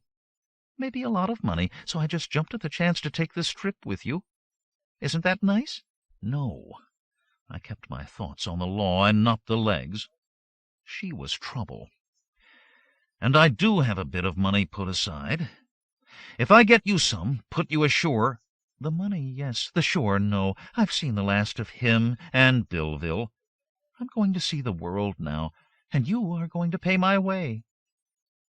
She snuggled down with her arms for a pillow, smiling as she enjoyed the sunshine. I looked on gloomily and thought of 3 or 4 blows that would snap that delicate neck. Not even as a joke. This problem could be solved, and without deadly violence. We hummed along, the water parting in white foam at our bow, Billville behind us, and green fields opening up ahead at the bend in the river. The bishop came on deck and sat next to me. With her third presence, there was nothing much we could say. We continued in silence this way for the better part of an hour, until a dock beside a general store appeared ahead. Beth stirred and sat up, running her fingers through that gorgeous blonde hair. "You know what? I'm hungry. Bet you are, too. Why don't you pull up over there, and I'll jump ashore and get us some food and some beer? Isn't that a good idea?" "Great," I agreed. She goes into the store, we go into high gear, and away. "I am skint," she smiled, "stone broke. If you give me a few bucks, I'll buy lunch. I think 1,000 will do." Her sweet little girl expression never changed while she said this, and I wondered just what kind of trouble she was in. Extortion and blackmail, maybe. She certainly had the qualifications for that. I dug deep into my wallet. "That's nice," she said, thumbing through the bundle with glowing eyes. "I won't be long, and I know you will be here, Jimmy, along with your friend. Haven't I seen him in the news broadcasts, too?" I glowered after the lovely rotations of her rump as she trotted towards the store. "Got our hides nailed to the wall," the bishop said gloomily. "Nailed, flayed, and tanned. What do we do?" "Exactly what she says for the time being. Short of killing her, we have very little choice. But I do not believe in killing." "Nor do I, although this is the first time that I have understood the temptation." "What do you know about her?" "Nothing, since I last saw her in school. She says she is in trouble, but I have no idea what she means." He nodded in thought. "When we are well away from her, I'll get close to a terminal. If she is in the police records, I can dig her out." "Will that do us any good?" "I have no idea, dear boy. We can only try. Meanwhile, we must make the best of the situation. We are well away from the terrors of the pork palace, safely away from our pursuers as well. As long as this creature gets money from us, we are safe. For the moment. And you must admit that she is decorative." I had no answer to that, and could only sit glumly until our uninvited passenger returned. After lunch, we continued our voyage downstream. Exhausted by the morning of sunbathing, Beth went below for a beauty nap. The bishop wanted a turn at the wheel, so I showed him the simple controls and pointed out the navigation markers. We had very little to say to each other, but we were thinking a lot. In mid-afternoon, the object of our fierce cogitation trotted up from below. "Such a cute little ship," she gushed. "The cutest little girl's room, little kitchen, and everything. But only 2 little beds. How in the world will we all sleep?" "In shifts," I growled, the sound of her voice already getting to me. "You always were a card, Jimmy. I think it best if I sleep below. You and your friend can make do." "Make do, young lady, make do? How does one my age make do on deck when the chill mists of night descend?"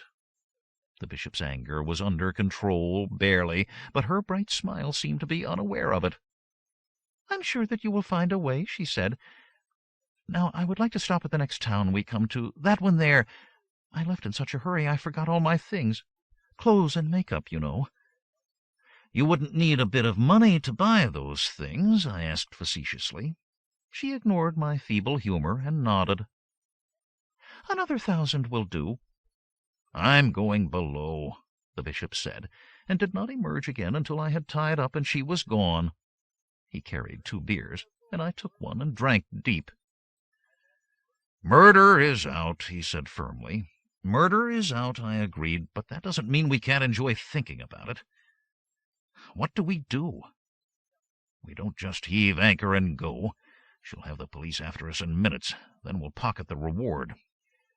We must take that into consideration, then think faster than she can. Coming with us was an impulse, obviously. She is greedy for money, and we must keep giving it to her, but sooner or later she will decide that she has had enough of ours and will turn us in for the reward. Is there such a thing as a map aboard?" That mighty brain was at work, I could tell that.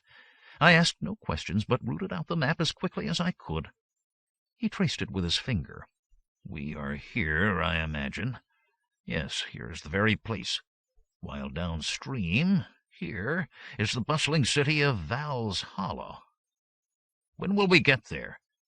I squinted at the scale and marked the distance with my thumb. Could be there by mid-afternoon tomorrow if we get an early start." His face broke into a smile so wide that his eyes were crinkled half shut. "Splendid. Absolutely splendid. That will do very nicely indeed." "What will?" "My plans, which I shall keep to myself for the moment, since there are details still to be worked out. When she returns, you must agree with me, whatever I say. That is all you have to do. Now, next order of business. Where do we sleep tonight?" "On the river's bank," I said, heading below. "Our friend has all the money that I was carrying, so I must get more from our stock. Then I'm going ashore to buy a tent, sleeping bags, all the gear for comfortable camping out." "Capital. I shall man the fort and hone my plans until you return." I bought some steaks, too, along with a collection of fancy bottles of wine. We needed a major change from the McSwineys' cuisine. When the sun was close to the horizon, I tied the boat to the trees on the banks of a green meadow where we could pitch our tent. The bishop, after smacking his lips over the meat, announced that he would prepare dinner. While he did this and Beth did her nails, I hammered steaks and got our beds ready. The sun was a ball of orange on the horizon when we tucked into the meal. It was tremendous. No one talked until we were done. When the last morsel was gone, the bishop sighed, raised his glass, and sipped, then sighed with repletion.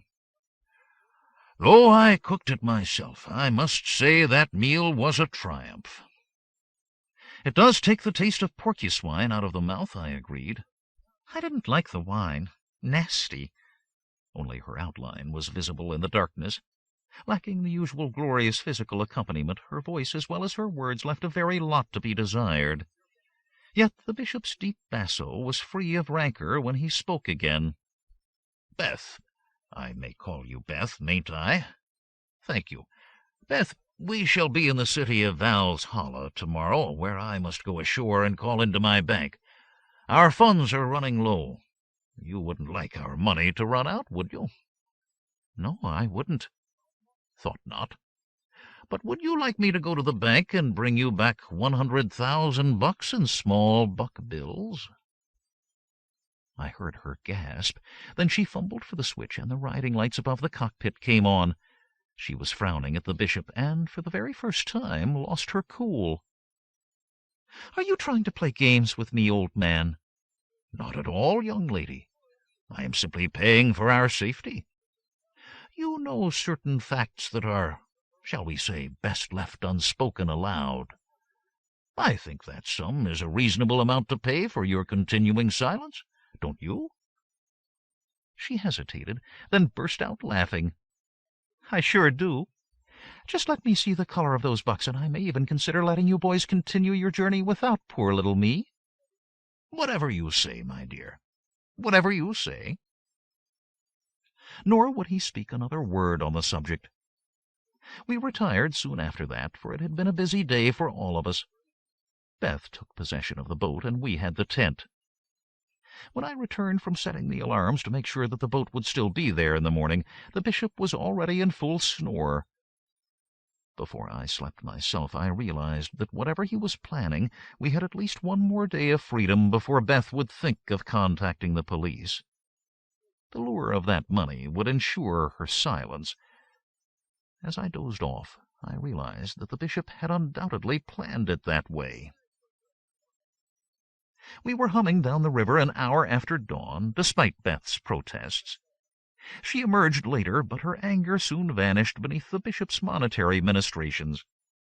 He described the interest her invested bucks could earn without her spending any of her capital, touched lightly on the consumer goods she would soon purchase, and generally charmed her like a snake with a rabbit. I had no idea what his plans were, but I enjoyed every moment of it. By mid-afternoon I had tied up at the marina on the canal that bisected Val's Hollow. The city center was close to hand, and the bishop, beard combed and mustache twirled, was neatly turned out and businesslike. "This will not take long," he said, then left. Beth looked after him, already a-twitch with anticipation. "He's really the one they call the bishop," she said when he had gone. I wouldn't know about that. Don't give me that old bourgeois. I saw the films on 3D, how somebody got him out. A small guy with a mustache. It had to be you. A lot of mustaches in this world. I never thought when I saw you around the school you would ever end up like this. I thought the same about you. I admired you from afar. So did every other pubescent boy in the school. Don't think I didn't know it. We used to laugh about it, him being a teacher and all that. She shut up and glowered at me, and I smiled sweetly and went below to wash the dinner and breakfast dishes that she had so carefully ignored. I was just finishing up when there was a hail from the shore. "Boat ahoy! Permission to come aboard?" The bishop stood on the dockside, beaming and splendid. His new suit must have cost a small fortune. The suitcase that he held up appeared to be made of real animal skin of some kind, with fittings of glowing gold. Beth's eyes were as wide as saucers. The bishop climbed aboard and treated us to a conspiratorial wink. "Best to get below before I show you what's in this case. It is not for the world to see." Beth led the way, and he held the case to his chest until I had closed and locked the door. Then he swept the papers from the table to the deck, placed the case in its center, and with tantalizing precision unlocked and opened the case. Even I was impressed. There was far more than 100,000 here. Beth stared at it, then reached out and tugged a bundle of $1,000 bills free. "Real? Is it real?" she asked. "Guaranteed right from the mint. I saw to that myself." With her attention on the money, he turned to me. "Now, Jim, would you mind doing me a favor? Would you find some rope or twine? I'm sure that you will know what you will need. I want absolute silence as well when you tie this girl up so she cannot move." I was expecting something. She was not. Her mouth was just opening to scream when I seized that precious neck and pressed hard just below the ears. Chapter 17. With savage glee, I cut one of the blankets into strips and bound those delicate wrists and trim ankles. I was just putting sticking tape over her mouth when she came to and tried to scream. It came out as a muffled mewl. "Can she breathe all right like that?" the bishop asked. "Perfectly. See the glare in her eye and the angry heaving of that magnificent chest? She is breathing through her nostrils just fine. Now, will you tell me what this is all about?" "On deck, if you please." He waited until the door was closed behind us before he spoke, rubbing his hands together with joy. "Our troubles are over, my boy. I knew that as soon as I looked at the map. There are two things about this fine city that assure me of that. One was the bank, a branch of Galactic Trust with which I have an account, sizable as you have seen. The second fact of interest is that there is a spaceport here." I puzzled over this for a few seconds as my sluggish brain slowly added two and two. Then my jaw gaped so hard I could barely speak. "You mean that we are going off-planet?" He nodded and grinned. "Precisely. This little world has become, shall we say, a little too warm for us. It will be even warmer when our female friend is freed. By that time we shall have shaken the dust of Bit of Heaven from our boots, and we will be light years away. You did tell me that you wanted to travel."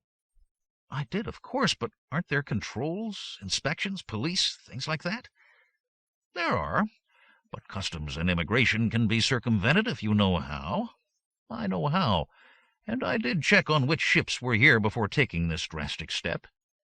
I am sorry that I had no opportunity to warn you, but I was certain that your magnificent reflexes would resolve the matter with ease. When I left here I did not know that this would be the day to put the plan into operation. I intended just to get the money to string the girl along while keeping track of spacer operations. But the fates are on our side. There is a freighter here from Venia taking on cargo and leaving in the early hours of the morning. Isn't that wonderful?" "I'm sure that it is, but I would be a lot surer if I knew why." "Jim, your education has been sorely neglected. I thought every schoolboy knew how venal the Venians were. They are the despair of the League parliametricians, incorrigible. The motto on Venia is La Regloge Siam Sans Eligas, which may be freely translated as There are no fixed rules. That is to say, there are laws about everything, but bribery can change anything. It is not so much that they are a world of criminals, but rather a planet of twisters. Sounds nice, I agreed. Then what have you arranged? Nothing yet, but I am positive that opportunity will arrive at the spaceport. Yes, sure. I was far from enthusiastic. The plan had all the earmarks of improvisation and crossed fingers. But I had little choice. What about the girl? We'll leave a message for the police with the electronic post to be delivered after we are gone, telling them the place where she can be found. That place can't be here. Too public. There is an automated marina farther downstream. I could tie up there one of the outer berths. The perfect solution. If you will give me instructions how to find it, I will hie myself to the spaceport to make the arrangements. Shall we meet there at 2300 hours? Fine by me. I watched his impressive form move off in the growing darkness, then started the engine and made a slow turn in the canal. It was dark by the time I reached the marina, but it was brightly lit, and the channel was well marked. Most of the boats had tied up close to shore, which was fine by me. I took the outermost berth, well away from the others, then went below, turned on the lights, and faced the poisonous glare from those lovely eyes. I locked the cabin door behind me, then sat down on the bunk across from Beth. I want to talk to you. If I take off the tape, do you promise not to scream? We are well away from the city, and there is no one here to hear you in any case. Deal? The hatred was still there as she nodded reluctantly. I peeled off the tape, then jerked my fingers away just in time as those perfect teeth snapped at my hand. I could kill you, murder you, butcher you, slaughter you. Enough, I said. I'm the one who could do all those things, not you, so shut up. She shut, perhaps realizing what her position really was. There was more fear than anger in her eyes now. I didn't want to terrorize a helpless girl, but the murder talk had been her idea. She was ready to listen. You can't be comfortable, so lie still while I untie you. She waited until her wrists were free, then raked her nails towards my face while I was untying her ankles. I had expected this, so she ended up back on the bunk with the breath knocked out of her. Act reasonable, I told her. You can be tied and gagged again just as easily, and please don't forget that you brought this on yourself. You are a criminal, a thief. Wait until the police get their hands on you, and you are a blackmailer. Can we stop the names and games now? Here is what is going to happen. We are going to leave you on this boat, and when we are well away, the police will be told where to find you. I'm sure that you will tell them a good story. There are express linears from here as well as the highways. You'll never see us again, nor will they. A little misdirection never hurt. I'm thirsty. I'll get you something. Of course, she made a break for the door when I had my back turned, then tried for my eyes again when I pulled her away. I could understand her feelings. I just wished that she wouldn't. Time dragged very slowly after that. She had nothing to say that I wanted to hear, and the reverse was obviously true as well. Hours passed in this way before the boat rocked as someone stepped aboard. I dived towards the bunk, but she got out one good scream before I could silence her. The door handle rattled and turned. "Who is it?" I called out, crouched and ready for battle. "Not a stranger, I assure you," the familiar voice said. I unlocked and opened the door with a feeling of great relief. "Can she hear me?" he asked, looking at the silent figure on the bunk. "Possibly. Let me secure her again, and we'll go on deck." He went ahead of me, and as I closed the door, a sudden flare of light lit up the night sky, then climbed in a burning arc up to the zenith. "A good omen," the bishop said, "a deep spacer. All is arranged, and time is of the essence, so I suggest that we grab up our things and leave at once." "Transportation?" "A rented ground car. Can it be traced?" "I hope so. The rental return is located at the linear station. I've purchased tickets for both of us, you will be happy to hear. I mentioned linears to our friend inside. Two great minds that work as one. I think I shall manage to drop the tickets where she can see them while we are packing. We were in and out quite quickly, and I did enjoy the way the unmistakable blue linear tickets dropped on the blankets for an instant, fell from his pocket while both his hands were engaged elsewhere. Masterful. As I closed the door, I could not resist the temptation to blow a kiss towards Beth. I received a glower and a muffled snarl in return, which I surely deserved. She still had a few thousand of our money, so she should not complain.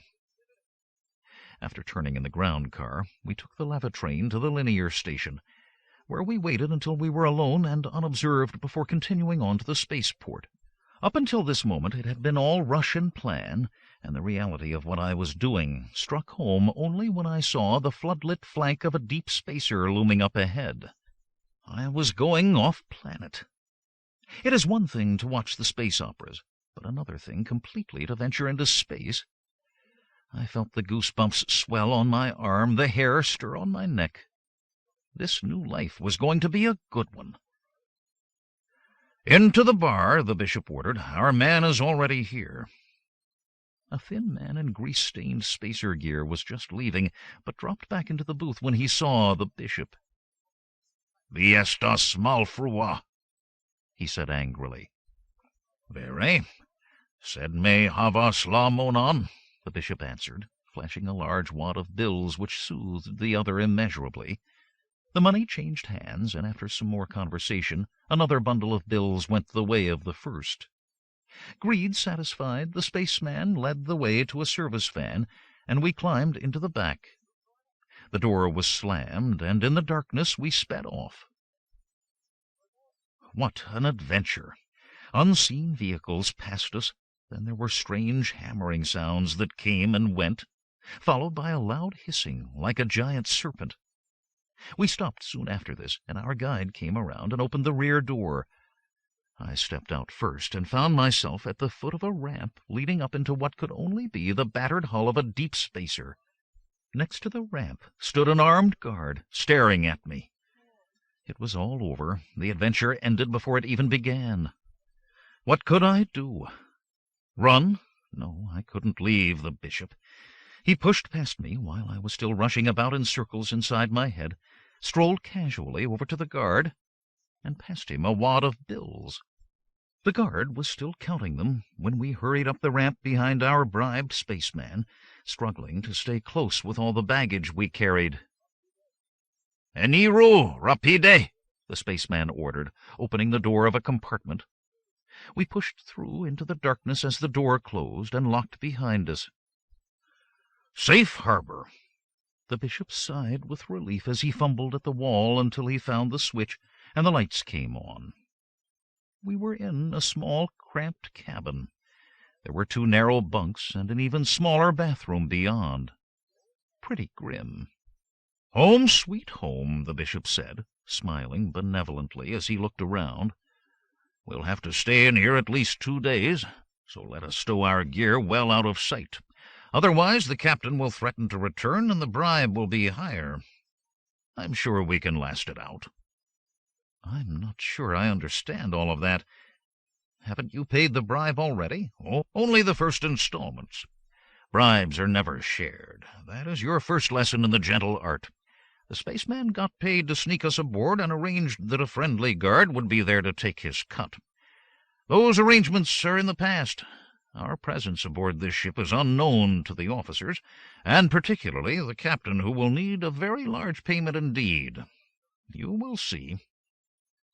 "I certainly intend to. Bribery is indeed an exacting science." "It is." "It's a good thing you speak their language so you can do a deal." His eyebrows shot up at this, and he leaned close. "You did not understand us?" he asked. "I didn't take foreign languages in school." "Foreign?" He looked shocked. "What a backward part of that porcupine-rearing planet you must have come from. That was not a foreign language, dear boy. That was Esperanto, the galactic language, the simple second language that everyone learns early and speaks like a native. Your education has been neglected, but that is easily repaired. Before our next planetfall, you shall be speaking it as well. To begin with, all present tense verbs in all persons end in as, simplicity itself. He stopped as someone tried the handle on the cabin door. His finger touched his lips as he pointed to the adjoining bath. I dived that way and turned on the light there just as he turned off the one in the cabin. He joined me in a rush and jammed in beside me as I flicked off the light. He eased the door shut just as the corridor door opened. Footsteps thudded across the cabin, and there was the sound of thin whistling. A routine inspection. Nothing to be seen. He would go away in an instant. Then the bathroom door opened, and the light came on. The gold-braided officer looked at the bishop cramped into the tiny shower, at me crouching on the commode, as he smiled a singularly dirty smile. "I thought there was too much activity below decks. Stowaways." A small gun appeared in his hand. "Out! You two are going ashore, and I am calling the local police." Chapter 18. I leaned forward, getting my weight on my legs, muscles tense, ready to attack the instant that the bishop distracted the officer's attention. I really did not want to go against that gun with my bare hands, but I wanted even less to go back to jail. The bishop must surely have been aware of this. He reached out a restraining hand. "Now let us not be hasty, James. Relax while I talk to this kind officer." His hand went slowly to his pocket, the gun following his every move. The fingers dipped deep and came up with a thin wad of credits.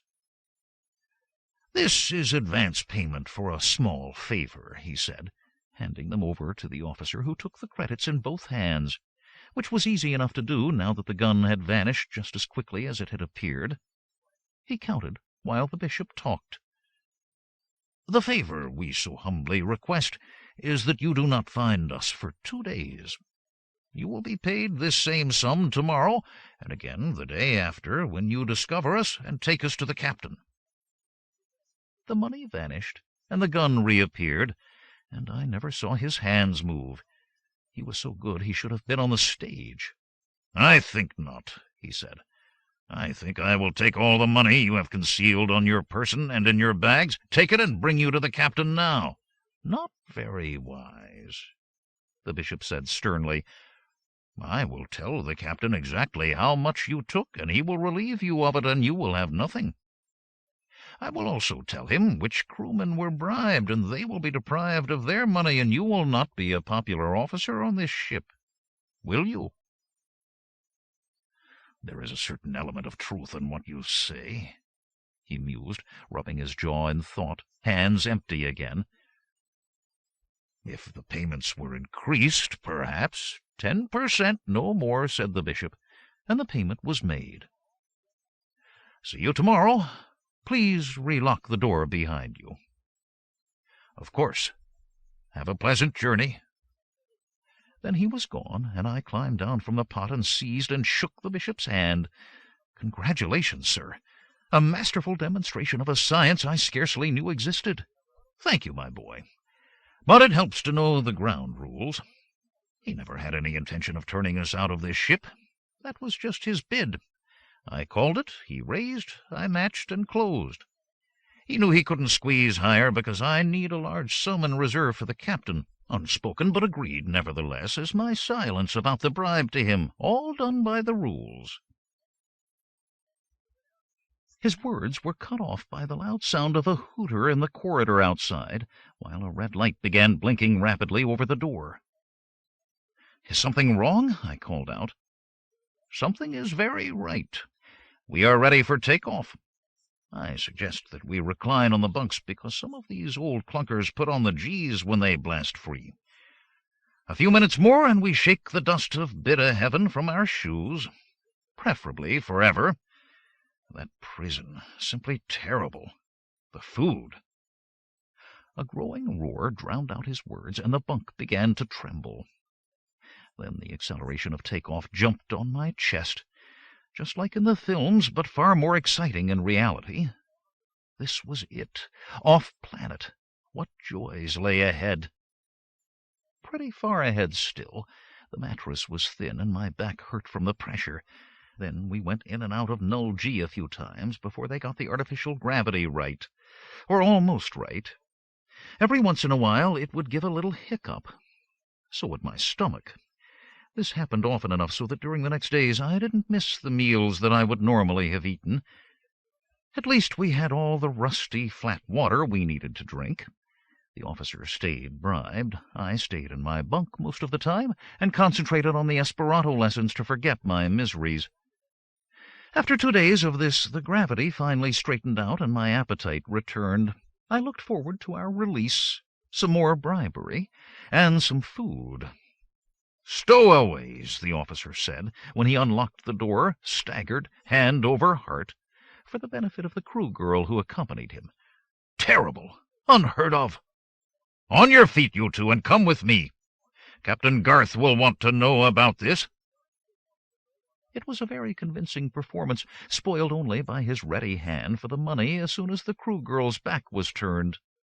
She seemed bored by the whole thing, and was probably in on the deal herself. We tramped the corridor and up 3 flights of metal stairs to the bridge. The captain, at least, was shocked to see us. Probably the only one on the ship who didn't know we were aboard. "Damn and blast! Where did these come from?" "In one of the empty cabins on C deck. You were supposed to check those cabins." "I did, my captain. It is in the log. 1 hour before take-off. After that I was on the bridge with you. They must have come aboard after that." "Who did you bribe?" Captain Garth said, turning to us, a grizzled old space dog with a mean look in his eye. "No one, Captain," the bishop said, sincerity ringing in his voice. "I know these old reptile-class freighters very well. Just before take-off, the guard at the gangway entered the ship. We came in behind him, unseen, and hid in the cabin. That is all there is to it." "I don't believe a word of it."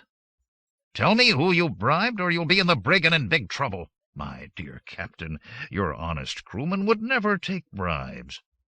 He ignored the unbelieving snort. "I have proof. All of my not inconsiderable fortune is intact and in my pocket." "Out!" The captain instantly ordered all the men in the control room. "All of you! I'll take this watch. I want to question these two more thoroughly." The officer and the crew members shuffled out, their faces expressionless under his gaze. When they were gone, the captain sealed the door and spun about. "Let's have it," he ordered. The bishop passed over a very tidy sum, and the captain riffled through it, then shook his head. "Not enough." "Of course," the bishop agreed. "That is the opening payment.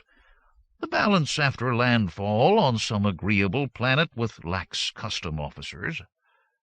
"You ask a lot. I have no desire to risk trouble with planetary authorities by smuggling in illegal immigrants. It will be far easier to relieve you of the money right now and dispose of you as I will." The bishop was not impressed at all by this ploy. He tapped his pocket and shook his head. "Not possible. Final payment is with this registered check for 200,000 credits, drawn on Galactic Credit and Exchange. It is not legal tender until I countersign it with a second signature. You may torture me, but I will never sign until we are standing on firm ground." The captain shrugged meaningfully and turned to the controls, making a minor adjustment before he turned back. "There is a matter of paying for your meals," he said calmly. "Charity does not pay my fuel bills." "Absolutely. Let us fix a rate." That appeared to be all there was to it, but the bishop whispered a warning as we went back down the corridor. "The cabin is undoubtedly bugged, our luggage searched. I have all our funds on me. Stay close so there are no accidents. That officer, for one, would make an excellent professional pickpocket. Now, what do you say to a little food? Since we have paid, we can end our enforced fast with a splendid feast."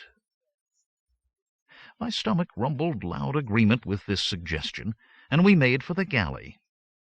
Since there were no passengers, the fat, unshaven cook served only Venian peasant food. Fine for the natives, but it took some getting used to. Did you ever try to hold your nose and eat at the same time? I didn't ask the cook what we were eating. I was afraid he would tell me. The bishop sighed deeply and began to fork down his ration of gunge. "The one thing I forgot about Venia," he said gloomily, "was the food. Selective memory, I am sure. Who would want to recall at any time a feast like this?" I did not answer, since I was gulping at my cup of warm water to get the taste out of my mouth. "Small blessings," I said. "At least the water here isn't as nasty as the stuff from the tap in our cabin." The bishop sighed again. "That is coffee that you are drinking." A fun cruise it was not. We both lost weight, since it was often better to avoid a meal than to eat it.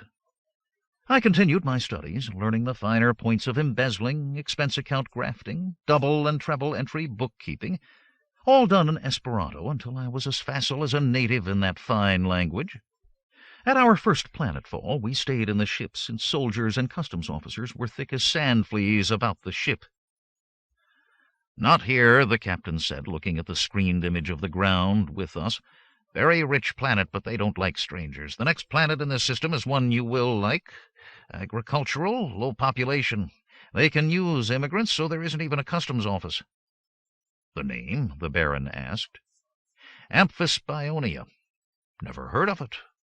"Should you have? Out of 30,000 settled planets?" "True, but still—" The bishop seemed troubled, and I couldn't understand why. If we didn't like this planet, we could liberate enough funds to move on. But some instinct had him on edge. In the end, he bribed the purser to use the ship's computer. When we were toying with our dinner, he told me about it. "Something doesn't smell right about this. Smells worse than this food." This was a horrifying thought. I can find no record of a planet named Amphisbionia in the Galactic Guide, and the guide is updated automatically every time we land and hook into a planetary communication net. In addition to that, there is a lock on our next destination. Only the captain has the code to access it. What can we do? Nothing, until after we land. We'll find out then what he is up to. Can't you bribe one of the officers? I already did. That's how I found out that only the captain knows where we are heading. Of course, he didn't tell me until after I paid. A dirty trick. I would have done the same thing myself." I tried to cheer him up, but it was no use. I think the food had affected his morale. It would be a good thing to arrive at this planet, whatever it was. Certainly a good thief can make a living in any society, and one thing was certain: the food would have to be better than the sludge we were reluctantly eating now. We stayed in our bunks until the ship touched down and the green light came on. Our meager belongings were already assembled, and we carried them down to the airlock. The captain was operating the controls himself. He muttered as the automatic air analyzer ran through its test. The inner lock would not open until it was finished and satisfied with the results. It finally pinged and flashed its little message at him, and he hit the override.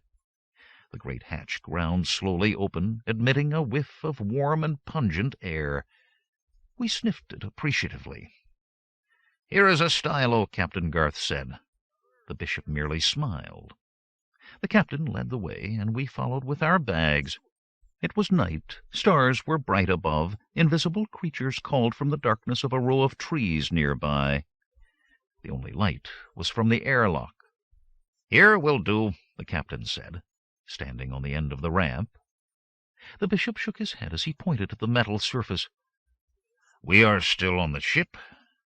The ground, if you please." They agreed on a neutral patch close to the ramp, but far enough from the ship to foil any attempt to rush us. The bishop took out the check, accepted the stylo at last, then wrote his careful signature.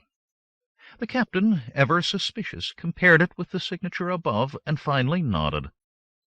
He walked briskly up the ramp as we picked up our bags, then turned and called out, "They're all yours now. As the ramp lifted up out of our reach, powerful lights came on from the darkness, pinning us like moths.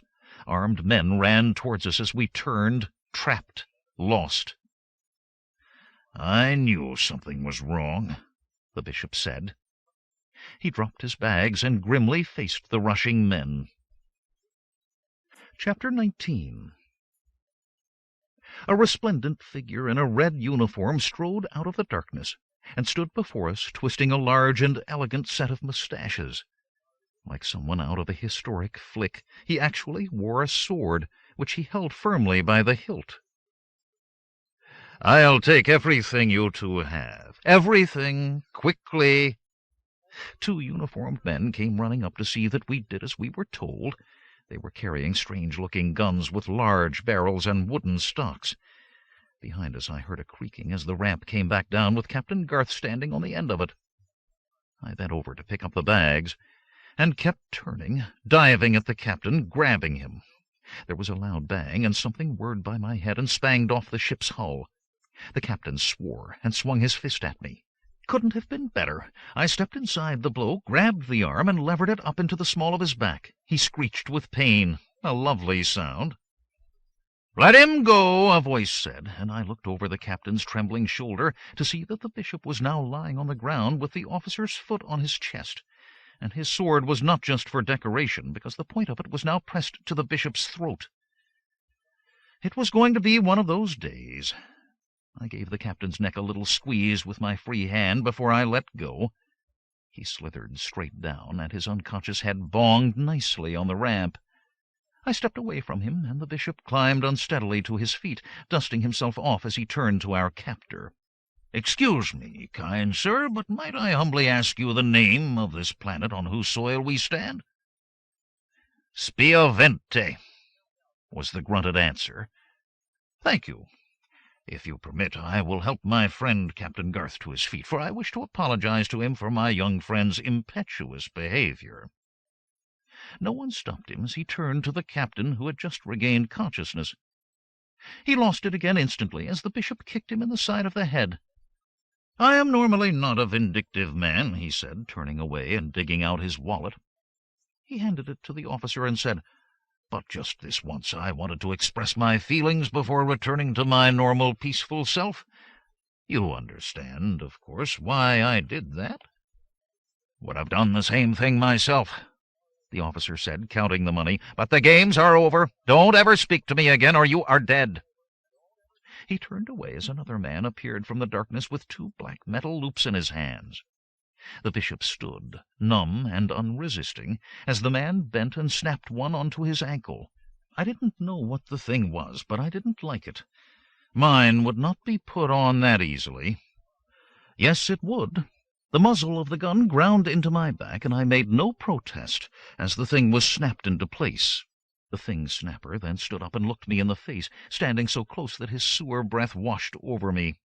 He was ugly to boot, with a puckered scar that added no improvement to the face. He pushed a sharp finger into my chest as he spoke. "I am Tars Tukas, servant of our lord the mighty Cappadocia. But you never call me by name. You always call me Master." I started to call him something that was quite an improvement on Master, when he pressed a button a metal box slung from his belt. Then I was on the ground, trying to shake the red fog of pain from my eyes. The first thing I saw was the bishop lying before me, groaning in agony. I helped him to his feet. Tars Tukas needn't have done that, not to a man his age. He was grinning a lopsided, scarred grin when I turned. "Who am I?" he asked. I resisted all temptation for the bishop's sake, if not my own. "Master. Don't forget, and don't try to run away. There are neural repeaters right around the entire country. If I leave this on for long enough, all your nerves stop working. Forever. Understood?" "Understood, Master." "Hand over everything you got on you."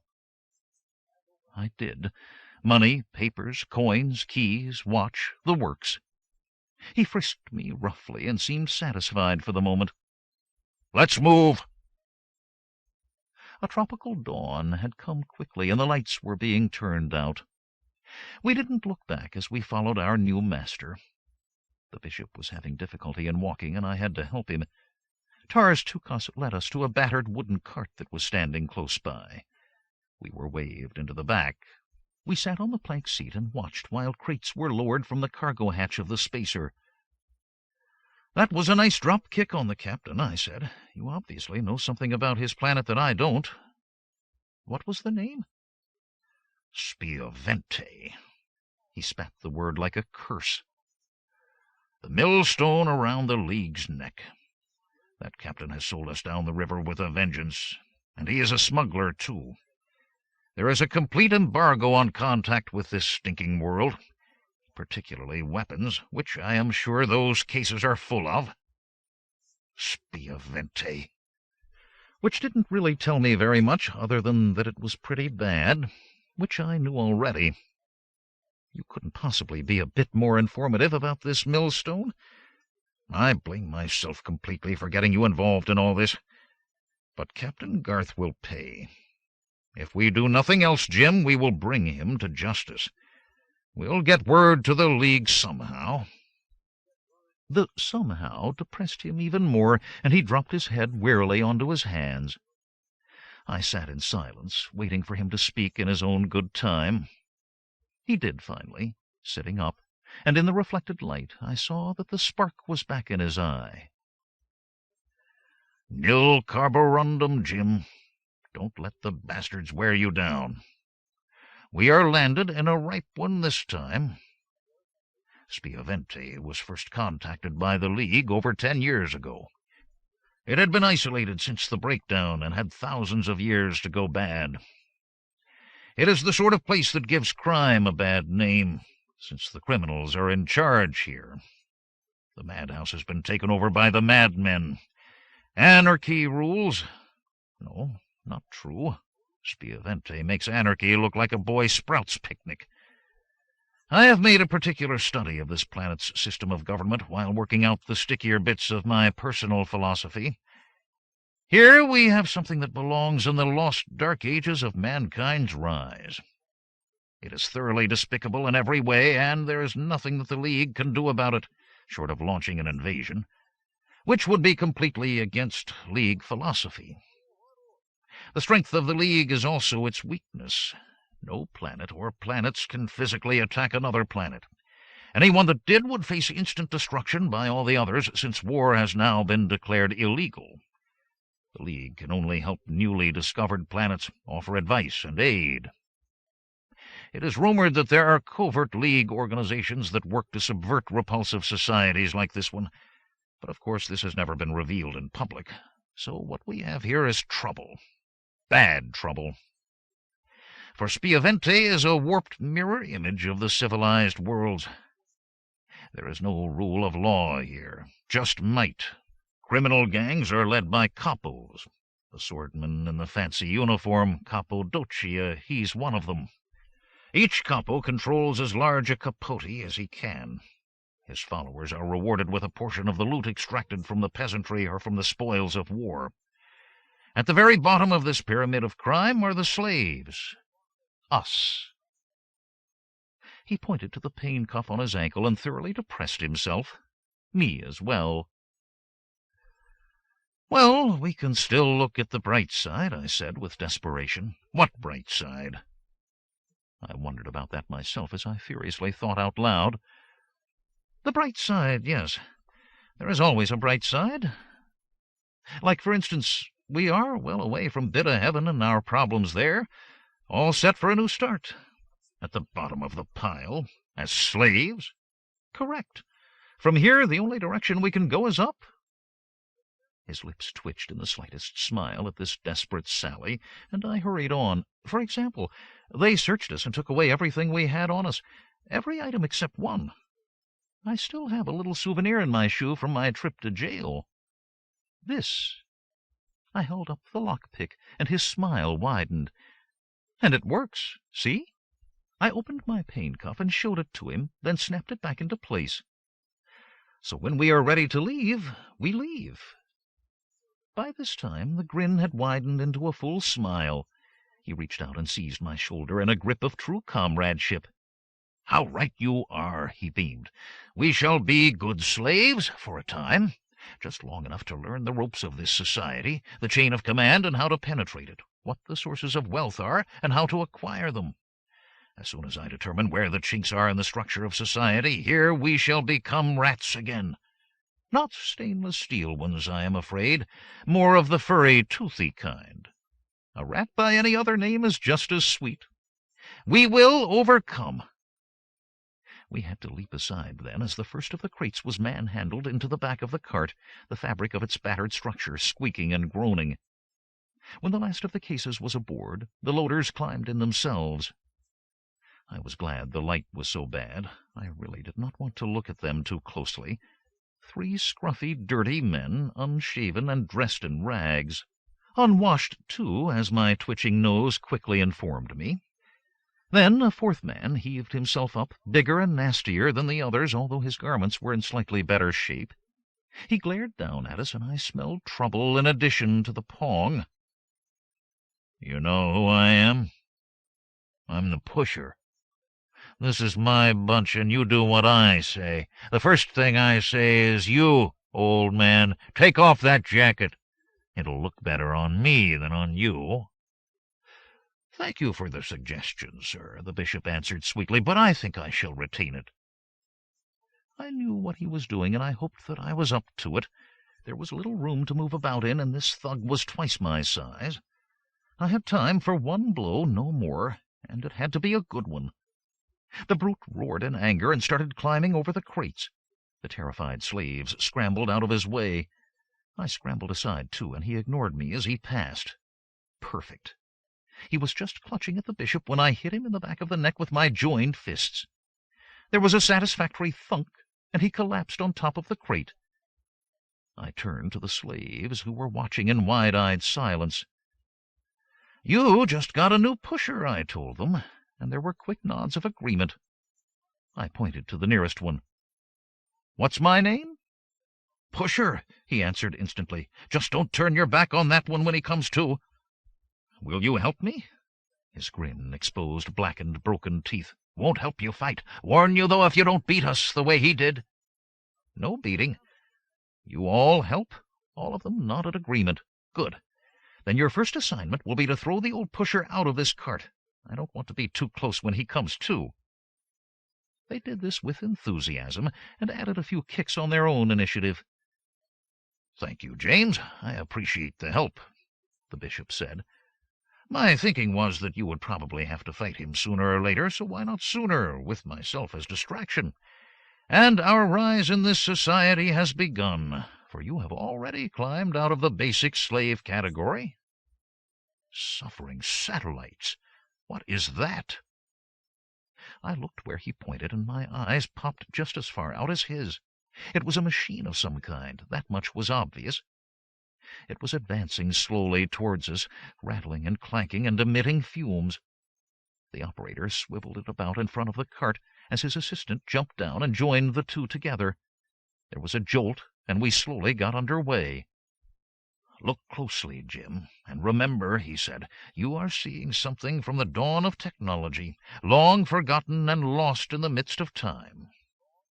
That land car is powered by steam. It is a steam car as I live and breathe. You know, I am beginning to think that I will enjoy it here." I was not as fascinated by Neolithic machinery as he was. My thoughts were more on the deposed thug and what would happen when he came after me. I had to learn more about the ground rules, and quickly. I moved back to the other slaves, but before I could open conversation we clattered across a bridge and through a gate in a high wall.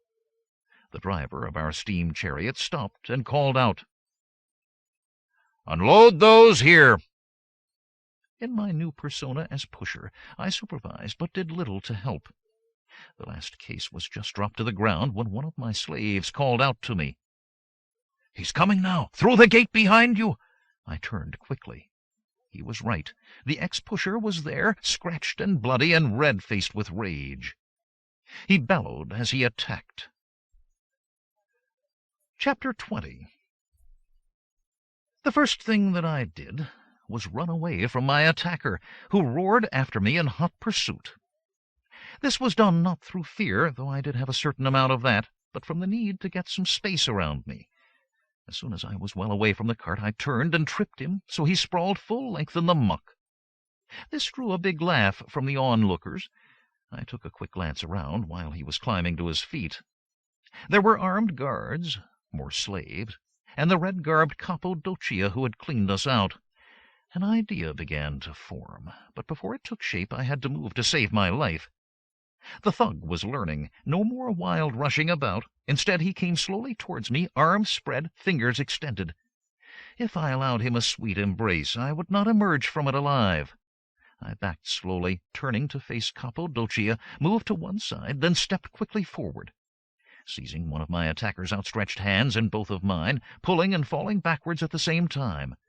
My weight was just about enough to send him flying over me to sprawl full length again.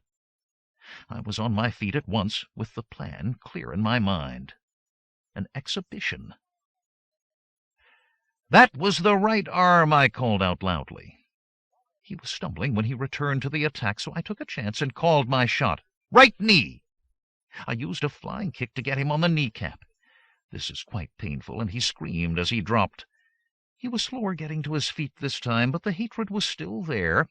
He was not going to stop until he was unconscious. Good. All the better for my demonstration of the art. "Left arm!" I seized it and twisted it up behind his back, held it there, pushing hard. He was strong and still fighting, trying to clutch me with his right hand, struggling to trip me. I got in first. "Left leg!" I shouted as I kicked hard on the back of his calf, and he went down another time. I stepped back and looked towards Cappadocia. I had his undivided attention. "Can you kill as well as dance?" he asked. "I can, but I chose not to." I was aware that my opponent had stood up, was swaying from side to side. I turned slightly so I could see him out of the corner of my eye. "What I prefer is to render him unconscious. That way I win the fight and you still have a slave."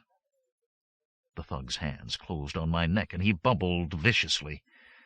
I was showing off, and I knew it, but I had to provide a good performance for my audience, so without looking at all, I slammed backwards with my bent arm, sinking my elbow hard into his gut in the center, just below the rib cage, in line with the elbows, right into the nerve ganglion known as the solar plexus. His hands loosened, and I stepped forward, hearing the thud as he hit the ground, out cold. Cappadocia signaled me to him, spoke when I was close. "That is a new way to fight, off-worlder.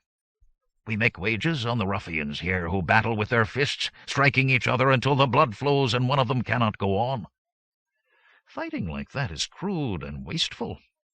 To know where to strike and how to strike, that is an art." "But your art is of no value against sharp steel," he said, half pulling his sword. I had to tread carefully now, or he would be chopping me up just to see what I could do. "Bare hands cannot stand against one such as you, who is a master of the blade." For all I knew, he only used the thing to carve his roast, but flattery always helps. However, against an unskilled swordsman or knife-wielder, the art has value. He digested that, then called to the nearest guard, "You, take your knife to this one." This was getting out of hand, but I could see no way to avoid the encounter now. The guard smiled and pulled a shining length of dagger from its sheath and stalked towards me. I smiled in return.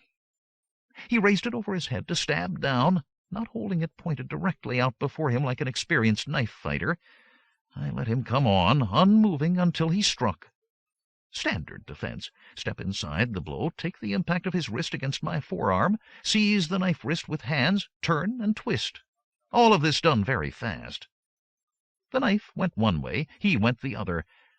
I had to end this demonstration quickly before I was taking on clubs, guns, whatever the head thug felt like. I stepped closer to Cappadocia and spoke in a quiet voice. "These are off-world secrets of defense and killing that are unknown here on Spiovente. I do not wish to reveal more here. I am sure you do not wish slaves to learn dangerous blows like these. Let me show you what can be done without this raw audience. I can train your bodyguards in these skills. There are those who want to kill you. Think of your own security first." It sounded like a lecture on traffic safety to me, but it seemed to make sense to him. But he wasn't completely convinced. "I do not like new things, new ways. I like things as they are." Right, with him on top and the rest in chains below. I talked fast. "What I do is not new, but as old as mankind. Secrets that have been passed on in secret since the dawn of time. Now these secrets can be yours. Change is on the way, you know that, and knowledge is strength. When others seek to take what you have, any weapon is useful to defeat them." It sounded like nonsense to me, but I hoped that it made sense to him. From what the bishop had told me about this garbage world, the only security was in strength. Paranoia paid off. At least it had him thinking, which from the narrowness of his forehead was something he probably found hard to do. He turned on his heel and walked away. Politeness, like soap, was also unknown on this planet. No "see you later," or "let me think about that." It took me a few moments to realize that the audience was over. The disarmed guard was glaring at me and rubbing his wrist. But he had put the dagger away. Since I had talked with Cappadocia, I now had some status, so he wouldn't knife me without reason, which left my first protagonist, the ex-pusher. He was sitting up dizzily when I approached. He looked up at me, blinking and befuddled. I tried to look my meanest when I spoke. "That is 2 times you have come at me. You will not do it a 3rd time. 3rd time means out in my ball game. You will die if you try anything ever again." The hatred was still there in his face, but there was fear as well. I stepped forward, and he cringed back. Good enough, as long as I didn't turn my back on him very often. I turned it now and stalked away. He shambled after me and joined the waiting gang of slaves. He seemed to have accepted his demotion, as had the others. There were a few black looks in his direction, but no more violence, which was fine by me. It is one thing to work out in the gym, but something totally different here, mixing with these heavies really trying to kill me. The bishop beamed his congratulations. "Well done, Jim. Well done." And all very tiring. What next? From what I could discover, this little group is off duty, so to speak, having worked during the night. Then rest and food are in order. Lead on. I suppose it could be called food. About the only good thing I could say about it was that it was not as repulsive as the Venian cooking aboard the Spacer. A large and exceedingly filthy pot was seething over a fire to the rear of the building. The chef, if one dared use that term for this repulsive individual, as filthy as his pot, was stirring the contents with a long wooden spoon. The slaves each took a wooden bowl from the dripping pile on the table close by, and these were filled by the cook. There was no worry about lost or broken cutlery, because there wasn't any. Everyone dipped and shoveled with their fingers, so I did the same. It was vegetable gruel of some kind, pretty tasteless, but filling. The bishop sat next to me on the ground, back to the wall, and slowly ate his. I finished first, and had no difficulty in restraining a desire for a second serving. "How long do we stay slaves?" I asked. "Until I learn more about how things operate here. You have spent your entire life on a single planet, so both consciously and unconsciously you accept the society you know as the only one. Far from it. Culture is an invention of mankind, just like the computer or the fork. There is a difference, though. While we are willing to change computers or eating instruments, the inhabitants of a culture will brook no changes at all. They believe that theirs is the only and unique way to live, and anything else an aberration." Sounds stupid. It is, but as long as you know that and they don't, you can step outside the rules or bend them for your own benefit. Right now, I'm finding out what the rules are here. Try not to take too long. I promise not to, since I am not that comfortable myself. I must determine if vertical mobility exists and how it is organized. If there is no vertical mobility, we will just have to manufacture it. You have lost me. Vertical what? Mobility. In terms of class and culture. Take, for example, these slaves and the guards outside. Can a slave aspire to be a guard? If he can, then there is vertical mobility. If he cannot, this is a stratified society, and horizontal mobility is all that can be accomplished. Such as becoming top slave and kicking all other slaves? He nodded. You have it, Jim. We shall cease being slaves as soon as my studies show how that is possible. But first we need some rest. You will observe that the others are now asleep on the straw to the rear of this noisome building. I suggest we join them. Agreed. You, get over here.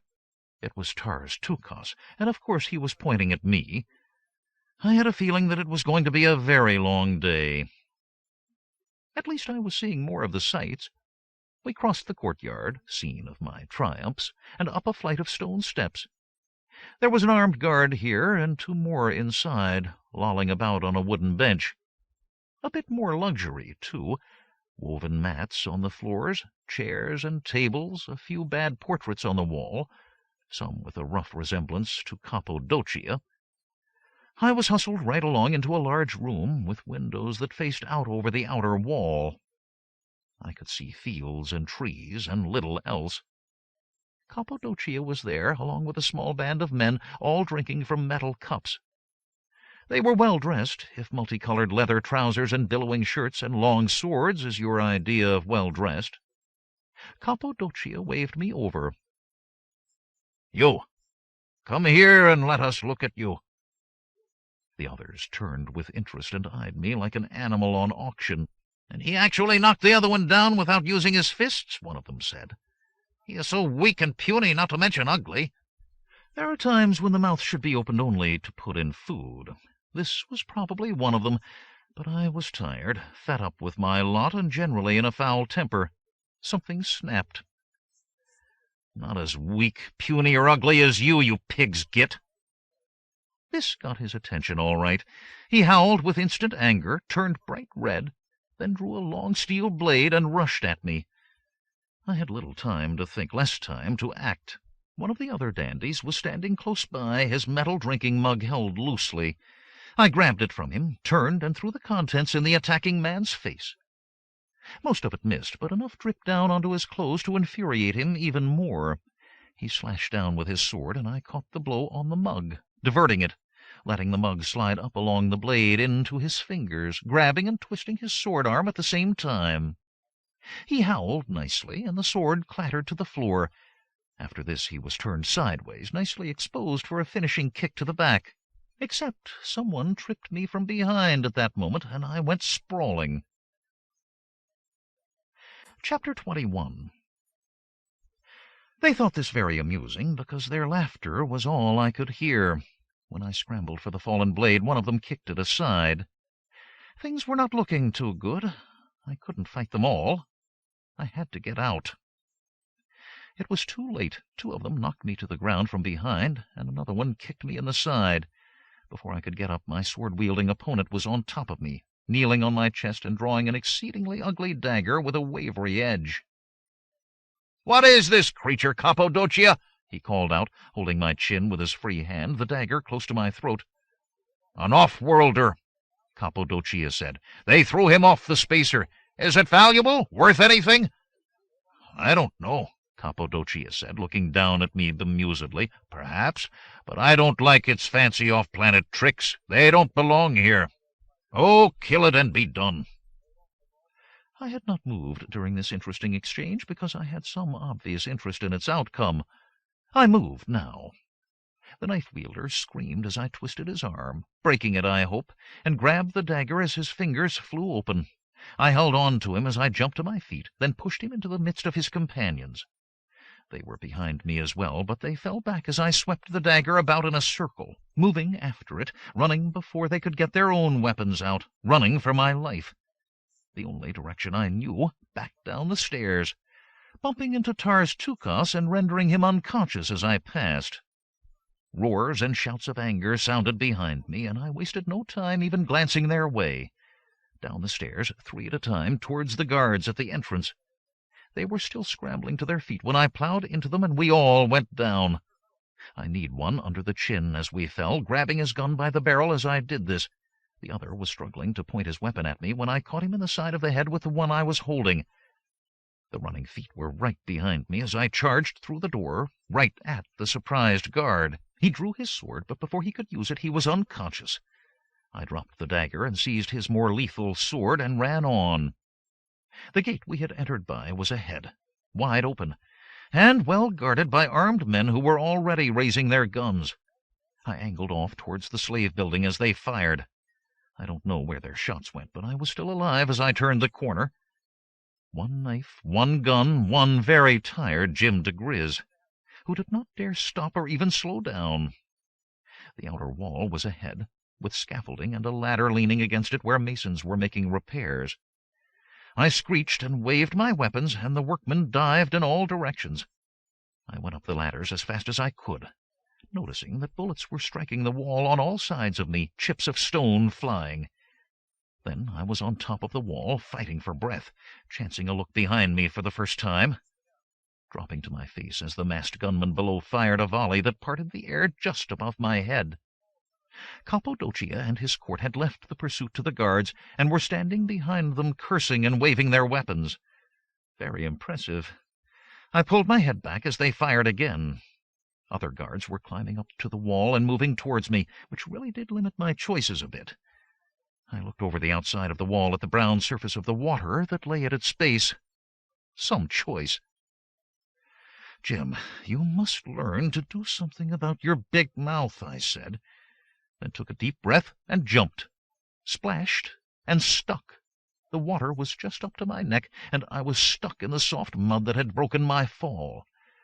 I struggled against it, pulling out one foot, then the other, struggling against its gluey embrace as I waded to the far bank. My pursuers weren't in sight yet, but they would surely be right behind me. All I could do was keep moving, crawling up the grassy bank, still clutching my purloined weapons, then staggering into the shelter of the trees ahead. And still no sign of the armed guards. They should be across the bridge and after me by this time. I couldn't believe my good luck, until I fell headlong, screaming as the pain washed over me, pain unbelievable, blotting out sight, sound, senses. Then it stopped, and I brushed the tears of agony from my eyes. The pain cuff. I had forgotten all about it. Tars Tukas had regained consciousness and was thumbing the control button. What had he said? Leave it on long enough, and it blocks all the nerves. Kills. I grabbed at my shoe, and the lockpick concealed there as the pain struck again. When it stopped this time, I was almost too weak to move my fingers. As I fumbled with the pick, I realized that they were sadists, and I should be grateful for the fact. With the button held down, I was good as dead. But someone, undoubtedly Cappadocia, wanted me both to suffer and know that there was no way out. The key was in the lock when pain consumed me one more time. When it stopped, I was lying on my side, the lockpick fallen from my fingers, unable to move. But I had to move. Another wave of agony like that, and it would be all over for me. I would lie in these woods until I died. My fingers trembled, moved. The pick crept towards the tiny opening of the lock, moved in, twisted feebly. It took a very long time for the red mists to clear from my vision, the agony to seep out of my body. I could not move, felt I would never stir again. I had to blink the tears away when I could see the most beautiful sight in the world, the open pain cuff lying on the moldy leaves. Only my captor's knowledge that the pain machine led to certain death had saved my life. The searchers were in no hurry. I could hear them talking as they moved through the woods towards me. "Somewhere in here. Why don't they just leave him? Leave a good blade and a shooter? No chance of that. And Cappadocia wants to hang the body up in the courtyard until it rots. Never saw him that angry." Life slowly returned to my paralyzed body.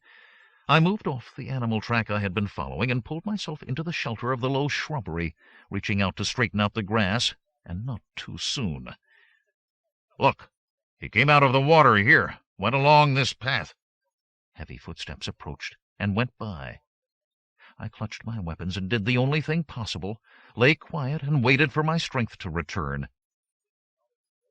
This was, I must admit, a bit of a low point in my life. Friendless, alone, still throbbing with pain, exhausted, haunted by armed men just dying to kill me, thirsty. It was quite a list. About the only thing that hadn't happened so far was to get rained on. It started to rain.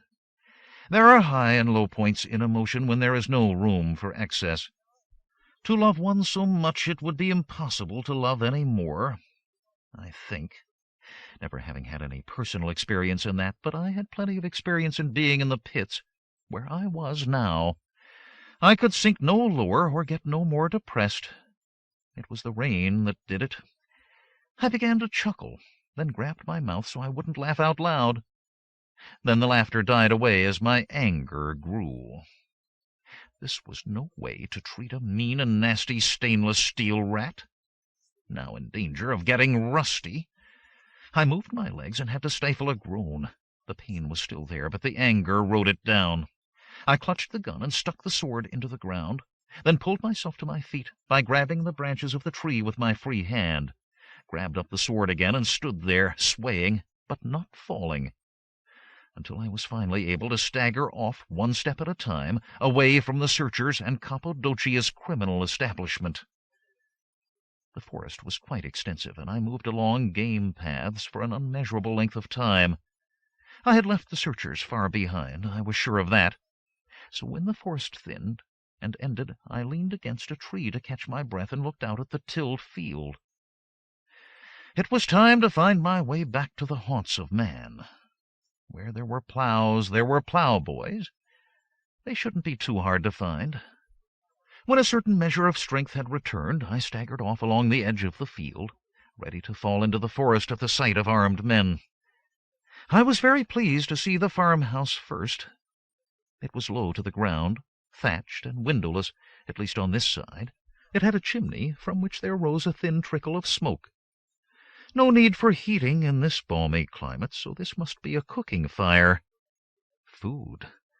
At the thought of food, my neglected stomach began to churn, rumble, and complain. I felt the same way. Food and drink were next in order, and what better place to find them than at this isolated farm? The question was the answer. I stumbled across the furrows to the back of the house, worked my way around the side to the front. No one. But there were voices coming from the open doorway, laughter, and the smell of cooking. Yum! I sauntered into the open, along the front and through the front door. "Hi, folks! Look who has come to dinner!" There were a half-dozen of them grouped around the scrubbed wood table, young and old, thick and thin, all with the same expression on their faces, jaw-dropped astonishment. Even the baby stopped crying and aped its elders.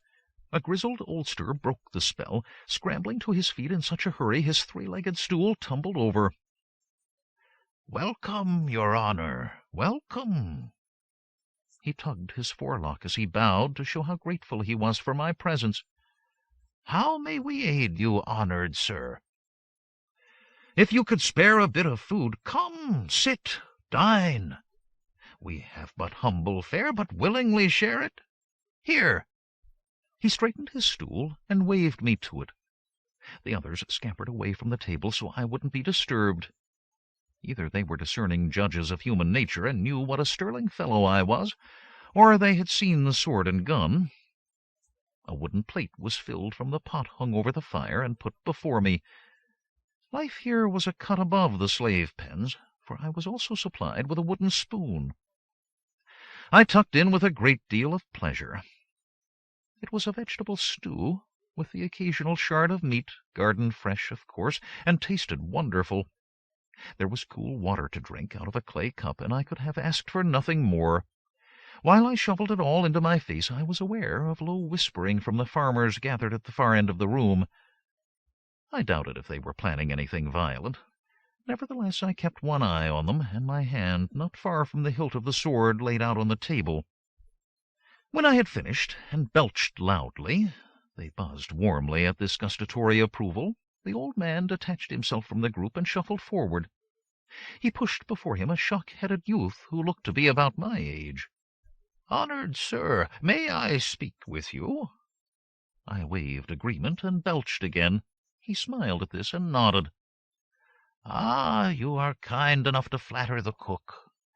Since you are obviously a man of good wit and humor, intelligent and handsome, as well as being a noted warrior, permit me to put a small matter to you."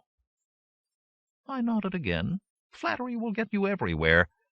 "This is my third son, Dreng. He is strong and willing, a good worker, but our holding is small, and there are many mouths to feed, as well as giving half of what we produce to the so wonderful Cappadocia for our protection." He had his head lowered when he said this, but there were both submission and hatred in his voice. I imagine the only one that Cappadocia protected them from was Cappadocia. He pushed Dreng forward and squeezed his bicep. "Like rock, sir. He is very strong. His ambition has always been to be a mercenary, like your kind self, a man of war, armed and secure, selling his services to the gentry. A noble calling, and one which would enable him to bring a few groats home to his family. I'm not in the recruiting business. Obviously, honored sir, if he went as a pikeman with Cappadocia, there would be no pay or honor, only an early death." True, I agreed, although I had heard this fact for the first time. The old boy's train of thought wandered a bit, which was fine by me, since I was getting an education into life on Spiavente. Didn't sound nice at all. I sipped some more water and tried to summon up another burp to please the cook, but could not. Old Dad was still talking. "Every warrior, such as yourself, should have a knave to serve him. Dare I ask, we have looked outside, and you are alone, what happened to your knave?" "Killed in battle," I improvised. He looked dumbfounded at this, and I realized that knaves weren't supposed to fight. "When the enemy overran our camp." That was better. Nodded agreement to this. "Of course I killed the blackguard who butchered poor Smelly. But that's what war is about. A rough trade." All of my audience murmured understandingly, so I hadn't put a foot wrong so far. I signaled to the youth. "Step forward, Dreng, and speak for yourself. What is your age?" He peered out from under his long hair and stammered an answer. "I'll be 4, come next Worm Feast day." I wanted no details of this repulsive holiday.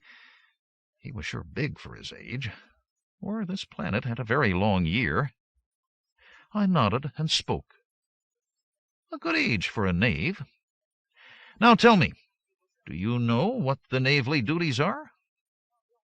He better, because I certainly didn't.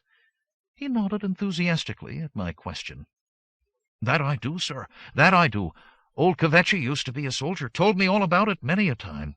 Polish the sword and gun, fetch the food from the fire, fill the water bottle, crack the lice with stones. Fine, great. I can see you know it all, down to the last repulsive detail. In exchange for your services, you expect me to teach you the trade of war." He nodded quick agreement. The room was hushed as I pondered my decision. "Right then, let us do it." A bucolic cry of joy echoed from the thatch, and Old Dad produced a crock of what could only be home brew. Things were looking up for me, ever so slightly, but certainly looking up. Chapter 22. Work appeared to have ceased for the day with the announcement of Dreng's new job. The home brew was pretty awful stuff, but obviously contained a fair measure of alcohol, which seemed like a good idea at the time. I drank enough to kill the pain, then slacked off before I ended up drunk on the floor like the rest of them. I waited until Old Dad was well on the way to alcoholic extinction before I pumped him for information. "I have traveled from afar and am ignorant of the local scene," I told him, "but I do hear that this local bully, Cappadocia, is a little on the rough side." "Rough," he growled, then slurped down some more of the paint thinner. "Poisonous serpents flee in fear when he approaches, while it is well known that the gaze of his eyes kills infants." There was more like this, but I turned off my attention. I had waited too long in the drinking session to extract any reasonable information from him. I looked around for Dreng and found him just tucking into a great crock of the brew. I pried it away from him, then shook him until I attracted his attention. "Let's go. We're leaving now." "Leaving?" He blinked rapidly and tried to focus his eyes on me, with little success. "We go out. Walkies." "Ah, walkies. I get my blanket." He stood swaying, then gave me some more rapid blinks. "Where's your blanket for me to carry?" Seized by the enemy, along with everything else I possessed, other than my sword and gun, which never leave my side while I have a breath in my body. Breath in body. Right. I'll get blanket. Get you blanket. He rooted about in the rear of the room and appeared with 2 fuzzy blankets, despite a lot of domestic and female crying about the cold of winter. Capital goods were not easy to come by for the peasantry. I would have to get some groats for Dreng eventually. He reappeared with the blankets draped over his shoulders, along with a leather bag, a stout staff in his hand, and a wicked-looking knife in a wooden scabbard at his waist. I waited outside to avoid the tearful traditional departure scene. He eventually emerged, looking slightly more sober, and stood swaying at my side. "Lead on, master." "You show me the way. I want to visit Cappadocia's keep." "No. Can it be true that you fight for him?" "That is the last thing I would ever do. In fact, I would fight against him for a wooden groat. The truth is that the capo has a friend of mine locked away in there. I want to get a message to him. There is great danger in even going close to his keep. I'm sure of it, but I am fearless, and I must contact my friend. You lead the way, and through the woods, if you don't mind. I don't want to be seen by either Cappadocia or his men." Obviously, neither did Dreng. He sobered up as he led me by obscure paths and hidden ways to the other side of the forest. I peered out carefully at the roadway leading to the drawbridge, to the entrance to the keep. "Any closer, and they will see us," he whispered. I looked up at the late afternoon sun and nodded agreement. "It's been a busy day. We'll lay up in the woods here and make our move in the morning." "No move? It's death." His teeth chattered, though the afternoon was hot. He hurried as he led the way deeper into the forest, to a grassy hollow with a stream running through it. He produced a clay cup from his bag, filled it with water, and brought it to me. I slurped and realized that having a knave wasn't a bad idea after all. Once his chores were done, he spread the blankets on the grass and promptly fell asleep on his. I sat down with my back to a tree, and for the first time had a chance to examine the gun I had lifted. It was sleek and new, and did not fit this broken-down planet at all. Of course, it had to be from the Venian ship. The bishop said that they had probably been smuggling weapons, and I was holding one of them in my hands. I looked at it more closely. No identification or serial number, or any other indication where it had been manufactured, and it was pretty obvious why. If the League agents succeeded in getting their hands on one of these, it would be impossible to trace it back to the planet of origin. The gun was small in size, about halfway between a rifle and a pistol. I can claim some acquaintance with small arms. I am an honored member of the Pearly Gates Gun Club and Barbecue Society because I am a pretty good shot and help them win tournaments, but I had never seen anything like this before. I looked into the muzzle. It was about .30 caliber, and unusually enough it was a smooth bore. It had open iron sights, a trigger with safety button, one other lever on the stock. I turned this, and the gun broke in half, and a handful of small cartridges fell to the ground. I looked at one closely and began to understand how the gun worked. Neat. No lands or grooves, so there is no worry about keeping the barrel clean. Instead of rotating, the bullet has fins to keep it in straight flight. And, ugh, make a nastier hole in anyone it hits. And no cartridge case either. This is solid propellant. Does away with all the worries about ejecting the brass. I peeked into the chamber. Efficient and foolproof. Push your cartridges into the recessed stock. When it's full, put one more into the chamber, close and lock. A little solar screen here to keep a battery charged. Pull the trigger, a spot in the chamber glows hot and ignites the charge. The expanding gas shoots out the bullet while part of the gas is diverted to ram the next bullet into the chamber. Rugged, almost foolproof, cheap to make, and deadly.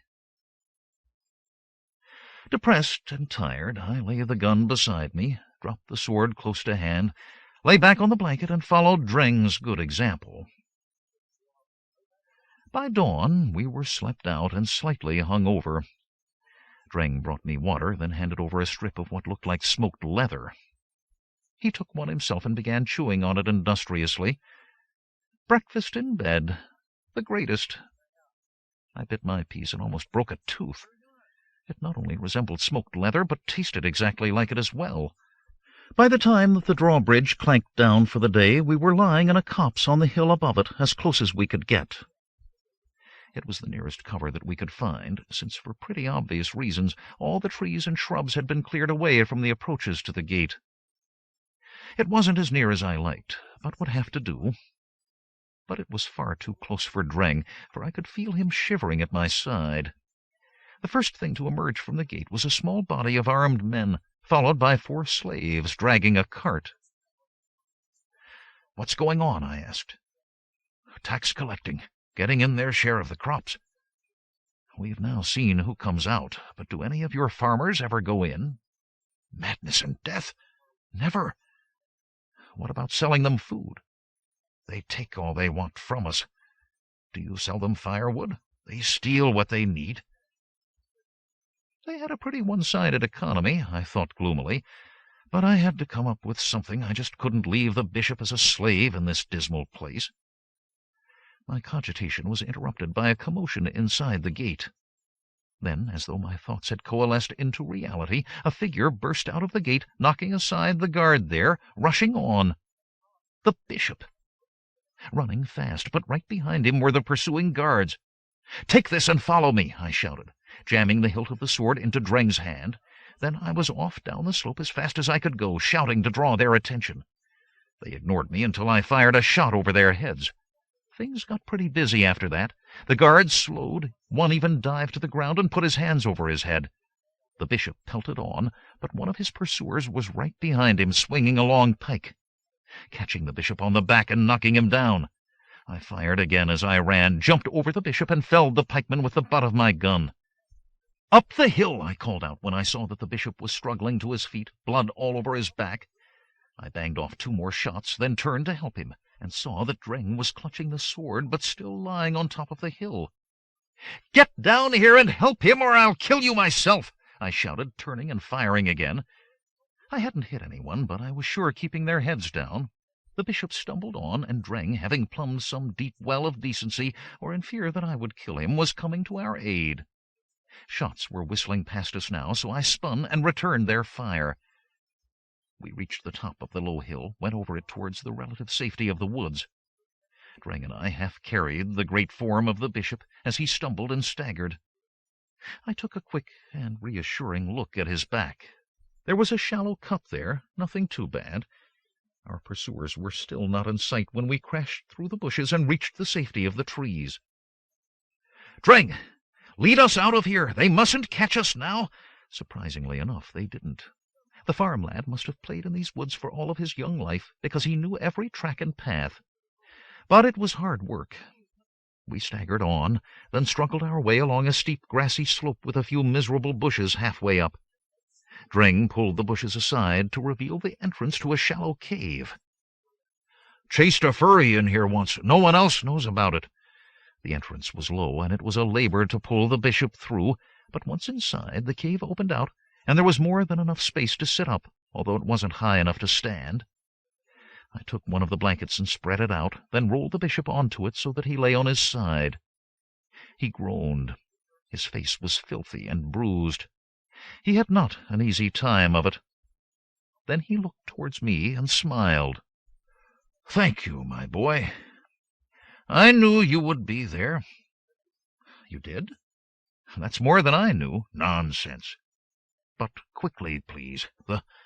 He writhed and moaned, and his body arched into the air with unbearable pain. The pain cuff. I had forgotten about it, and it was receiving a continuous signal. Certain death. Haste makes waste. So I controlled my anxiety and slowly slipped off my right shoe, opened the compartment, and seized the lockpick firmly in my fingers. Bent over, inserted it, and the cuff sprang open. Pain lanced through my hand, numbing it as I threw the thing aside. The bishop was unconscious and breathing heavily. There was nothing more I could do except sit and wait. "Your sword," Dreng said, holding it out to me. "You take care of it for a while, if you think you are up to it." He lowered his eyes and trembled again. "I want to be a fighter, but I am so afraid. I could not move to help you, but you did finally. Remember that. There isn't a person alive who has not been afraid at one time or another. It is only the brave man who can feel fear and still go forward." "A noble thought, young man," the deep voice said, "and one that you should always remember." The bishop had regained consciousness and was smiling a wan smile. "Now, Jim, as I was saying before they turned on their little machine, I was certain that you would be here this morning. You were free, and I knew that you would not leave me alone in that wicked place. There was an immense hue and cry when you escaped, with abundant toing and froing until the gate was closed for the night. It was obvious that it would be impossible for you to come then, but with dawn the gate would be opened, and I had not the slightest doubt that you were sure to be close by, trying to find a way to get to me. Simple logic. So I simplified the equation by coming to you." "Very simple. You almost got yourself killed." "But I didn't. And we are both safely away from them. Plus, I see that you have managed to enlist an ally. A good day's work.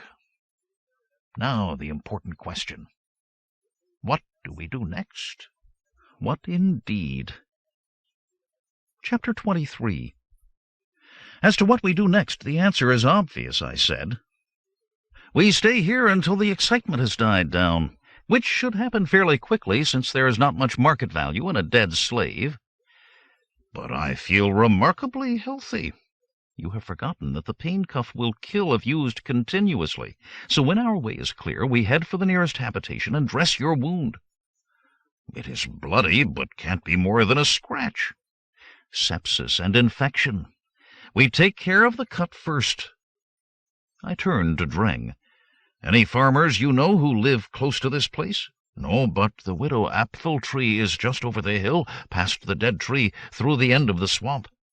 "Great. Show us the way, don't tell." I turned back to the bishop. "And after we fix your back, then what?" "After that, Jim, we join the army. Since you are now a mercenary, that is the proper thing to do. An army will be based in a keep, and there will be a locked room in that keep where all the groats are stored. While you practice your military profession, I shall, as the expression goes, case the joint. In order to further this noble work of ours, I have one particular army in mind for you, the one that serves the Capo di Monte." "Not Capo di Monte," Dreng wailed, clutching his hair with both hands. "He is evil beyond measure, eats a child for breakfast every day, has all of his furniture upholstered in human skin, drinks from the skull of his first wife." "Enough," the bishop ordered, and Dreng was stilled. "It is obvious that he does not have a good press here in the Capote of Doccia. That is because he is the sworn enemy of Cappadocia and goes to war against him periodically. I am sure that he is no worse or better than any other capo, but he does have one advantage. He is our enemy's enemy. So hopefully our friend. Right. I owe old Doccia one, and I look forward to paying it back." "You should not bear grudges, Jim. It dulls the vision and interferes with your career, which should now be grabbing groats, not wreaking vengeance." I nodded agreement. Of course, but while you are planning the heist, there is no reason why I can't enjoy a bit of revenge. I could see that he disapproved of my emotions, but I could not attain his Olympian detachment. A weakness of youth, perhaps. I changed the subject. After we empty the treasury, then what? We find out how the locals are contacting the off-planet smugglers, like the Venians, with the obvious aim of leaving this backward and deadly world as soon as possible. In order to do that, we may have to get religion. He chuckled at my shocked expression. Like you, my boy, I am a scientific humanist and feel no need for the aid of the supernatural. But here on Spiovente, what technology there is seems to be in the hands of an order called the Black Monks. "No, stay away," Dreng wailed. He was certainly a source of bad news. They know things that drive men mad. From their workshops, all forms of unnatural devices pour forth, machines that scream and grunt, that talk through the skies. The pain cuffs as well. Avoid them, master, I beg of you. What our young friend has decried is true, the bishop said. Minus the fear of the unknown, of course. Through some process that is not relevant now, all of technology on this world became concentrated in the hands of this order, the Black Monks. I have no idea what their religious affiliations are, if any, but they do supply and repair the machines that we have seen. This gives them a certain protection, since if one capo were to attack them, the others would rush to their defense to ensure their continued access to the metallic fruits of technology. It is to them that we may have to turn for salvation and exodus. I second the motion, and it is carried by acclamation. Join the army, whip as many groats as we can, contact the smugglers, and buy our way out. Dreng gaped at all the long words, drooling a bit at the same time. He obviously followed little of what we discussed. Action was more his style. He made a silent exit on a scouting trip, and an even more slithery return. No one was about. Our way was clear. The bishop could walk now, with a little aid from us, and the widow's house was not too distant. Even with Dreng's reassurances, she was trembling with fear when she admitted us to her hovel. "Guns and swords, murder and death. I'm doomed, doomed." Despite her muttering, punctuated by the smacking of her toothless gums, she followed my instructions and put a pot of water over the fire. I cut a strip of cloth from my blanket, boiled it clean, then used it to wash the bishop's wound. It was shallow but deep. The widow was persuaded to part with some of her store of moonshine, and the bishop shuddered but did not cry out when I poured it into the open cut, hoping the alcohol content was high enough to act as an antiseptic. I used more boiled blanket as a bandage, which was about all that I could do. "Excellent, James, excellent," he said, gingerly pulling his sliced jacket over his shoulders. "Your years in the Boy Sprouts were obviously not wasted. Now let us thank the good widow and leave, since it is obvious that she is upset by our presence." Leave we did, strolling the open rut-filled road, every footstep taking us farther away from Cappadocia. Dreng was a good provider, drifting off into orchards for fruit, or rooting out edible tubers from the fields we passed, even digging them up under the noses of the rightful owners, who only touched their forelocks at the sight of my weapons. It is a nasty world that only respects bullies. For the first time I began to appreciate the better qualities of the League worlds. It was late afternoon when the walls of the keep loomed up before us. This place had a little more style than Docia's, or at least it looked that way from a distance, because it was situated on an island in a lake. A causeway and drawbridge connected it to the mainland. Dreng was shaking with fear again, and was more than happy to stay on the shore with the bishop while I braved the dangers of the keep. I strode militarily along the stone causeway, then stamped over the bridge. The 2 guards eyed me with open suspicion. "Good morn, brothers," I called out cheerfully, gun on shoulder, sword in hand, gut in and chest out. "Is this the establishment of the Capo di Monte, known the length and breadth of the land for his charm and strength of arm?" "Who wants to know?" "I do. an armed and powerful soldier who wishes to enlist in his noble service. Your choice, brother, your choice, he said with obvious gloom. Through the gate, across the courtyard, third door on your right. Ask for Sire Srank. He leaned close and whispered, For 3 groats I'll give you a tip. Done. So pay. Shortly. I'm a little skint right now. You must be if you want to hire out to this lot. All right, 5 then, in 5 days. I nodded agreement. He'll offer you very little, but don't settle for less than 2 groats a day. Thanks for the credit. I'll get back to you. I swaggered through the gate and found the right door. It was open to admit the last light, and a fat man with a bald head was scratching away at some papers. He looked up when my shadow fell across the table. Get out here, he shouted, scratching his head so hard that a shower of dandruff sparkled in the sunbeam. I've told you all no groats until morning after next. I've not enlisted yet, nor will I, if that's the way you pay the troops. Sorry, good stranger, sun in my eyes. Come in, come in. Enlist? Of course, gun and sword and ammunition. Some. Wonderful.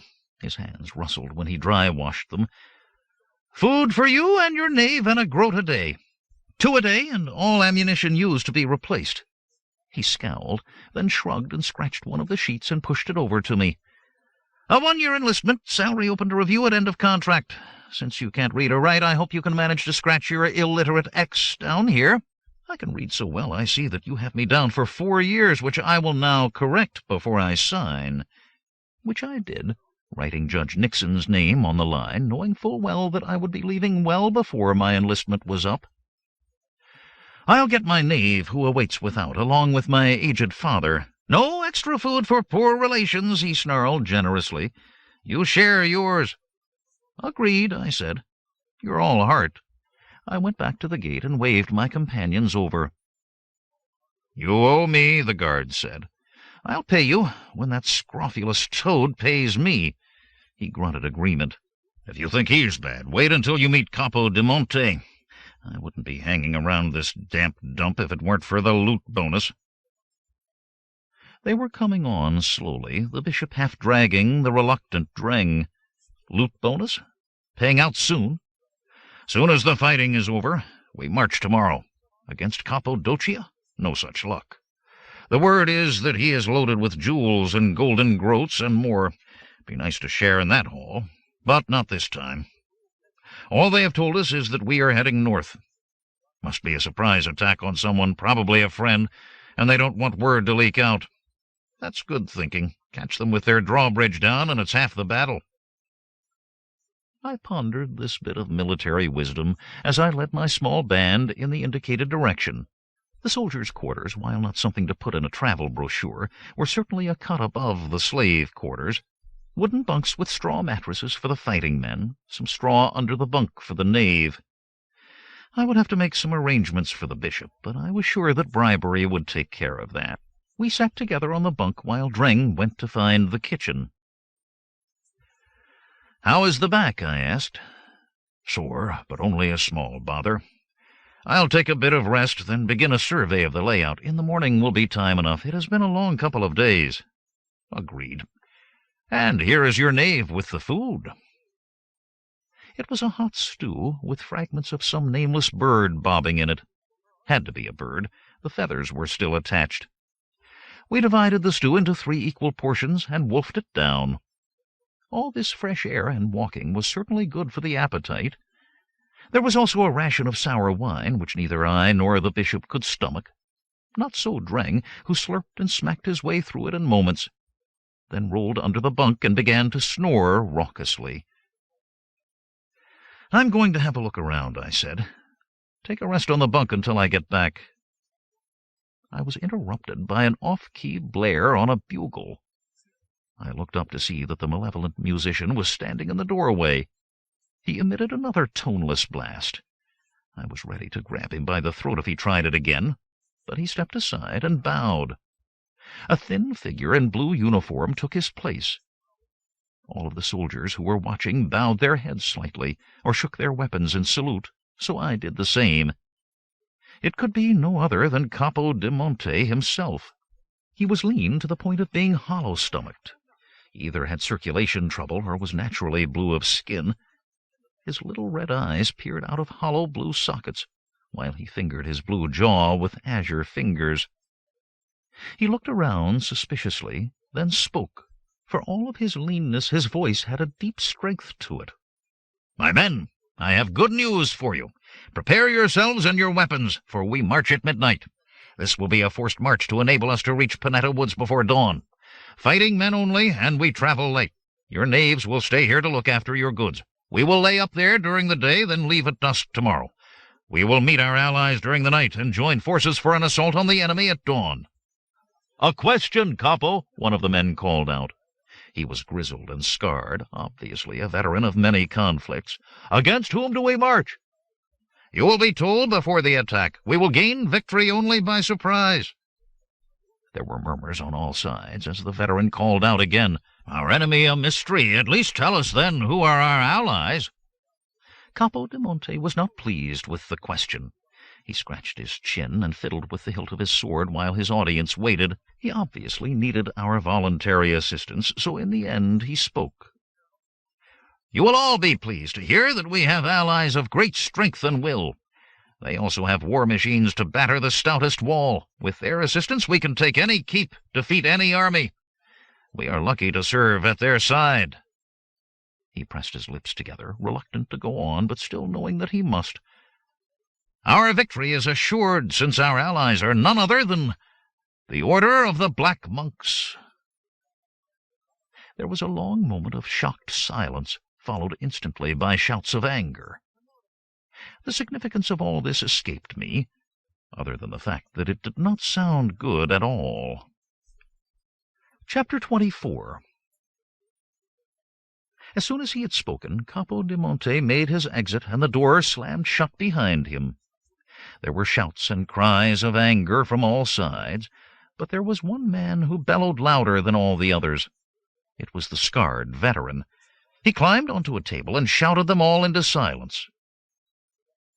"Everyone here knows me, knows old Tusker. I was cutting off heads when most of you weren't even potty trained, so I'm going to talk and you are going to listen, and then you will get a chance to talk too. Anyone here don't like that idea?" He closed one immense fist and held it out, then turned in a circle, scowling fiercely. There were some angry mutters, but none loud enough to imply disagreement. "Good. Then listen. I know those black-frocked buggers from a long way back, and I don't trust them. All they think of is their own hides. If they want us to fight for them, that's only because there is big trouble ahead, and they would like to see us killed rather than them. I don't like it." "I don't like it either," another man called out. "But what kind of a choice do we have?" "None," Tusker growled angrily, "and that's what I was going to say next. I think we have been grabbed by the short and curlies." He drew his sword and shook it at them. "Every weapon we have outside of them new guns comes from the Black Monks. Without their supplies we have nothing to fight with, and without nothing to fight with we have nothing to do, and we can starve or go back to the farm. And that's not for me, and it better not be for any of you either, because we are all in this together. We all fight or none fight. And if we fight, and any of you try to sneak out of here before the action starts, then he is going to find my sword stuck all the way through his liver." He shook the shining blade at them while they glared in silence. "A solid argument," the bishop whispered, "the logic impeccable. Too bad that it is wasted on this ignoble cause. You and your comrades have no choice but to agree." The bishop was right. There was more shouting and argument, but in the end they had to go along with the plans. They would march at the side of the Black Monks. None of them, myself included, were very happy about the idea. They could stay up and argue until midnight, but I was tired and could use the few hours' sleep. The bishop wandered out in search of information, and I rolled up on the bunk and slipped into a restless slumber. The shouted orders woke me, feeling more tired than when I had gone to sleep. No one seemed happy about the midnight march, or our battle companions, and there were dark looks and much cursing. There were even some oaths I hadn't heard before, real nice ones that I filed away for future use. I went out to the primitive lavabo and threw cold water on my face, which seemed to help. When I returned, the bishop was sitting on the bunk. He rose and extended his large hand. "You must watch yourself, Jim. This is a crude and deadly world, and all men's hands are turned against you. That is the way I prefer to live, so don't worry yourself." "But I do." He sighed mightily. "I have nothing but contempt for superstition, astrologers, palm readers, and the like, so you will understand why I feel great disgust at myself for the black depression that possesses me. But I see nothing but darkness in the future, emptiness. We have been companions for such a brief period. I do not wish it to end. Yet, I am sorry, do excuse me, I have a sense of danger and despair that cannot be alleviated." "With good reason," I cried, trying to put enthusiasm into my words.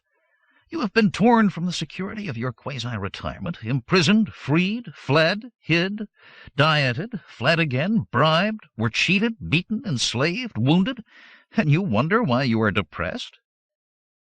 This brought a wan smile to his lips, and he grasped my hand again. "You are right, Jim, of course.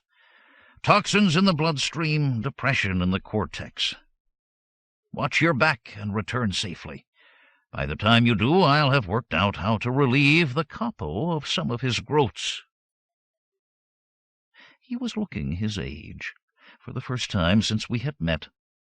As I left, I saw him stretch out wearily on the bunk. He should be feeling better when I returned. Dreng would fetch his food and look after him. What I must do is concentrate on staying alive so I would come back. It was a dreary and exhausting march. The day had been hot, and so was the night. We shuffled along, dripping with perspiration and slapping at the insects that rushed out of the darkness to attack us. The rutted road caught at my feet, and dust rose into my nostrils. On we marched, and on, following along after the clanking and hissing conveyance that led our nightmarish parade. One of the steam cars was hauling Capo de Monte's war wagon, in which he traveled in relative comfort. His captains were in there with him, swilling down booze, no doubt, and generally enjoying themselves. We marched on, the cursing in the ranks growing steadily weaker. By the time we stumbled under the sheltering trees of Panetta Woods, we were tired and mutinous. I did what most of the others did, dropped onto the bed of sweet-smelling needles under the trees and groaned in appreciation and admiration for the sturdier warriors, with old Tusker in the van, who insisted on their ration of acid wine before retiring. I closed my eyes, groaned again, then slept. We stayed there all day, glad to have the rest. Around noon, rations were reluctantly handed out from the cart. Warm, foul water to wash down rock-like bits of what might have been bread. After this I managed to sleep some more, until we formed ranks again at dusk, and the night march continued. After some hours, we came to a crossroads and turned right. There was a murmur through the ranks at this, starting with those who knew the area well. "What are they saying?" I asked the man who marched beside me, in silence up until now. "Capo de Nobili. That's who we're after. Could be no one else. No other keep in this direction for 1 day, 2 days' march." "Do you know anything about him?" He grunted and was silent, but the man behind him spoke up. "I served with him long time ago. Old bugger then, must be ancient now. Just one more capo." Then it was one foot after another in a haze of fatigue. There had to be better ways to make a living. This was going to be my first and last campaign.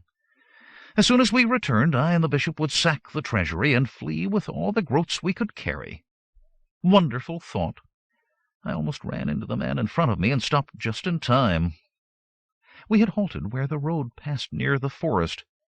Against the darkness of the trees, even darker shadows loomed.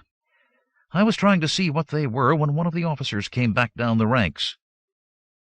"I need some volunteers," he whispered. You You! You!" He touched my arm, and I was one of the volunteers. There seemed to be about 20 of us who were pulled out of line and herded forward towards the woods. The clouds had cleared, and there was enough light from the stars now to see that the black bulks were wheeled devices of some kind. I could hear the hiss of escaping steam. A dark figure strode forward and halted us. "Listen, and I will tell you what you must do," he said. As he spoke, a metal door was opened on the machine nearest us. Light gleamed as wood was pushed into the firebox. By the brief flickering light I could see the speaker clearly. He was dressed in a black robe, his head covered by a cowl that hid his face. He pointed to the machine.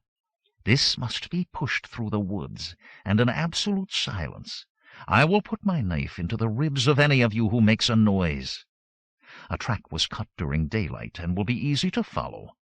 Take up the lines, and do as you are instructed." Other dark-robed figures were handing us the ropes and pushing us into line. On the whispered signal, we began hauling. The thing rolled along easily enough, and we pulled at a steady pace. There were more whispered instructions to guide us. Then we halted as we approached the edge of the forest.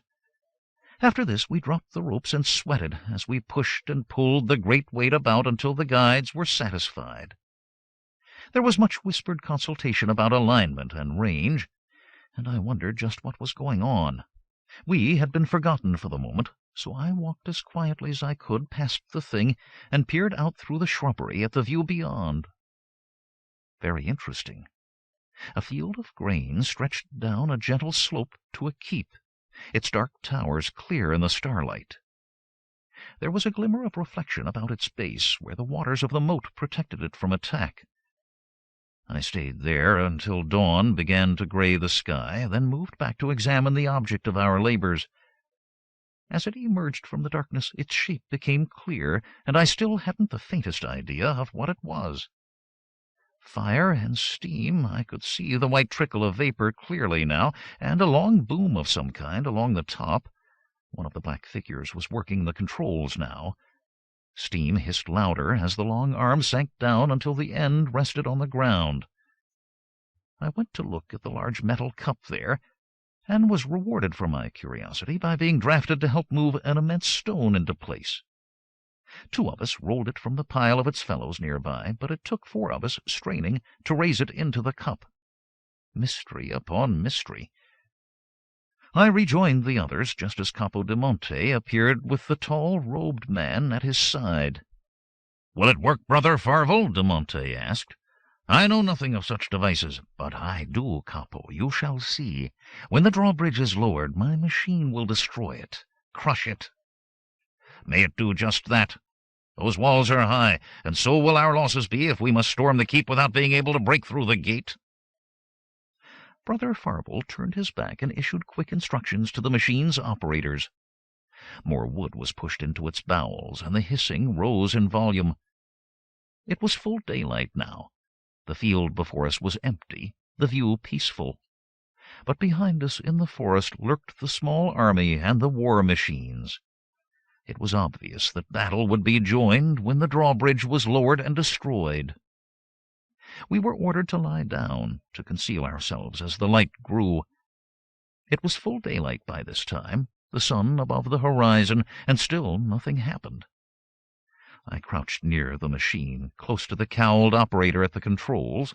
"It is not coming down," Brother Farvel called out suddenly. "It is past due, always down at this time. Something is wrong." "Do they know that we are here?" Capo de Monte said. "Yes."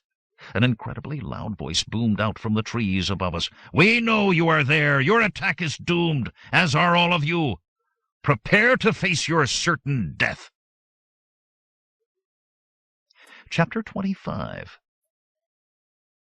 The roaring voice was totally unexpected, shocking in the silence of the forest. I jumped, startled. Nor was I the only one. The monk at the machine's controls was even more startled. His hand pulled on the control lever, and there was a gigantic hissing roar.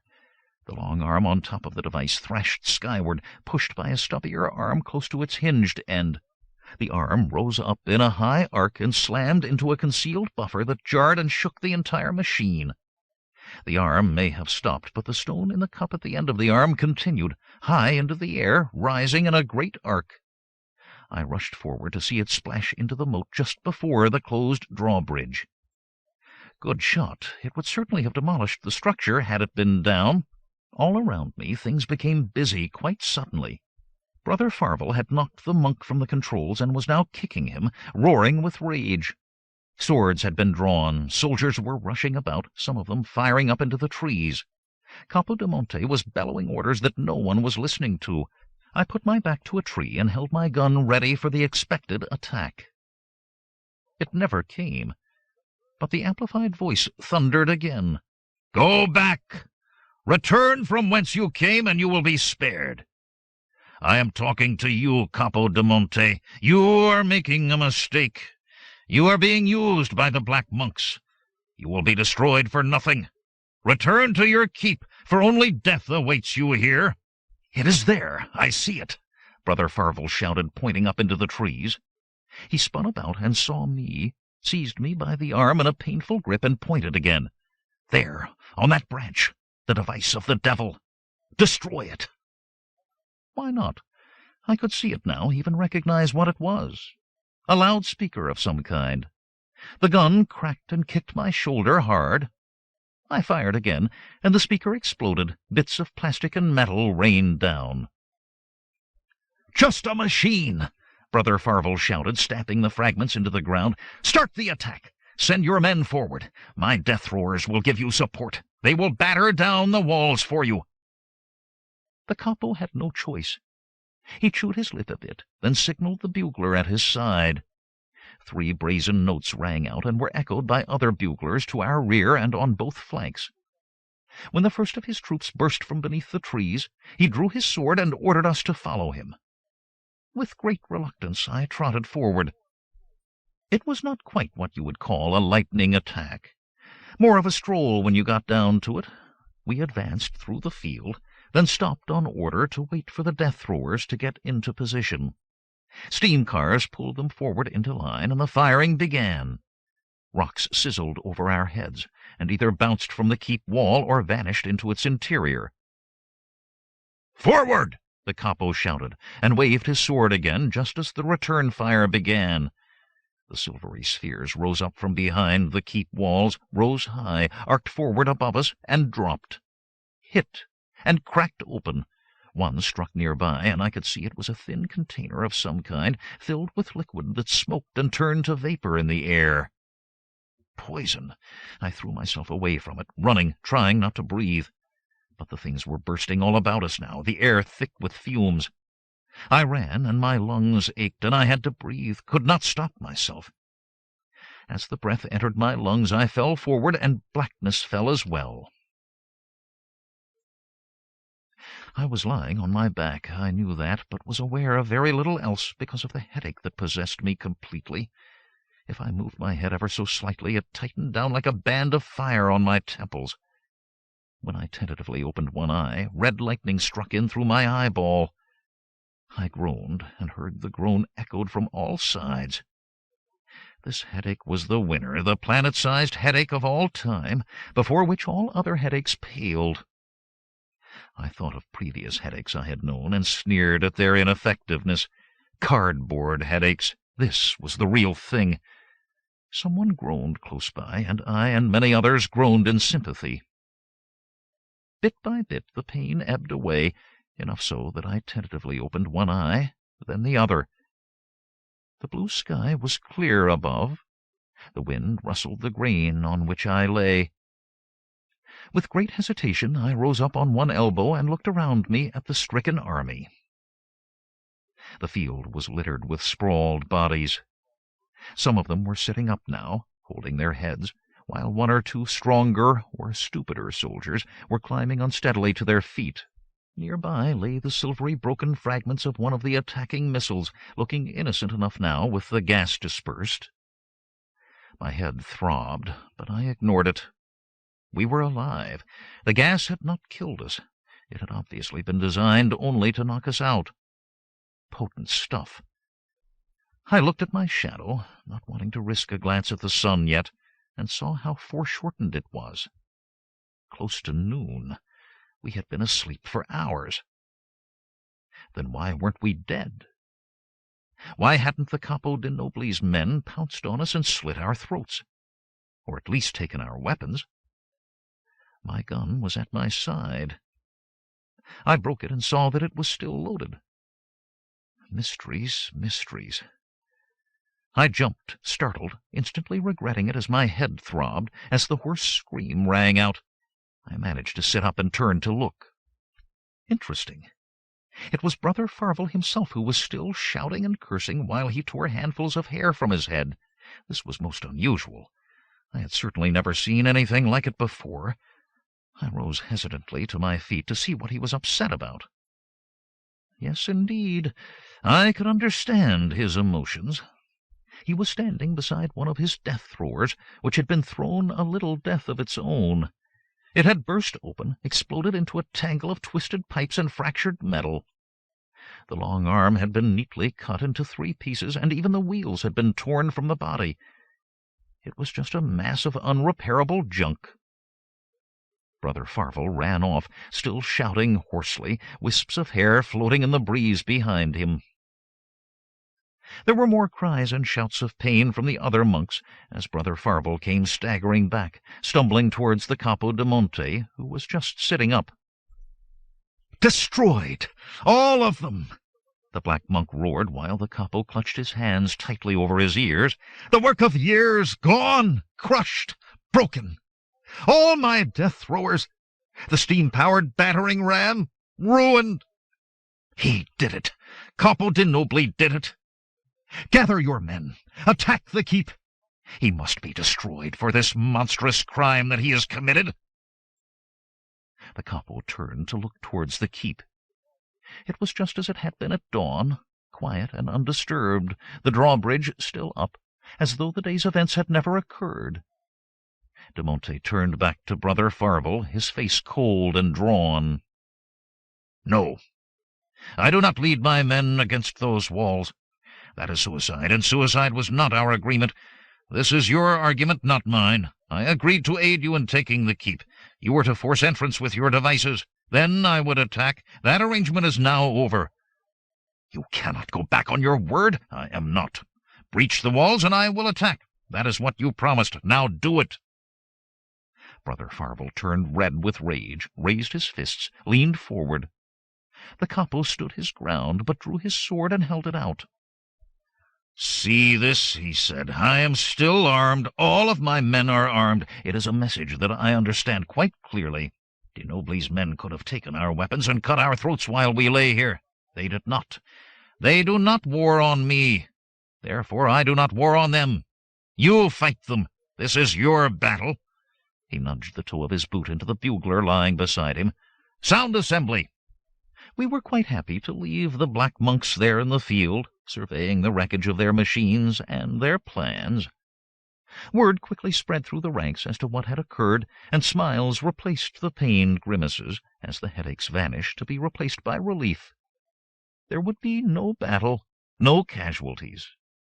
The black monks had started the trouble, and it had been finished for them.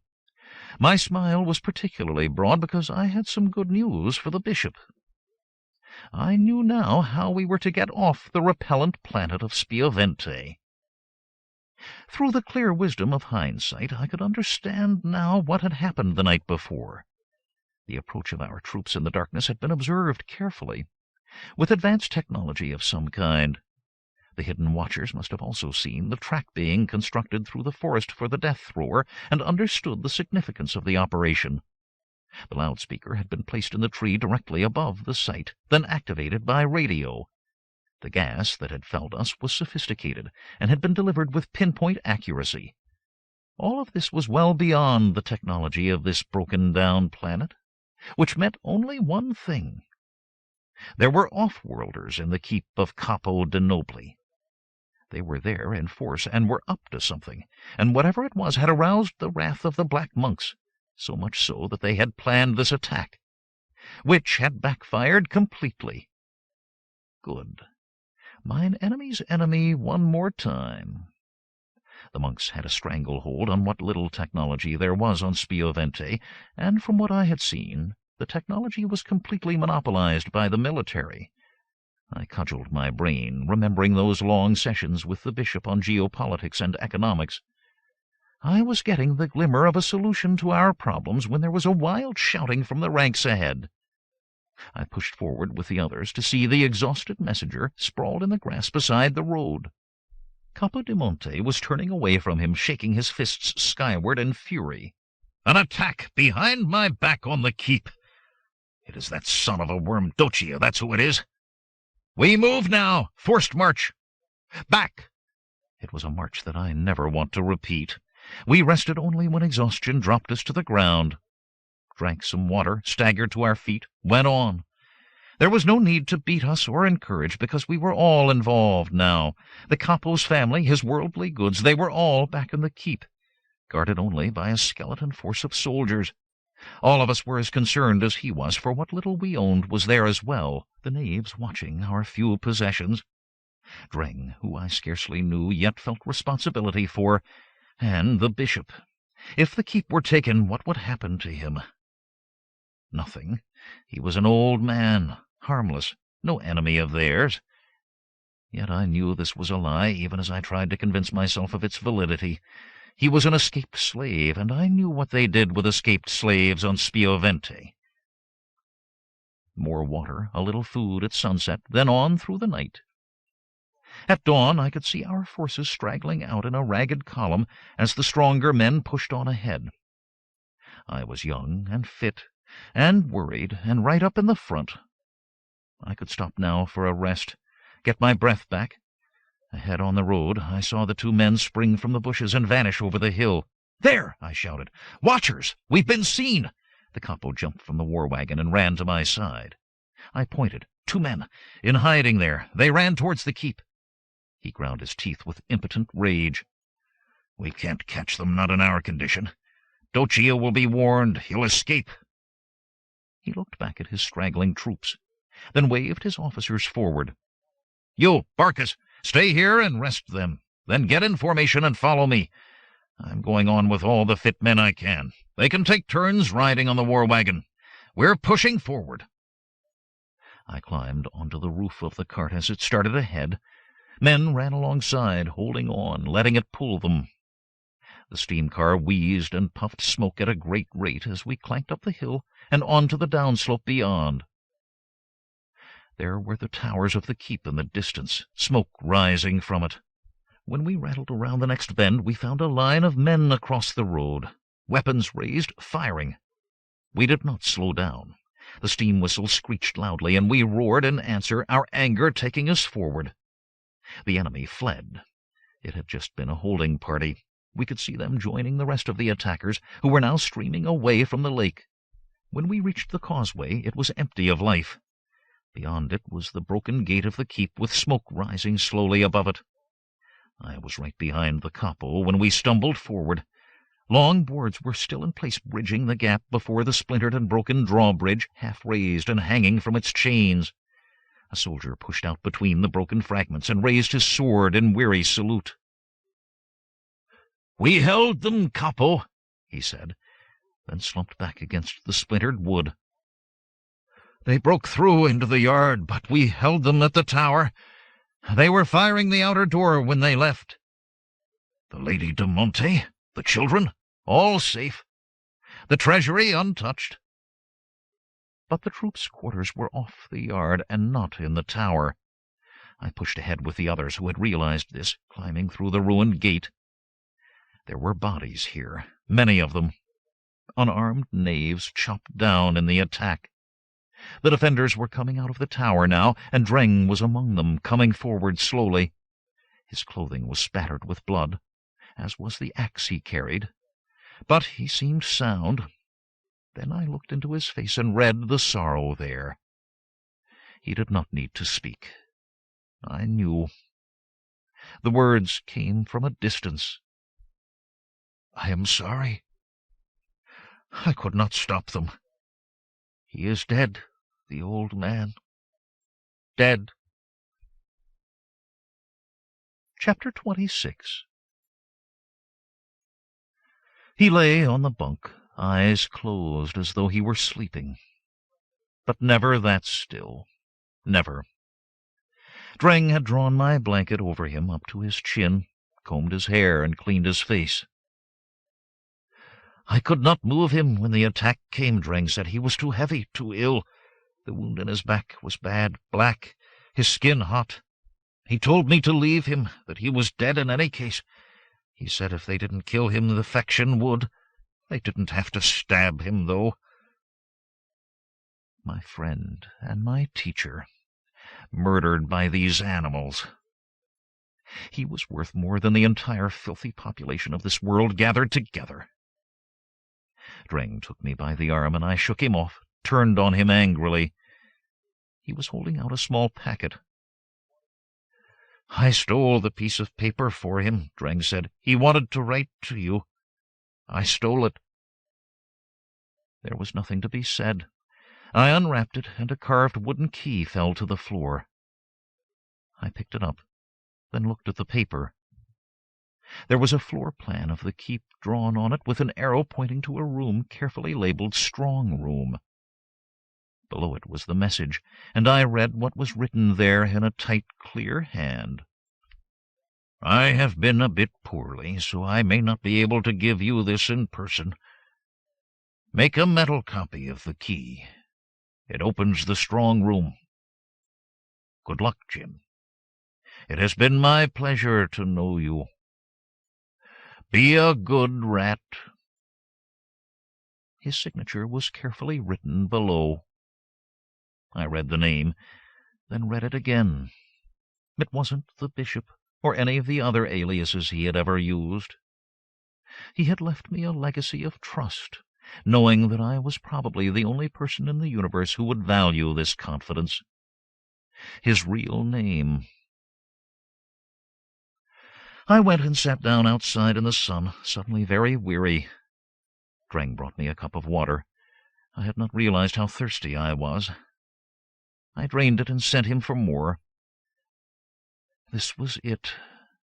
The end. He had felt the approach of darkness, but had worried about me. Thought of me when it was really his own death that was looming so close. What next? What should I do now? Fatigue, pain, remorse, all overwhelmed me. Not realizing what was happening, I fell asleep, sitting there in the sun, toppled over on my side. When I awoke, it was late in the afternoon. Dreng had wadded his blanket and put it under my head, sat now at my side. There was nothing more to be said. We put the bishop's body on one of the little carts and wheeled it along the causeway to the shore. We were not the only ones doing this. There was a small hill beside the road, a slope of grass with trees above it, a pleasant view across the water to the keep. We buried him there, tamping the soil down solidly and leaving no marker. Not on this disgusting world. They had his body, that was enough. Any memorial I erected in his honor would be light years away. I would take care of that one day, when the proper moment came. But right now, Dreng, we take care of Cappadocia and his hoodlums. My good friend did not believe in revenge, so I cannot either. So we shall call it simple justice. Those criminals need straightening out. But how shall we do it? I can help, Master. I can fight now. I was afraid, then I got angry, and I used the axe. I am ready to be a warrior like you. I shook my head at him. I was thinking more clearly now. This is no job for a farmer with a future. But you must always remember that you faced your fear and won. That will do you well for the rest of your life. But Jim diGriz pays his debts. So you are going back to the farm. How many groats does a farm cost? He gaped at that one and shuffled through his memory. I never bought a farm. I'm sure of that. But somebody must have that you know. Old Kvetchy came back from the wars and paid widow Rossler 212 groats for her share of her farm. Great. Allowing for inflation, 500 should see you clear. Stick with me, kid, and you'll be wearing plowshares. Now, get to the kitchen and pack up some food, while I put part 1 of the plan into operation. It was like a chess game that you played in your head. I could see the opening moves quite clearly, all laid out. If they were played correctly, middle game and end game would follow with an inevitable win. I made the first move. Capo di Monte was slumped on his throne, red-eyed and as tired as the rest of us, a flagon of wine in his hand. I pushed through his officers and stood before him. He scowled at me and flapped his hand. "Away, soldier! You'll get your bonus. You did your work well today, I saw that. But leave us, I have plans to make. That is why I am here, Capo, to tell you how to defeat Cappadocia. I was in his service and know his secrets. Speak. In private. Send the others away." He considered a moment, then waved his hands. They left, grumbling, and he sipped his wine until the door slammed shut. "What do you know?" he ordered. "Speak quickly, for I am in a foul humor." "As are we all. What I wanted to tell you in private does not concern Docia, yet. You will attack, I am sure of that, but in order to assure success, I am going to enlist Capo di Nobili and his secrets on your side. Wouldn't the attack be more better if they were all asleep when we came over the wall? Di Nobili knows no more of these matters than I do, so don't lie to me. He is tottering and has been bedridden for a year." "I know that," I lied with conviction. "But it is those who use his keep for their own ends who cause the black monks to make war on them. These are the ones who will help you." He sat up at this, and there was more than a glint of the old schemer in his eyes. "Go to them, then. Promise them a share of the spoils. And you will share as well if you can do this. Go in my name and promise what you will. Before this month is out, Docia's head will be roasting on a spit over my fire. His body will be torn by red-hot spikes, and—" There was more like this, but I wasn't too interested. This was a pawn move in the opening. I now had to bring a major piece forward to the attack. I bowed myself out, leaving him muttering on the throne, splashing wine around as he waved his arms. These people had very quick tempers. Dreng had packed our few belongings, and we left at once. I led the way until we were well clear of the keep, then turned off towards a stream that ran close by.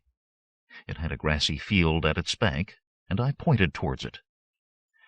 "We stay here until morning. I have plans to make, and we need the rest. I want to be sharp when I knock on old Di Nobli's door." With a night's rest to refresh my brain, everything became quite clear. "Dreng," I said, "this will have to be a one-man operation. I don't know what kind of reception I will get, and I may be busy enough worrying about myself without having you to care for. Back to the keep and wait for me." There was really no door to knock on, just 2 heavily armed guards at the gate. I came down through the field, past the mounds of junked machines already smeared with a red patina of rust, and crossed the drawbridge. I stopped before I reached the guards and carefully kept my gun lowered. "I have an important message for the one in charge here."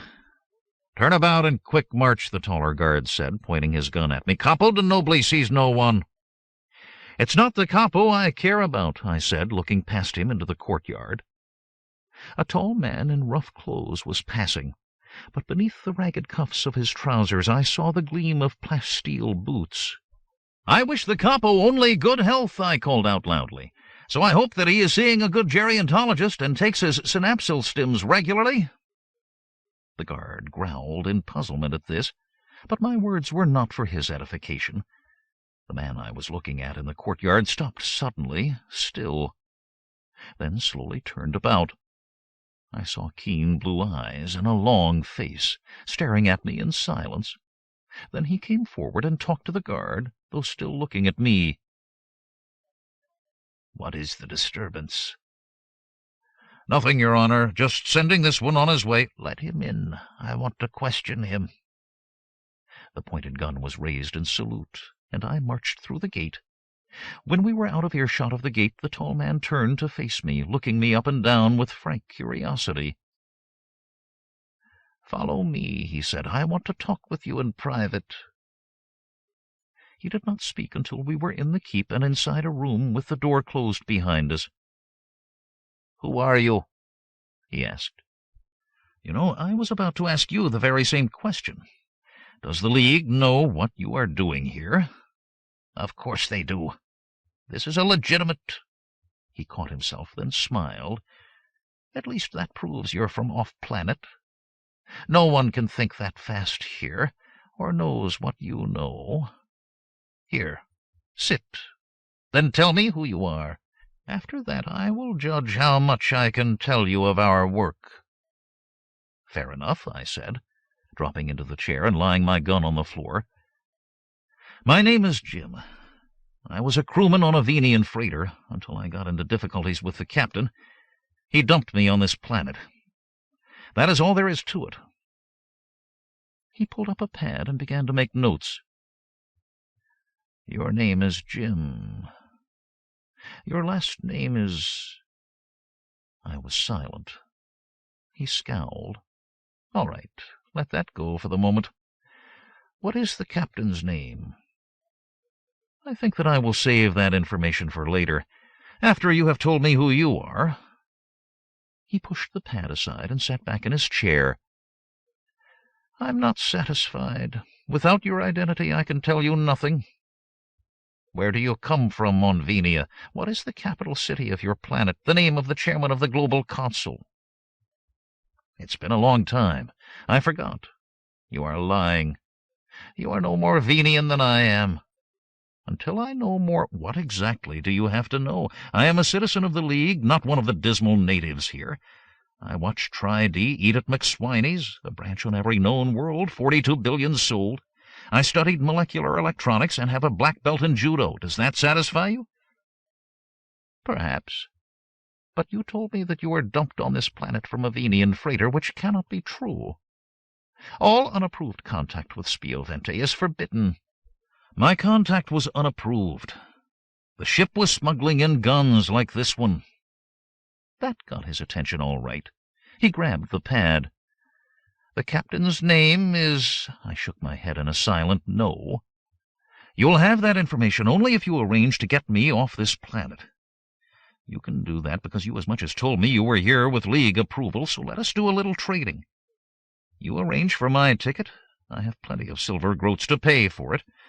Or I would have, which was the same thing. You will also give me some small help in a local matter. Then I'll tell you the captain's name." He didn't like this. He thought hard and wriggled on the hook, but could not get off it.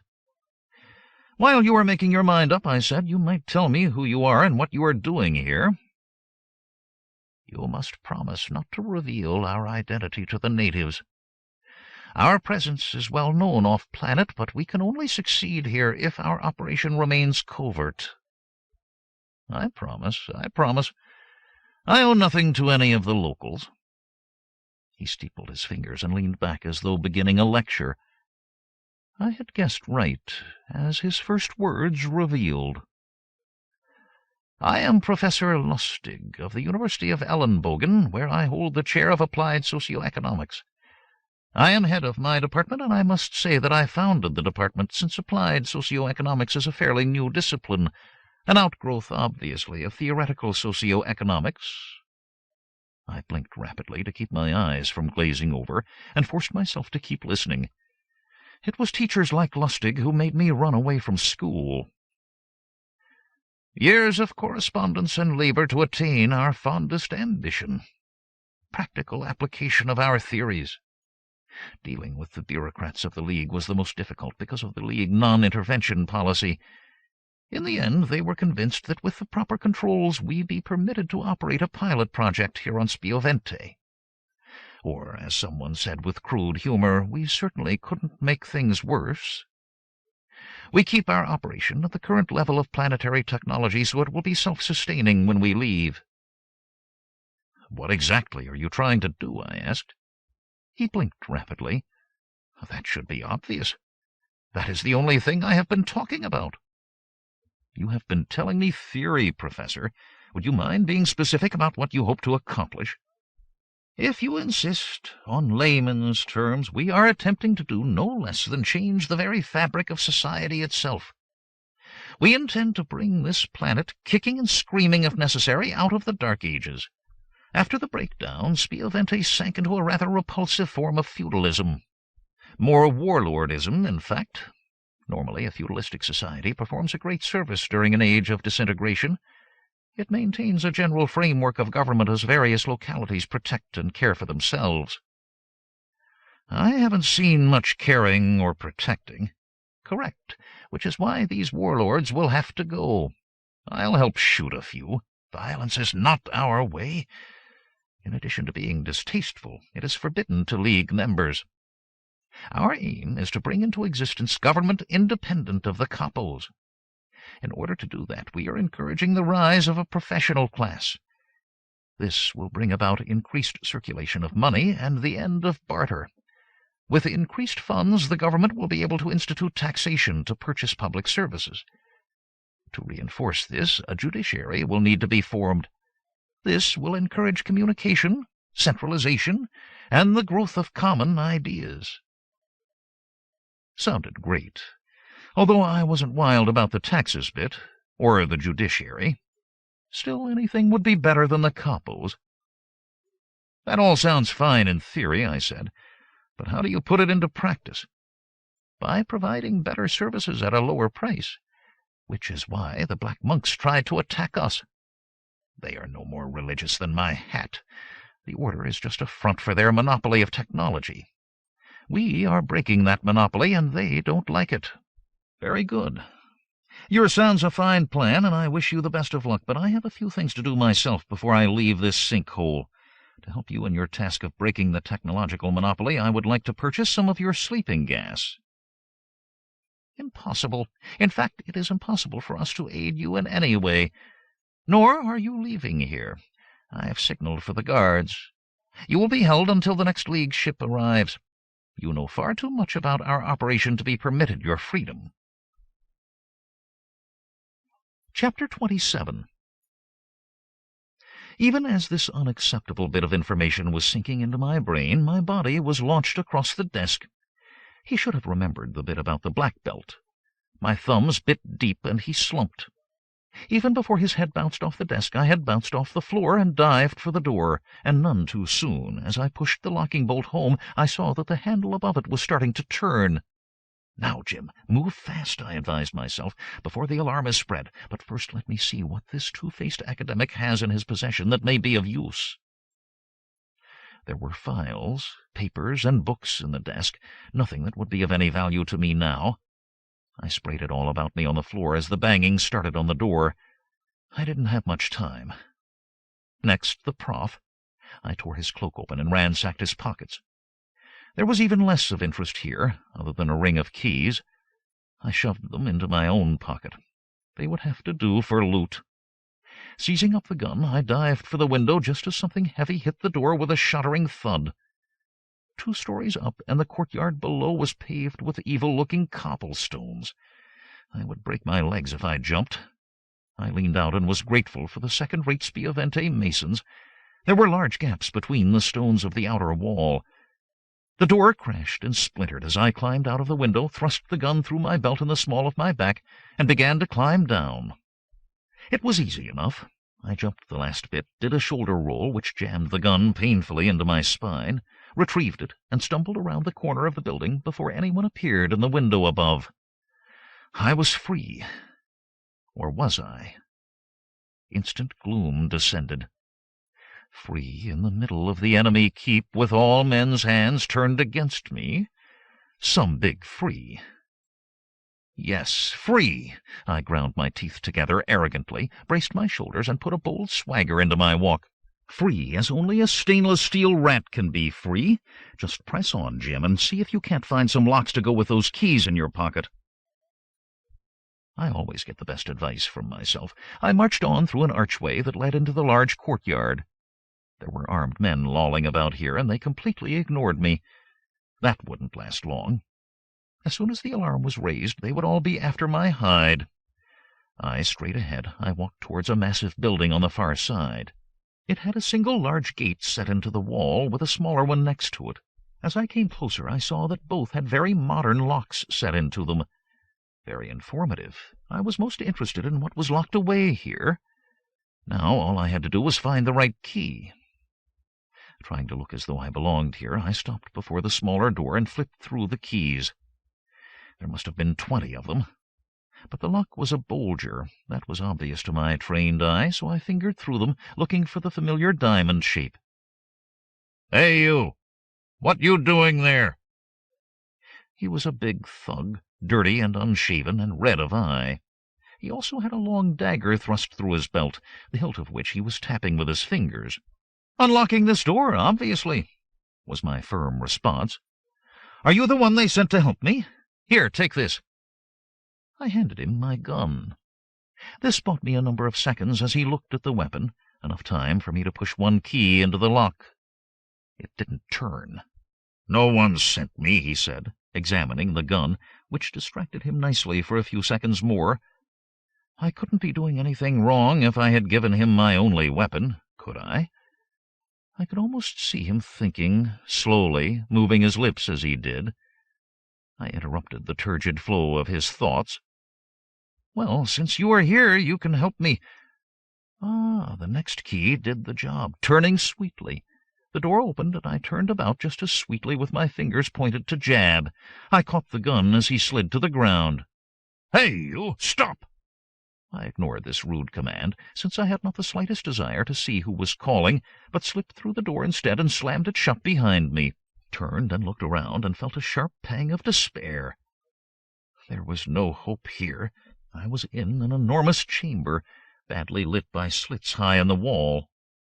It was a garage for the steam cars, 5 of them lined up in a neat row.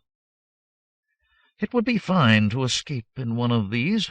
Really wonderful. I had watched them in operation. First the fire had to be lit, then wood pushed in, steam raised. This usually took at least an hour. At that point, say, I could manage to do all this undisturbed. I had to open the door and clank to freedom at a slow walking pace. No way. Or was there a way? As my eyes adjusted to the gloom, I realized that these weren't the same kind of steam cars I had seen before, with their wooden wheels and iron tires.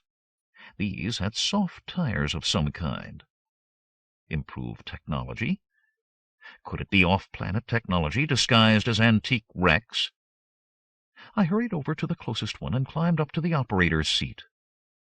There were the familiar big control levers and wheels, but invisible from the ground was a padded driver's seat and familiar ground car controls. This was more like it. Slipping my gun under the seat, I slipped myself into it. A safety belt hung there, wise precaution, but not at the moment. I pushed it aside as I leaned forward to examine the controls. Motor switch, gear selector, speedometer, as well as some unfamiliar dials and controls. A banging on the door convinced me I should make a detailed study later. I reached out and turned on the motor. Nothing happened. Or rather, something totally unexpected happened. The motor didn't start, but a girl's voice did, speaking in my ear. "Do not attempt to start this vehicle without wearing your seatbelt." Seatbelt, right. Thank you. I clicked it on and turned the switch again. "The engine will start only with the gear selector in neutral." The banging on the door was even louder. I cursed as I pushed the selector, trying to find the right location in the dim light. The door crashed and splintered. There, now the switch again. The motor turned over. I pushed the drive into forward, and the voice spoke. "Do not attempt to drive with your handbrake on." I was cursing louder now. The small door broke down and crashed to the floor. Pistons began to move around me while steam spurted and hissed. Someone shouted, and the men in the door started towards me. The thing shuddered and lumbered forward. This was more like it. Covered in steel plates and fake ironmongery, it must be incredibly heavy. There was a simple way to find out. I floored the accelerator, twisted the wheel, and pointed the hulk straight at the large door. It was beautiful. The steam roared and spurted as I accelerated. hitting the door dead center with a crash that deafened me. But my noble steed never slowed a fraction. Wood screeched and tore and fell away as I plowed through in a cloud of flying timber. I had a quick view of fleeing pedestrians before I had to duck down to prevent myself from being beheaded by a board. It scratched and clumped and fell away. I sat up and smiled with pleasure. What a wonderful sight! Soldiers were fleeing in all directions, dashing for cover. I swung the wheel and spun in a tight circle, looking for the way out. A bullet clanged into the steel plating and whined away. There the gate was, dead ahead. I floored the accelerator this time, then found the whistle cord. It screamed and steam spurted, and I picked up speed. And none too soon, either. Someone had kept his head and was trying to lift the drawbridge. 2 men had plugged the handle into the clumsy winch and were turning it furiously. Chains clanked and tightened. I headed for the center of the gate, whistles screeching, bullets beginning to spang on the steel around me. I crouched down and kept the pedal on the floor. I was going to have only one chance. The drawbridge was rising, slowly and steadily, cutting off my escape, getting larger and larger before me. It was up 10, 20, 30 degrees. I was not going to make it. We hit with a jar that would have thrown me out if the safety belt hadn't been locked. Thank you, voice. The front wheels rose up onto the drawbridge, higher and higher, until the nose of the car was pointing into the air. If it climbed any higher, it would be flipped onto its back, which was a chance that I would just have to take. The gears growled, and my transport of delight bucked and chuntered, and I heard a squealing and snapping. Then the whole thing pitched forward. The chains lifting the drawbridge had torn from their moorings under the massive weight of my car. The nose fell, and we hit with a crash that almost stunned me. But my foot was still down, and the wheels were still turning. The vehicle shot forward, straight for the water. I twisted the steering wheel, straightened it, then tore across the bridge and onto the road. Faster and faster, up the hill and around the bend, then let up on the speed before we overturned on the ruts. I was safe and away. Jim, I advised myself, gasping for breath, try not to do that again, if you can avoid it. I looked back, but there was no one following me. But there would be soon, if not on foot, then in one of the other fake steam cars. I put my foot back down and kept my mouth clamped shut so it didn't clack and splinter my teeth when we hit the bumps. There was a long hill that slowed my pace. Even with the accelerator on the floor, we crawled because of the gearing and the weight of the beast. I used the opportunity to check the charge. Batteries full. They had better be, because I had no way of recharging them once they ran down. Above the clatter and rumble, I heard a thin and distant whistle, and flashed a quick look over my shoulder. There they were, 2 of the machines hot on my tail. There was no way they were going to catch me. Off the road, these things would be useless and mired down, and there was only one road leading to de Monte's keep. I was on it and headed that way, and I was going to keep them behind me all the way. Except that if I led them there, they would know who had pinched their wagon and would come after it with the gas bombs. No good. I looked back and saw that they were gaining, but they soon slowed to my pace when they reached the bottom of the hill. I went over the top, and my speed picked up, as did the jarring. I hoped that they had built the thing to withstand this kind of beating. Then the crossroad loomed up ahead, with peasants leaping out of my way, and there was the left turning that would take me to Capo di Monte. I streamed right through it. I didn't know this road at all, so all I could do was go on and keep my fingers crossed. Something had to be done, and fairly soon. Even if I stayed ahead of them all day, I would run the battery flat, and that would be that. Think, Jim. Cudgel the old brain cells. Opportunity presented itself around the next bend. A rough farm track led off through a field and down to a stream. Then, like all good ideas, this one appeared full-blown in my forebrain, complete in every detail. Without hesitation, I turned the wheel and trundled down into the meadow, going slower and slower as I felt my wheels sink into the soft soil. If I got mired now, it was the end. Or at least the end of my mastery of this crate, which I would dearly like to keep for a while. Carry on, Jim, but carefully. At the lowest speed, in the lowest gear, I ground forward until the front wheels were in the stream. They were sinking mushily into the mud as I stopped, then carefully began to back out. Looking over my shoulder, keeping in the ruts I had made on the way down, reversing out of the field until I was safely back on the road. As I shifted gears, I permitted myself a quick glimpse of my work. Perfect. The ruts led straight down to the water and on into it. On the road behind me, I heard a not-too-distant whistle. I stood on the throttle and accelerated around the bend until I was hidden by the trees. Stopped, killed the engine, slammed on the brakes, and jumped down. This was going to be the dangerous part. I had to convince them to follow the tracks. If they didn't believe me, I had little chance of escape. But it was a risk that had to be taken. As I ran, I pulled off my jacket, staggering as I pulled my arms free and turned it inside out. I draped it over my shoulders, tied the arms in front, then bent to roll up my trouser legs. Not much of a disguise, but it would have to do. Hopefully the drivers had not had a good look at me. If they had seen me at all. I stood by the spot where I had turned and had just enough time to seize up some dirt and rub it into my face as the first pseudo-steam car clanked around the bend. They slowed as I stepped into the road and pointed, and shouted, "He went that-a-way!" The driver and the gunman turned to look at the field and stared at the tracks.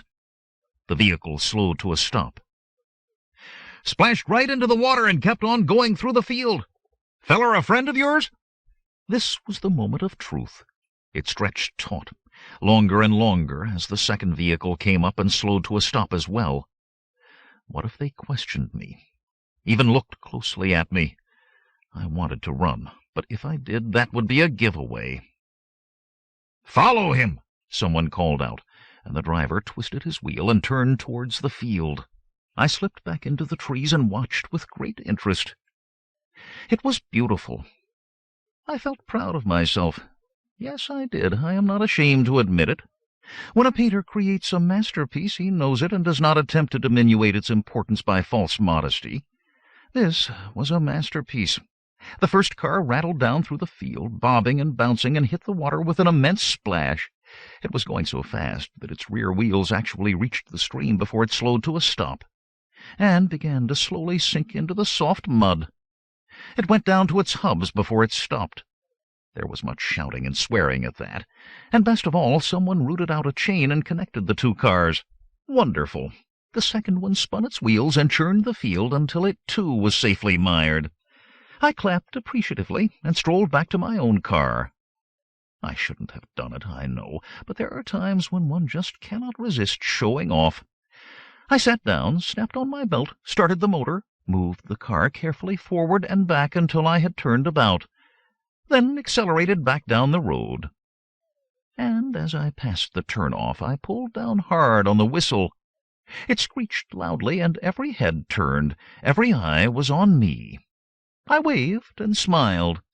Then the trees were in the way, and the beautiful vision vanished from sight. Chapter 28. It was a victory ride. I laughed aloud, sang, and blew the whistle with joy. When this first enthusiasm had died down, I moved the queen on my mental chessboard and considered what came next. The hissing of steam and clanking of machinery was distracting, and I examined the controls until I found the switch that turned the special effects off. The steam was being boiled to order, and the sounds were just a recording. I threw the switch and rode on in peace towards Capo di Monte's keep. It was late afternoon before I reached it, and by that time my plans were complete.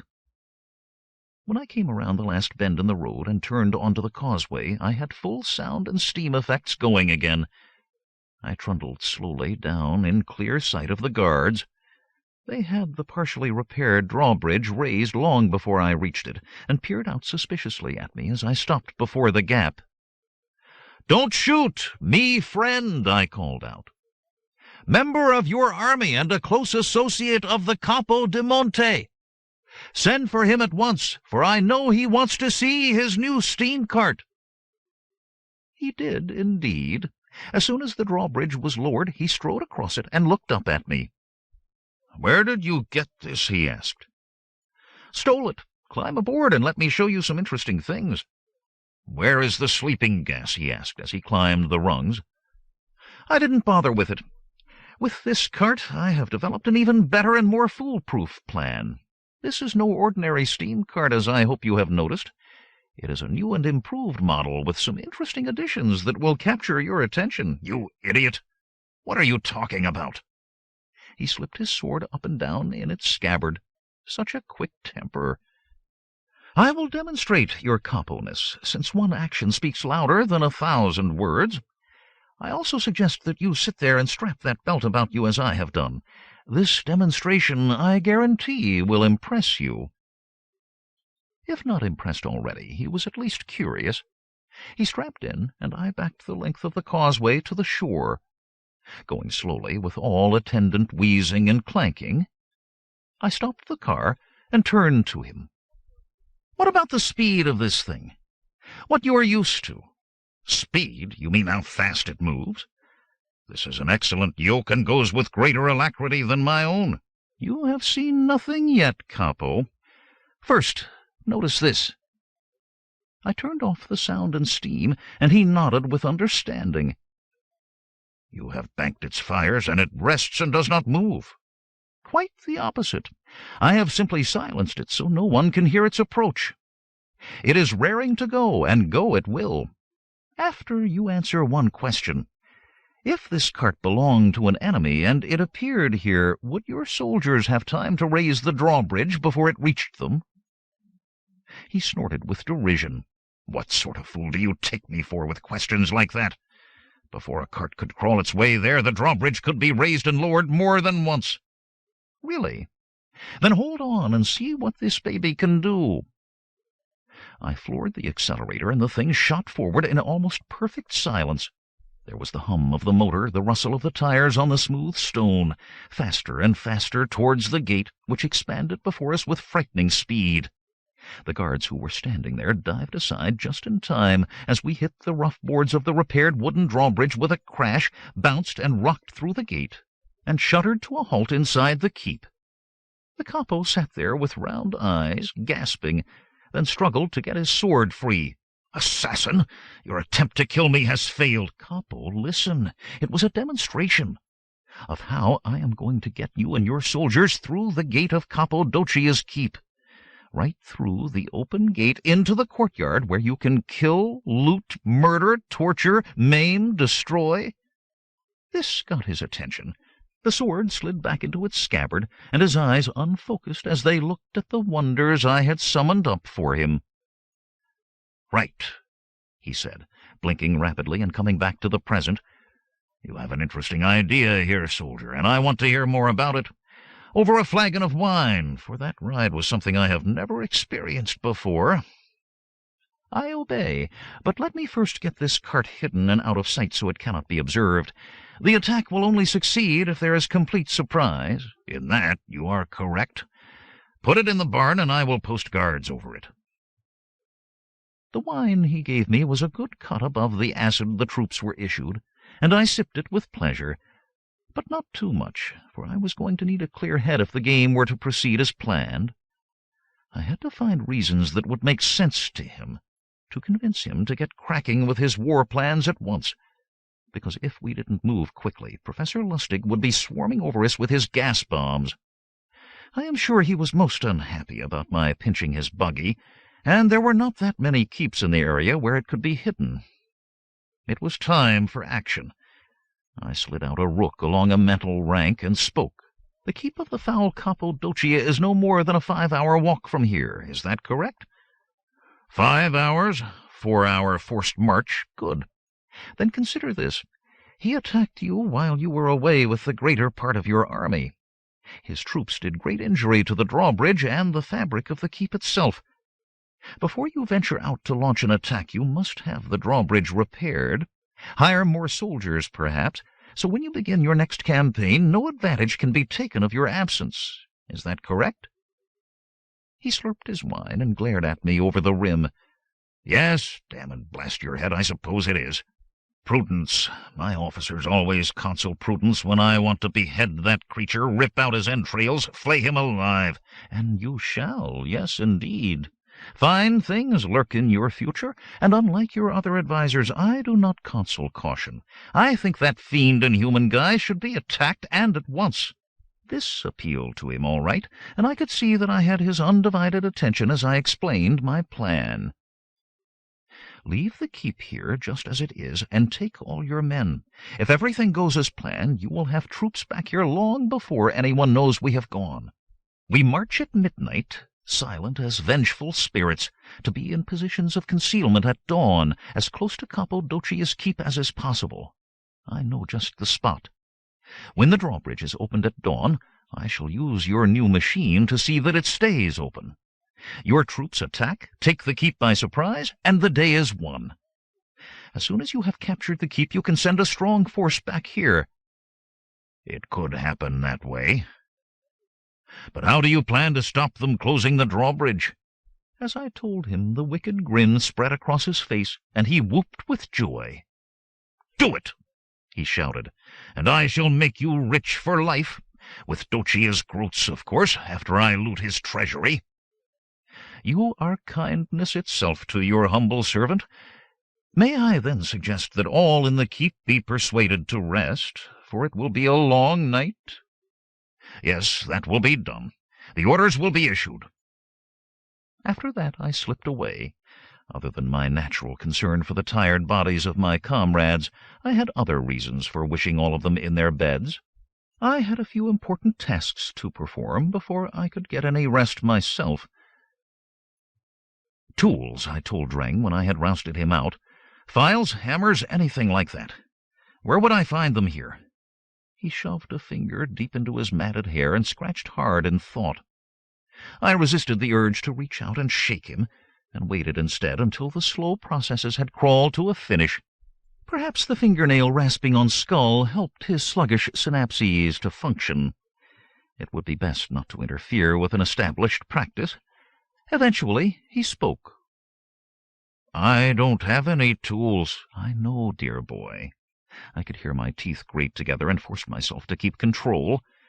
You don't have tools, but someone here must. Who would that be?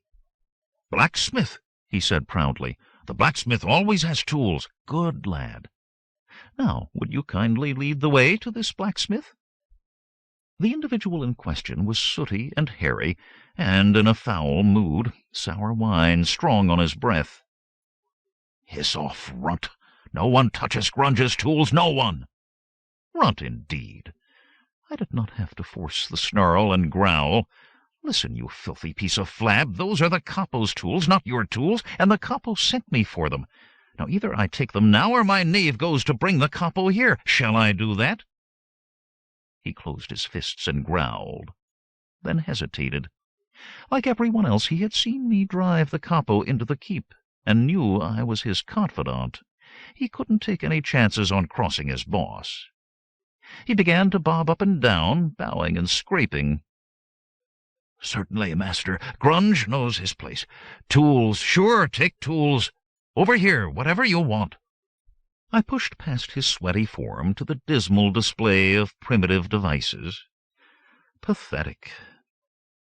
I kicked through the pile until I found a file, hammer, and clumsy metal snips that would have to do. I pushed them towards Dreng. Take these, and you, Grunge, can crawl over in the morning to the barn and get them back. Dreng followed after me, then gaped up in awe at the steam cart.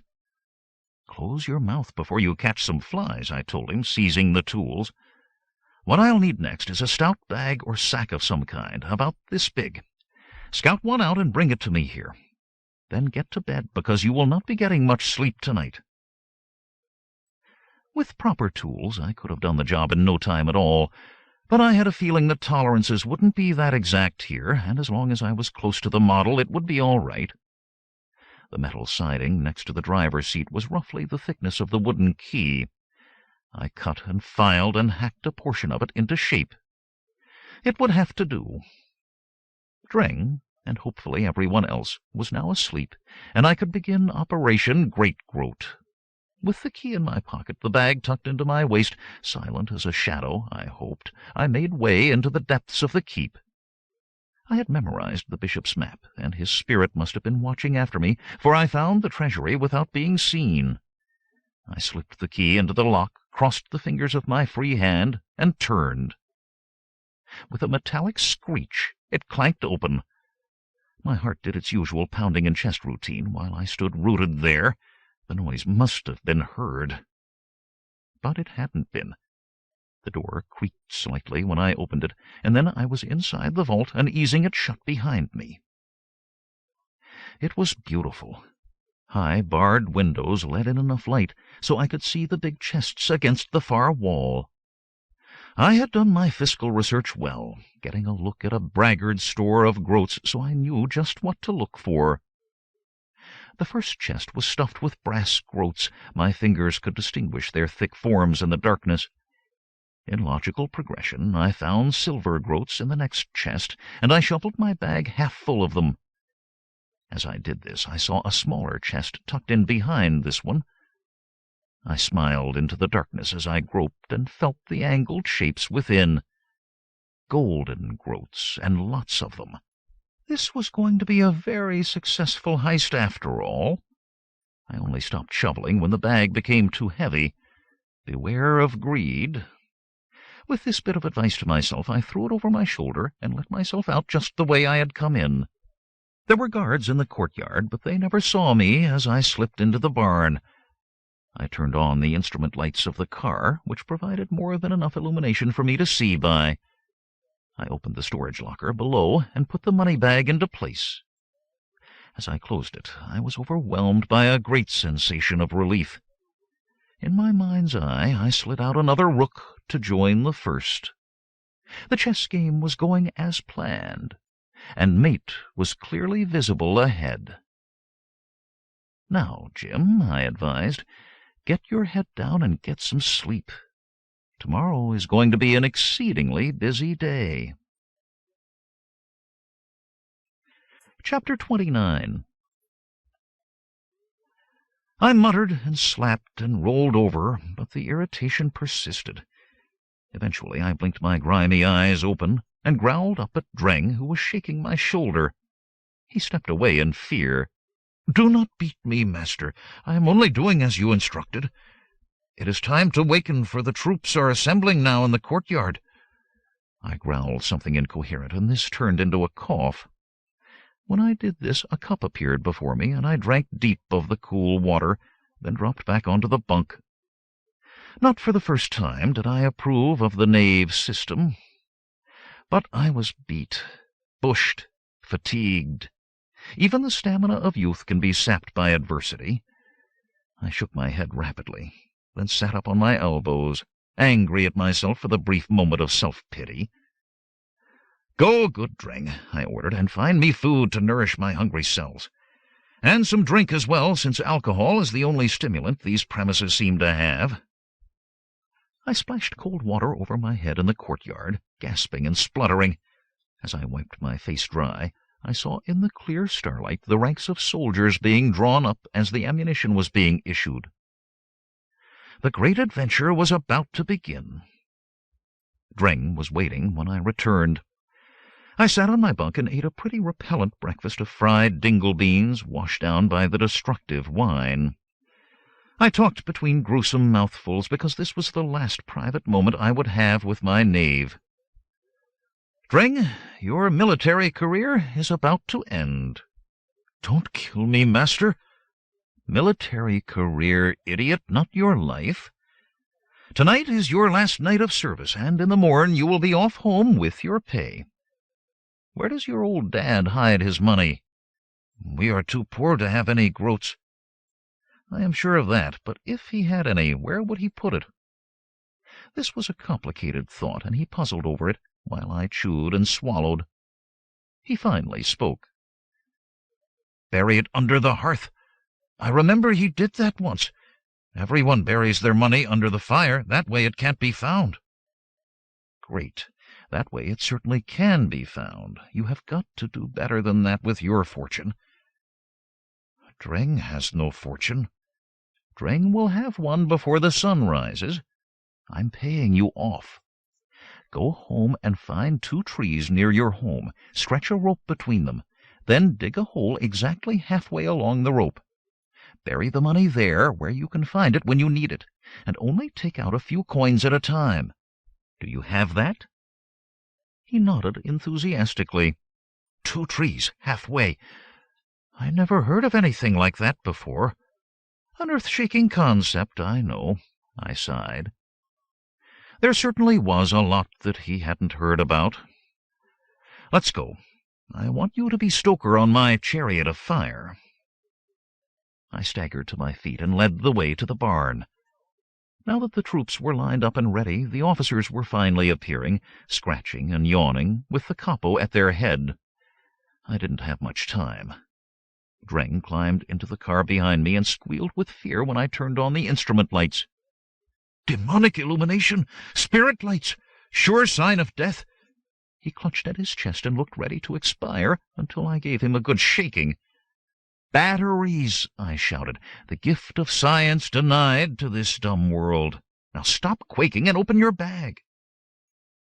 All thoughts of death vanished, and his eyes stuck out like boiled eggs as I shoveled silver and gold groats into his leather bag.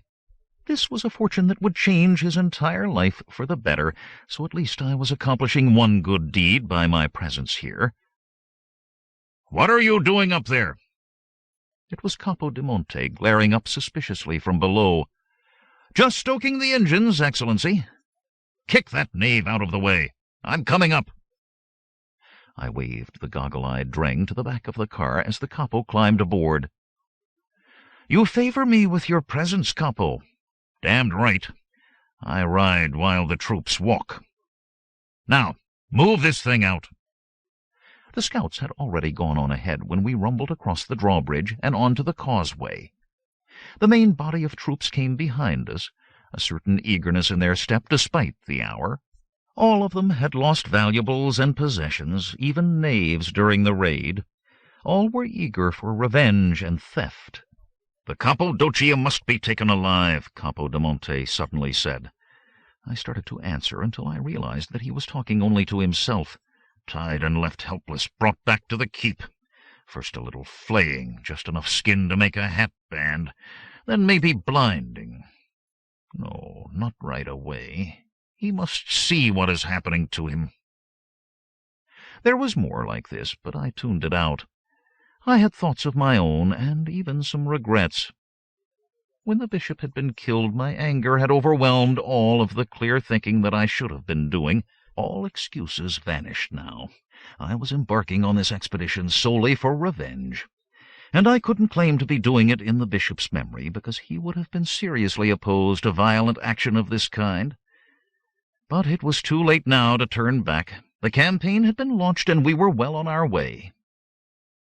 "Stop this thing!" the capo ordered suddenly, and I hit the brakes. There was a dark knot of men waiting on the road ahead. Our advanced scouts. The capo climbed to the ground, and I leaned out to see what was happening. They were leading a man who had his arms bound behind him. "What happened?" the capo asked. "Found him watching the road, Excellency. Caught him before he could get away." "Who is he?" "Soldier, name of Polk. I know him, served with him in the southern campaign." The capo walked up to the prisoner and shoved his face close to the others and snarled. "I have you, Polk, tied and bound." "Aye." "Are you the Cappadocia's man?" "Aye. I serve under him. I took his groat." "You've spent that on wine a long time ago. Will you serve with me and take my groat?" "Aye." "Release him. Barcus, a silver groat for this man." These mercenaries fought well, but they also changed sides easily enough. Why not? They had no stakes in any of the capo's quarrels. Once Polk had accepted the coin, they gave him his weapons back. "Speak, Polk," the capo ordered. "You are my loyal servant now, who has taken my groat. But you used to serve with Cappadocia. Tell me what he plans." "Aye. No secret there. He knows that your army is intact, and you will be coming after him as soon as you can. Some of us have been sent out to watch the roads, but he doesn't think that you will march for some time yet." He stays drunk. That's a sign he's not expecting a fight. I'll put a sword through his belly, let out the wine and guts." The capo cut off his dreaming with an effort and forced himself back to the present. "What about his troops? Will they fight?" "Aye, they've just been paid. But they have little love for him and will change sides as soon as the battle is lost." "Better and better. Fall in with the ranks. Scouts out ahead. Start this machine." The last was directed at me as he climbed back to his seat. I kicked it into gear, and the advance continued again. There were no more interruptions, and we proceeded with hourly rest breaks towards the enemy keep. It was well before dawn when we came to the scouts waiting on the road. This was the spot I had picked. The keep of Cappadocia was around the next bend. "I will post your lookout now," the capo said. "Agreed. My knave here will show them the exact spot where they are to stay hidden, in sight of the gate." I waited until he was out of earshot before I whispered my instructions to Dreng. "Take your bag and everything you possess with you, because you are not coming back." "I do not understand, master." "Will, if you shut up and listen instead of talking. Lead the soldiers to the bushes where we hid, when we were getting ready to rescue the bishop. You do remember the place?" "It is past the burnt tree over the hedge, and great. But I don't need the description. Take the soldiers as I said, show them where to hide, then lie close beside them. Soon after dawn, things are going to get very, very busy. At that time, you will do nothing. Understand that? Don't speak, just nod." He did. "Fine. You just remain there when everyone rushes off.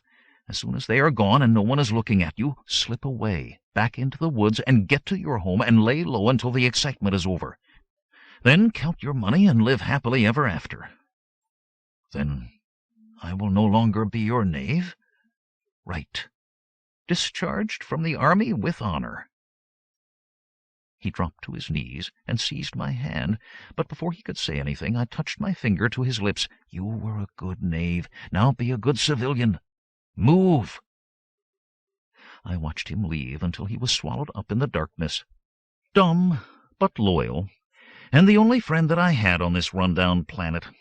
The only one that I wanted, now that the bishop— This morbid turn of thought was happily interrupted by the capo, who clambered back to his seat.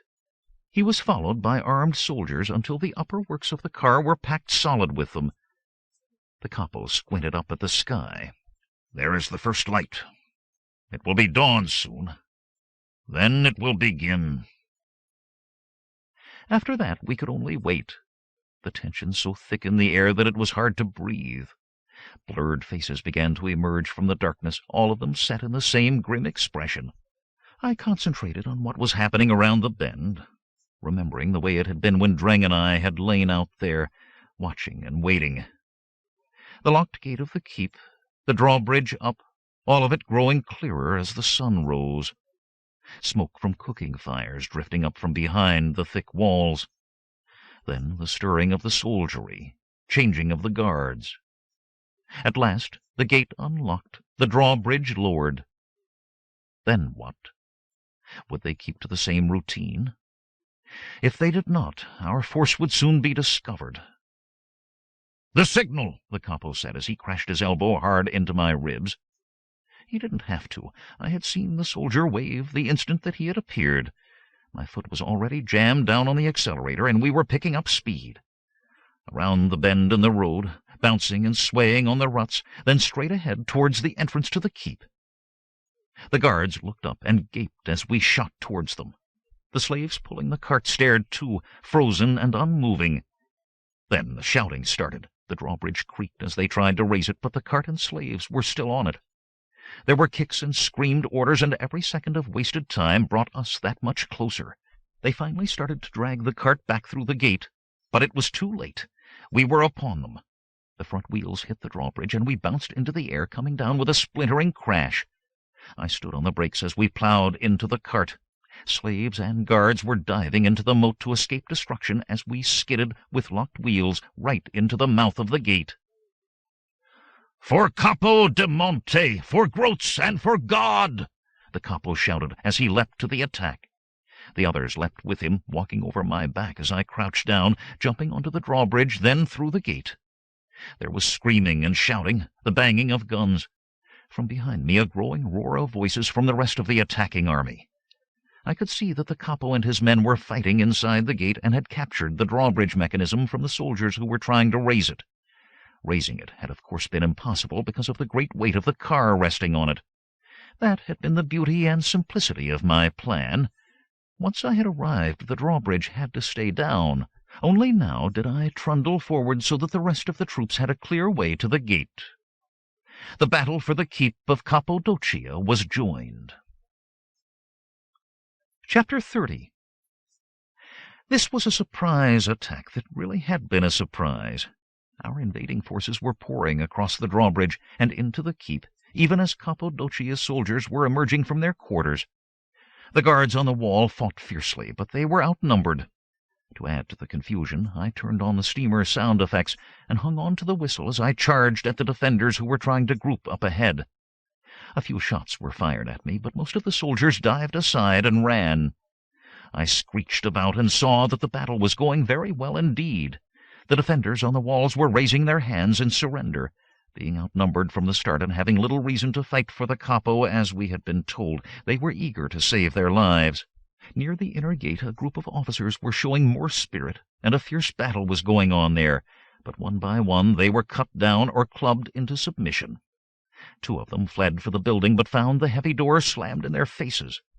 "Bring torches!" the Capo de Monte shouted. "We'll smoke the buggers out!" The battle had ended as swiftly as it had begun. The gate, walls, and courtyard were in our hands. Huddled corpses showed the ferocity of the brief engagement. Slaves shivered in fear against the walls, while the soldiers who had surrendered were being marched off. Only the central building remained in the hands of the defenders. Capo de Monte knew exactly what to do about this. He waved a smoking torch over his head and called out loudly, "All right, Docia, you fat-bellied toad. This is your end. Come out and fight like a man, you worm, or I'll burn you out, and burn alive every man, woman, child, dog, rat, pigeon who stays in there with you. Come out and fight, you ugly piece of vermin, or remain and be cooked like a roast." A gun fired from inside, and a bullet spanged from the cobbles at the capo's feet. He waved his red-wrenched sword, and a blast of gunfire roared out as our troops fired en masse. Bullets zinged from the stonework, thudded into the sealed door, and whistled in through the windows. When the firing stopped, shrill screaming could be heard from inside the building. "One warning only," Capo de Monte called out. "I do not war on women or on good soldiers who surrender. Lay down your arms and you will go free. Resist and you will be burned alive. There is only one I want, that pig Docia. Hear that, Docia, you lout, swine, worm?" And more, once he warmed to the subject. The torch crackled and smoked, and there was the sound of muffled shouting and scuffling from inside the building. Then the door burst open, and Cappadocia came rolling down the steps end over end. He was barefooted, half-dressed, but he was holding his sword. At the sight of his enemy, Capo de Monte lost whatever little remaining cool he had left. He howled with anger and rushed forward. Docia climbed to his feet, blood on his face, and raised his sword in defense. It was a sight to watch, and everyone did. There was an undeclared truce as the 2 leaders battled. The soldiers lowered their weapons, and faces appeared at all of the windows above them. I climbed out of my seat and stood on the front of the car, where I had a perfect view of the combatants. They were well matched, both in anger and ability. De Monte's sword crashed down on Docia's raised blade. He did a neat parry, then thrust, but De Monte had moved back. After that it was steel on steel, punctuated by grunted curses. Back and forth across the cobbles they went, slashing away as if their lives depended on it, which of course they did. It was pretty primitive saber work, slash and parry, but it certainly was energetic. A cry went up as De Monte drew first blood, a cut on Docia's side that quickly stained his shirt. This was the beginning of the end. De Monte was stronger and angrier, high on victory. If Dochia had been drinking as much as we had been told, he was also fighting a hangover as well as his enemy. De Monte began pressing harder and harder, slashing remorselessly, pushing the other couple relentlessly across the courtyard, until his back was to the wall of the building and he could retreat no more. De Monte beat down the other's guard, hammered him on the jaw with the hilt of his sword, then disarmed Capo Dochia with a savage twist of his blade. All of his plans for sadistic torture were washed away in the passion of his anger. He drew the blade back, then slashed out. It was not an attractive sight as the sharp steel tore across Dochia's throat. It sickened me, and I turned away, just as the shadow darkened the sun. One person looked up, then another, and there was a gasp. I looked too. Only unlike the rest of them, I knew exactly what I was looking at. The immense shining form of a D-class spacer that was equipped with atmospheric G-lift. Tons of ship drifting light as a feather over the courtyard, coming to an effortless stop, hanging there over our heads in silent menace. I turned and dived for the controls. There was no time to escape, no way to escape. I was scratching at the storage compartment as the first silvery spheres fell free of the ship. I gave them one horrified glance, then took a deep breath and held it as I pulled the compartment door open and plunged my arm inside, grabbing up the leather bag as I sat back onto the driver's seat. All around me the spheres were hitting and bursting, releasing their loads of gas. I dropped the bag onto my lap as the first soldiers crumpled and fell. My fingers fumbled at the seatbelt, lengthening it, as Capo de Monte tottered, then fell forward onto his dead enemy's body. There was a stinging in my nostrils as I snapped the belt buckle over the bag, sealing it against me, and that was all that I could possibly do. My lungs were beginning to hurt as I took a last long look around the courtyard. I had the strong feeling that it would also be my last sight of the fair world of Spiovente. "Good riddance!" I shouted at the now silent forms, blasting the breath from my lungs. Then breathed in. I was conscious, I knew that. I could feel something soft under my back, and there was a light burning down on my closed eyelids. I was afraid to open them, remembering the blasting headache that had accompanied the last gassing. With this thought I cringed and moved my head, and felt nothing. Emboldened by this tiny experiment, I let one eye open a crack. Still nothing. I blinked in the strong light, but there was no pain. No pain at all. "A different gas, thank you kindly," I said to no one in particular as I opened my eyes wide. A small room, curved metal walls, a narrow bunk under me. Even if my last sight had not been of the hovering spacer, I should have been able to figure this one out. They had taken me aboard. But where were all my groats? I looked around rapidly, but they were certainly not in sight. The rapid movements of my head had brought on an attack of dizziness, so that I fell back onto the bunk and groaned in loud self-pity. "Drink this. It will eliminate the symptoms of the gas." I snapped my eyes open again and looked at the big man who was just closing the door behind him. He was in uniform of some kind, with plenty of gold buttons and stripes, the sort of thing much favored by the military. He was holding out a plastic beaker, which I seized gingerly and sniffed. "We had plenty of time to poison or kill you while you were unconscious," he said. A sound argument.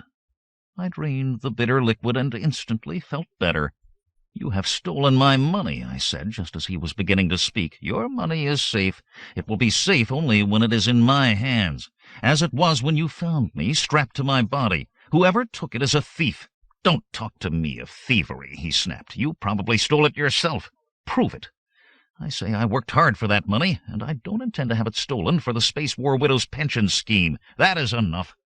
I did not come here to talk about your miserable groats. They will be placed on deposit in the Galactic Bank. At what rate of exchange, and what kind of interest will it earn?" He was coldly angry now. "That's enough. You are in deep trouble, and you have a lot of explaining to do. Professor Lustig tells me that your name is Jim. What is your entire name, and where do you come from?" "My name is Jim Nixon, and I am from Venia. We will get nowhere if you persist in lying." Your name is James diGriz, and you are an escaped convict from bit of heaven." Well, as you can imagine, I did some rapid blinking at this information. Whoever this lad was, he had one hell of an intelligence network. I could see that I was no longer playing the amateur team of the professors.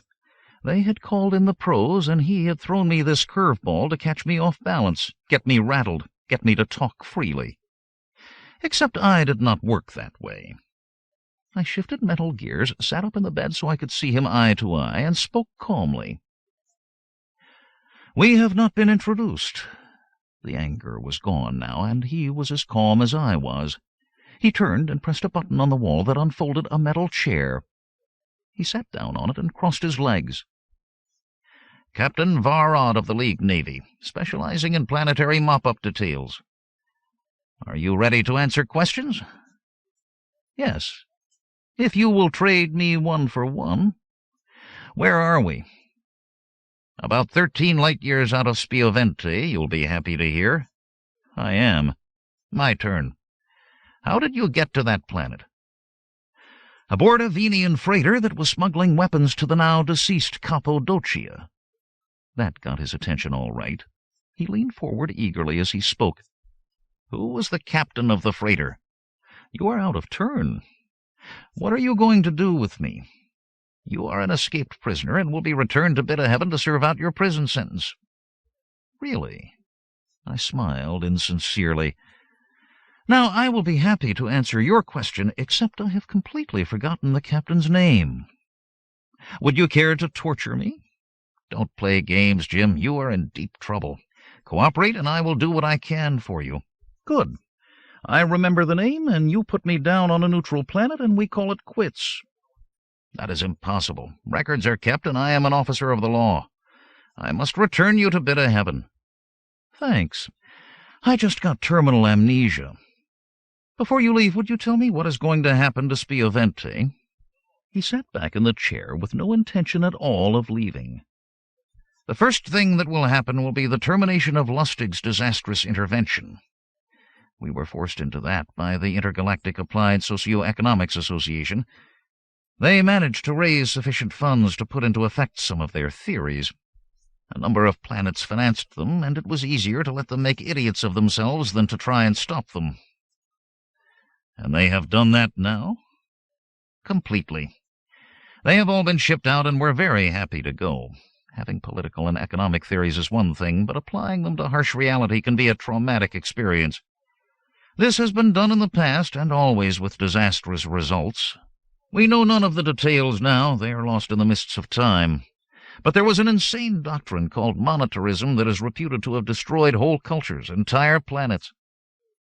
Now another experiment has gone astray, so the specialists will move in as they should have done in the first place." "Invasion?" "You have been watching too much Tri-D. War is forbidden, and you should know better than to suggest that. We have people who will work within the existing society of Spiovente, probably with this Capodimonte, since he has just doubled his domain. He will be aided and encouraged to grow in power, to annex more and more territory." "And kill more and more people?" "No, we will see to that. Very soon he will not be able to rule without aid, and our bureaucrats are waiting to help him. Centralized government, the growth of the judiciary, taxes, I know the drill. You sound just like Lustig." "Not quite. Our techniques are proven, and they work. Within 1 generation, 2 at the most, Spiovente will be welcomed into the family of civilized planets." "Congratulations. Now, please leave so I can sit and brood about my future incarceration." "And you still won't tell me the name of the gunrunner? He could continue in his smuggling operations, and you would be responsible for more deaths." I would be, too. Was I responsible for the dead in the courtyard of the keep as well? The attack had been my idea. But de Monte would have attacked in any case, and there could have been even more dead. The acceptance of responsibility was not done easily. Captain Varrod must have been reading my mind. "Do you have a sense of responsibility?" he asked. Good question. He was a shrewd old boy. "Yes, I do.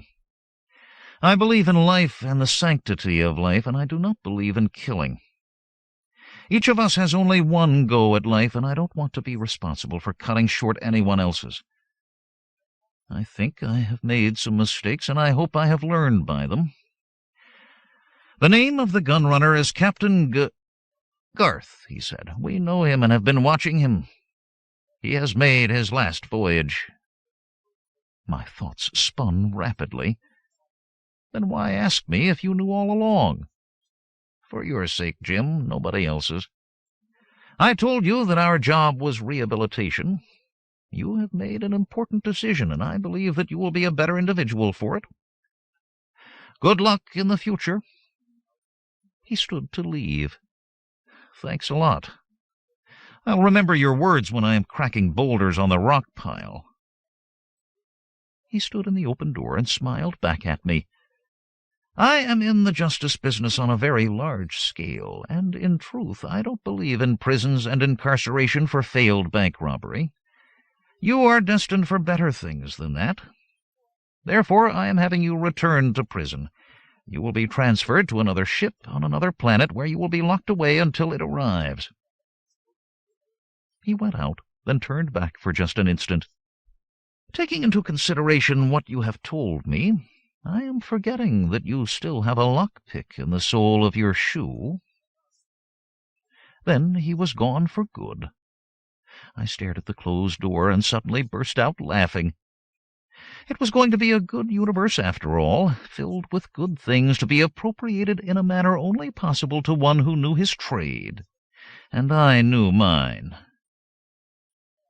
Thank you, Bishop. Thanks for everything. You have done it, guided me and taught me. Because of you, a stainless steel rat is born. End of A Stainless Steel Rat is Born by Harry Harrison, Harrison. Read by John Polk in the studios of the American Printing House for the Blind, Louisville, Kentucky, for the Library of Congress, November 2002. Published by Bantam Books Incorporated, 666 Fifth Avenue, New York, New York, 10103. Further reproduction or distribution in other than a specialized format is prohibited. End of book.